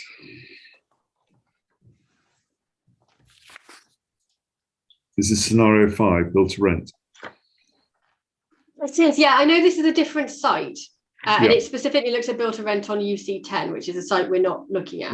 But they've got some comments to say about build to rent generally, which I'd just like to have your comments on. So on page 14, it says, well, the increased viability associated with build to rent, which is your point, in place of market sales, predominantly result of 3 major factors. It gives those factors. And then it says, whilst these figures are generally more positive than the market sales assumptions, this isn't a universal delivery model that will be able to work through will be able to work throughout the town centre. And the appraisal outputs should be read with that in mind, and with the understanding that this delivery model will be very unlikely to work as a panacea that's capable of creating viable sites where market sale fails to do so. So although, yes, build to rent may be a more viable option for one site or another site, we have to bear in mind that when we're looking at town centre development as a whole, it's not a panacea, and viability is clearly difficult, isn't it? Well, I don't know whether viability is difficult or not. I accept that it may not, BTR may not be a panacea, but clearly it's deemed to be appropriate by the appellant because BTR is being brought forward on this site. Okay, thank you. I think I've only got, so that's all my policy, development plan policy questions, and we can put 40 and 41 away now. Thank you. I've got some questions on the NPPF, and then that's it. So if we could take up the NPPF, please, and also the other document that I put on everybody's list was the National Design Guide, which is core document, I think, A9. So next three to questions from NPPF and core document A9. Okay, let me just get the National Design Guide.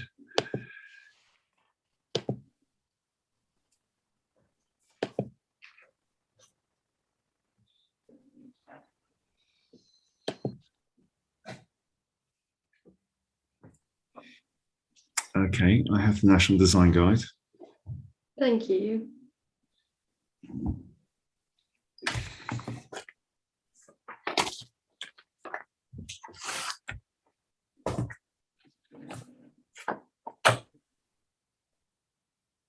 Can we start with the NPPF, please? Para 120. Yep. And this leads on from some questions that you were asked in chief, and you did some. We had some additions, didn't we, to the matters that you'd considered in your written evidence in chief. And one of the additions was to have a look through some of the NPPF policies that could be described as being supportive of the development.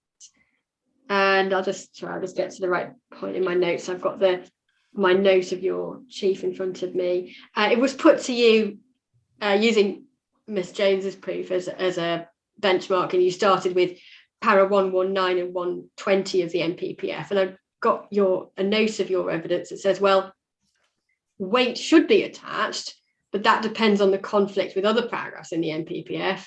And given the fundamental design objection and harm to setting of Brook House objection, you're giving that factor limited weight. Is my note correct? I think that 119 and 120 should be read in the context of other paragraphs in the framework, specifically those relating to quality of design and the built environment, heritage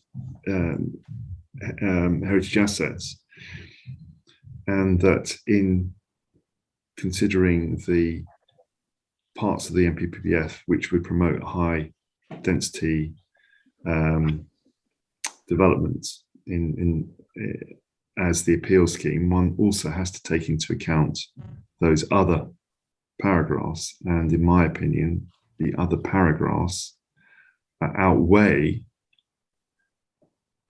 the consideration of the paragraphs relating to making effective use of land. I mean, that may be that, well, that is correct if you were looking to apply the NPPF as a whole, but just on a policy by policy approach, we don't import into the application of each paragraph, do we, considerations of all the other paragraphs? We need to see but we need to consider the framework as a whole. But in order to do that, okay, I'm going to leave that point for submission. But I just want to ask you one question then about paragraph 120. The note that I've got of your examination, Chief, is that you were giving these paragraphs 119 and 120 limited weight. But just have a look at 120C for me.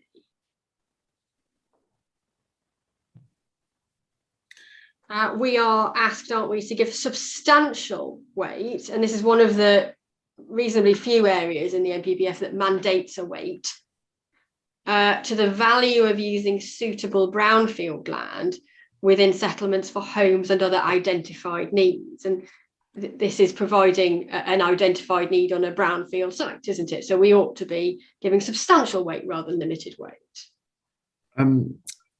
I think the degree of weight is as it says there at 120C, substantial weight, brownfield land.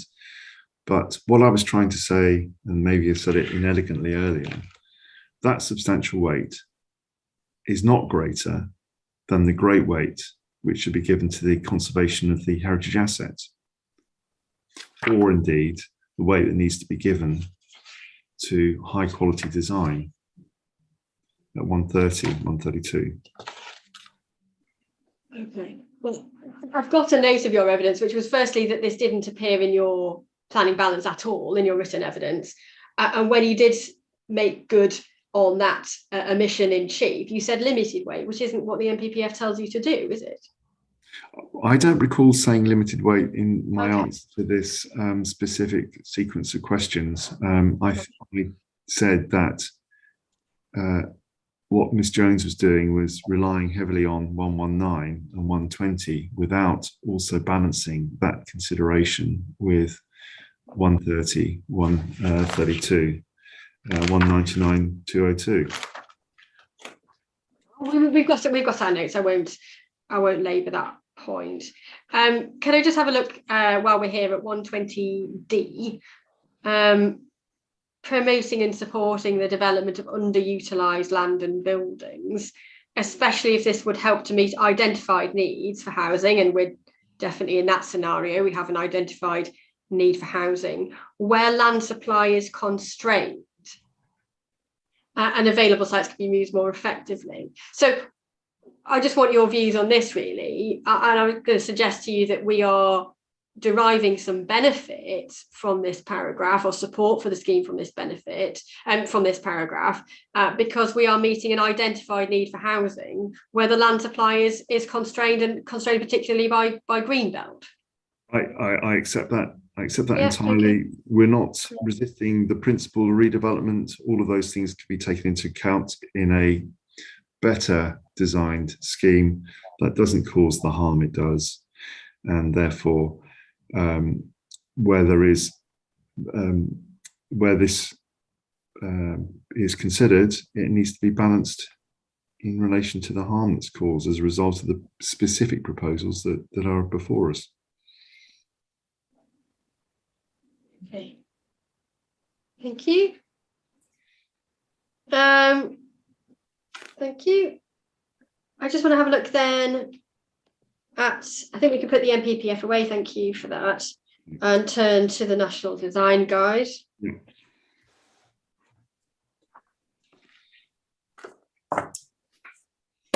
The National Design Guide.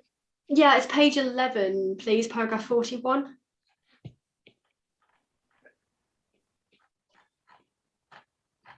You and I have been here before in a previous inquiry. It's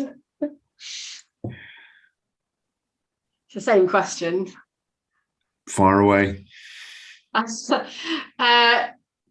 we see here, don't we, paragraph 41, we are, and I think that the point I put to you before was, when we're looking at design, 2 points. Firstly, we're enhancing positive qualities and improving negative ones. It's not about stasis.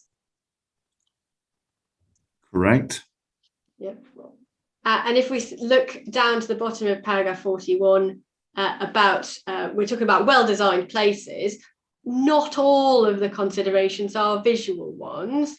They also are about how it functions and other non-physical factors such as social characteristics, demographics, economic factors, and the aspirations of local communities. So when we're talking about design, it's not merely the visual, it's also function.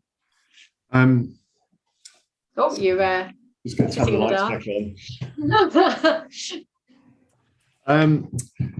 back on.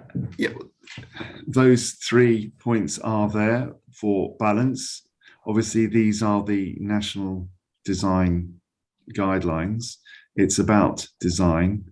And if those other non-physical considerations don't form themselves into something which is well designed, which is shaped by an understanding of context, and which is create something which is appropriate for the character and appearance of the area, then they are sort of secondary considerations. Second paragraph, just on the point that we're not about stasis or mimicking. Para 44 is on just over the page on page 12. Well-designed places don't need to copy their surroundings. It's appropriate to introduce elements to reflect how we live today, to include innovation or change, such as increased densities and new and sustainable features or systems. I accept that entirely, but it really depends on the form of the scheme that emerges in the context of that guidance. And it's important to make sure that those elements of significance are of context are properly woven into a new scheme for redevelopment. And I think one of the problems with the appeal scheme is that it seeks to copy Brookhouse in terms of the height and form and scale of development. And that is a problem with the proposal. So I agree that it's important not to copy the surroundings, particularly important in relation to the appeal site. Okay, thank you.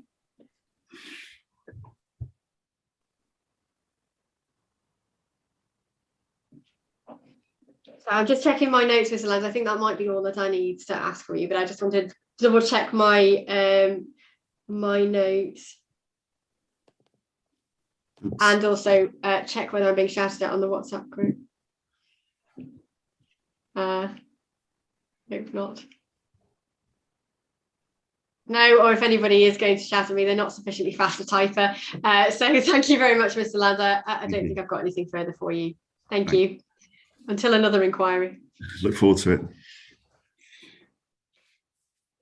it. Thank you, Miss Hall. Could I invite Mr. Edwards, please, to re-examine your witness?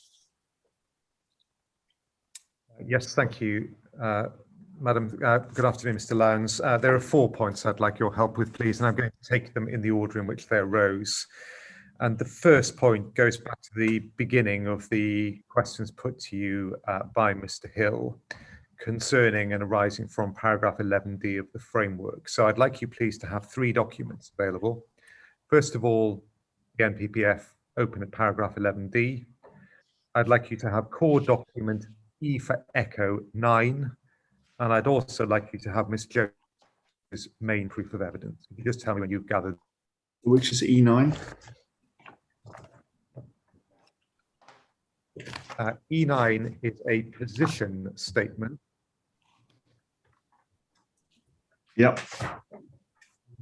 Between the parties relating to the status of policies that are most important for determining.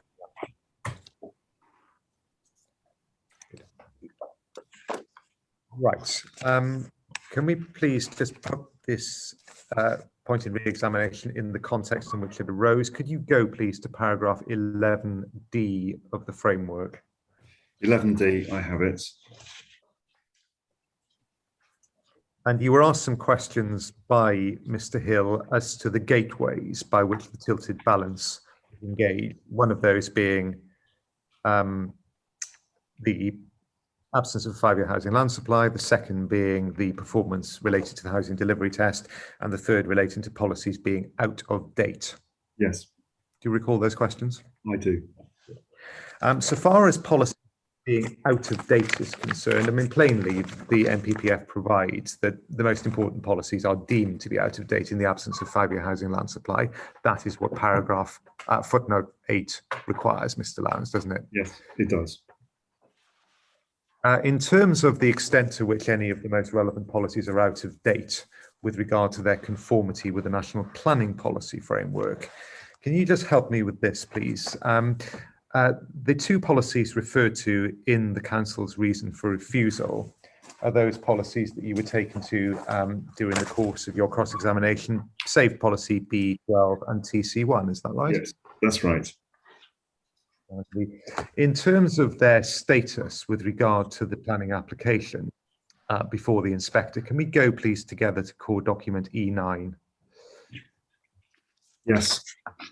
And you'll recall that this is a position statement that was agreed between the parties at the inspector's request. Yes. See? Can we just look please together at the introductory paragraph to that position statement? The SAVE policies of the development plan listed below are considered to be the most important for the case. The table below addresses the compatibility of the SAVE policies to the extent relevant to this proposal and the putative reason for refusal with the 2021 NPPF. Yes. And then we see the policies that are then set out as being the most important are those B12 and TC1. Yes. Has anything changed so far as those being the most important policies, so far as you're concerned, since this document was produced? No. Can we look, please, together then at the table on the next page, which is headed NPPF consistency?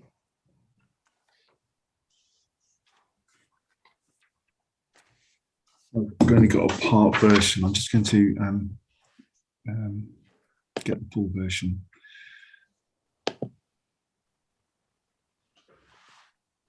So if you're looking at it electronically, it's E9, as I indicated.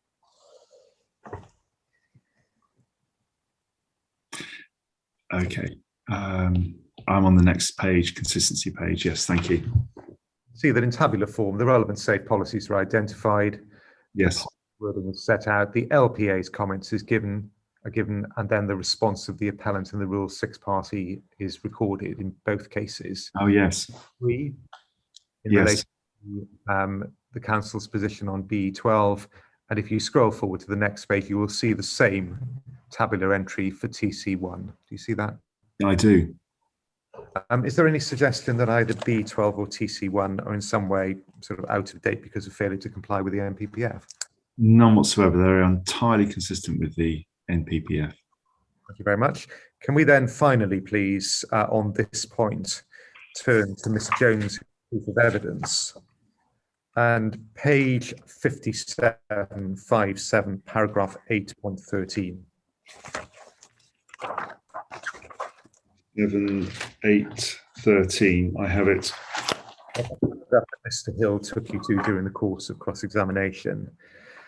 Having referred to the parts of the NPPF that we've just examined, referred to the Peel Investments decision in the Court of Appeal at 8.12, Ms. Jones says this: as stated in section 7, the most important policies are either absent, such as tall buildings, or out of date, as town centre policies fail to reflect current mixed use regeneration aspirations.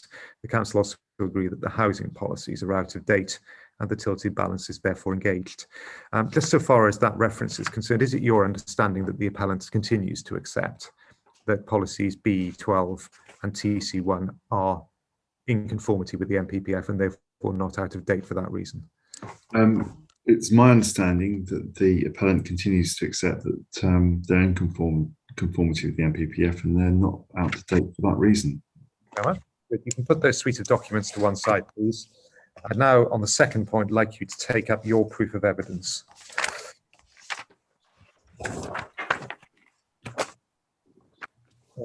Would you turn, please, to your proof of evidence at paragraph 1020, 1020, which is on page 85.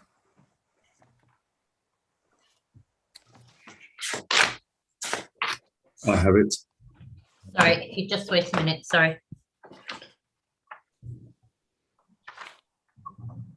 I'm there. And you will recall, Mr. Lyons, you were asked some questions by Mr. Hill about the weight that you attributed to certain benefits of the scheme Yes. into your planning balance, and you candidly accepted you hadn't actually set out the weight that you attached to benefit the scheme as inputs into the planning balance in your written proof. Do you remember Yes. that? I do. Just in terms of the approach that you did take, can we just look together, please, at the first sentence of paragraph 10.20 on page 85 of your proof? You say, however, none of the stated benefits are so substantial, either individually or collectively, as to overcome the harm that would be caused by the appeal scheme on the character and appearance of the town centre, including scale, a height scale, massing, general design, and consequent adverse impacts upon local townscape and visual amenity, its harmful impact upon Brook House and unacceptable living conditions. Do you see that? I do.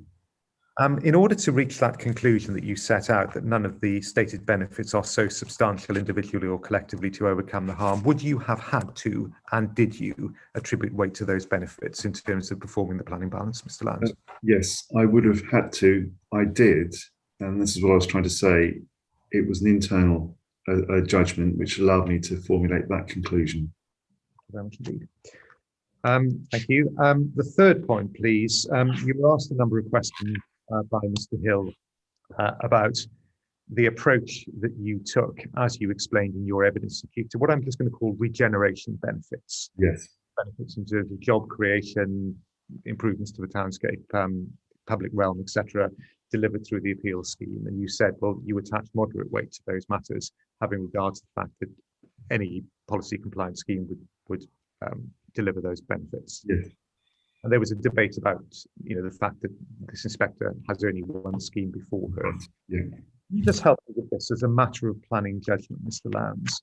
To what extent would it be relevant in terms of identifying the weights to be attached to those factors if there was evidence before a decision maker that there was indeed no other scheme that could generate those benefits? If there was evidence before the inquiry that no other scheme could generate those benefits, then that should be given substantial weight. But that's not the case here. There is no such evidence. Well, you've then answered the next question I was going to put to you. There isn't any such evidence, is there, Mr. Lyons? There isn't. Thank you. Good. Thank you very much indeed. And then finally, please, point arising from the questions put to you this afternoon by Ms. Hall concerning the new evidence that's shortly to be consulted on for the purposes of the local plan examination. That's core documents B41 and B40, and those are the Cushman and Wakefield development appraisal and the We Made That urban capacity study. You see those? Yes. Can I just ask for your confirmation of one point of clarification, please, and that arises from CD B41 first. So would you turn to that? Yes. And you were asked some questions about how the scenarios tested in B41 as A and B related to the scenarios considered in the We Made That urban capacity study. It wasn't, you said it wasn't clear to you what the position was. Can you just help, please? Yeah. The first substantive page of CDB 41. Yeah. And on the second column of text, you have introduction, do you see? Yes. And then scope of introduction. Cushman and Wakefield has undertaken development appraisals for a set of sites in Basildon Town Centre using the inputs agreed with the council on planning economics. These appraisals are for scenarios A and B in the We Made That urban capacity study of October 2021. Is that the position? That makes it clear. That is the position, yes. Thank you. Good. So that clarifies that point. Now, I looked at more generally with regard to these documents, Mr. Lyons. I mean, it's a matter of fact and therefore agreement that these are documents that have been prepared for the purposes of the local plan examination. Is that right? Yes. And they are, again, it's a matter of fact and therefore agreement that these are yet to be consulted on or examined. Correct. Just to confirm the position, can we just go back to a document we have looked at and therefore already at the inquiry, and we can therefore at this stage look at it, I hope, speedily, and that's core document 10A. So I should say E for Echo 10A.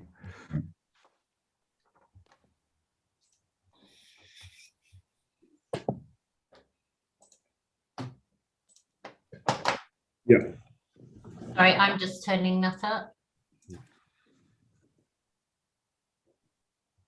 Yes, I have it. Madam, do you have the document? Yes, I do. Thank you. We've looked at this last week, so we can deal with it briefly. It's a further statement of common ground concerning emerging planning policy in the local plan, and it was produced again at the invitation of the inspector to set out the parties' positions on the weight to be attached to these documents and other matters. So turn to page 2, Mr. Lyons. Yes. Do we see the position then set out as the second entry in the table concerning the weight to be attached to the urban capacity study? We do. It And, says the appellant attaches very limited weight to the appraisal and also to the urban capacity study. Good. Thank you very much indeed, Mr. Lyons. That's all the questions I had for you. Thank you, Madam.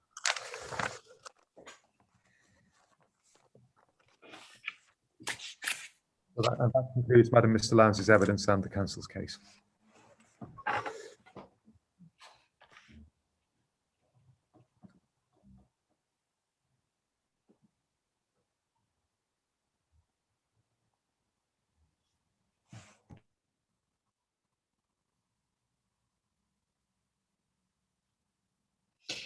Thank you very much, Mr. Edwards.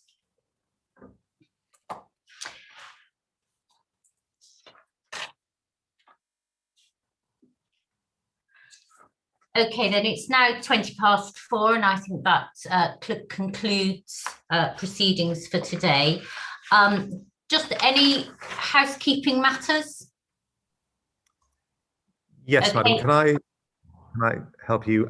As far as the SIL compliance statement as amended is concerned, you have been provided, electronic or case officer has been provided with the SIL compliance statement amended to address your concerns so far as the Borough Council's covenants are concerned. And that was sent by Ms. Lawrence to the case officer a little earlier this afternoon. So you have that. What that document does not incorporate are any amendments to the County Council's position in light of your request last week, because those documents or those amendments had not been forthcoming at the time that the document was sent. And obviously it's a matter for the County Council to, as it were, generate those additional references. So that's where it is so far as the SIL compliance statement is concerned. So you have it, as it were, in part amended, that part being the Borough Council's part, but not completed. Okay, are we expecting? Sorry, Mr. Edwards, I can't hear you. Yeah, I can see I've got an internet access unstable message, so hopefully it'll hold up for the next few moments. Madam, it's a very good question. The answer is I don't know. There has been apparently some further discussion during the course of the day between the appellant and the County Council that we understand has led to some suggested further substantive changes to the Section 106 planning obligation, particularly the late stage review. The Borough Council, for reasons that are unclear to us, have not been party to those discussions, and insofar as we understand the nature of these suggested changes, they are not agreed by the Borough Council. So it's not a terribly satisfactory position to be in at this stage, but that is where it is, and it's certainly no fault of the Borough Council, but that's where we are. No doubt the appellant can perhaps assist in terms of where things are in respect of both of those matters. Okay, Mr. Hill, are you able to help us on that?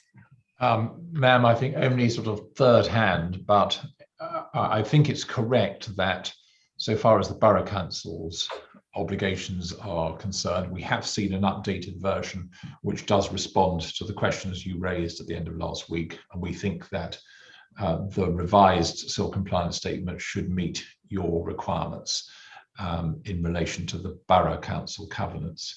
We have had some suggestions from the County Council that the secondary education contribution should be reviewed in a, I think, relatively limited way. There are some amendments passing between ourselves and the County Council in relation to the secondary education contribution. I imagine that the Borough Council haven't been, I have no idea, but I would imagine that they haven't been directly involved, because education is obviously a county matter, and it's one for the county to resolve and the county to justify in terms of its own policy provisions.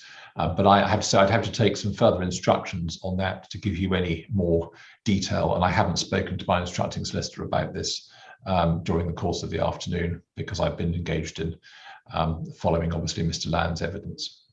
Okay, we'll have to pick up with that tomorrow morning, but that can't be outstanding. No, as we it certainly can't be outstanding. I mean, it's in everyone's interest for this to be resolved as soon as possible. We are constantly met with the view that the county council are very stretched in terms of resources and personnel, and there is quite a lot of lag between our attempts to get answers from them on various points. But I don't want to stir that pot. I'm sure they're doing their best in the circumstances.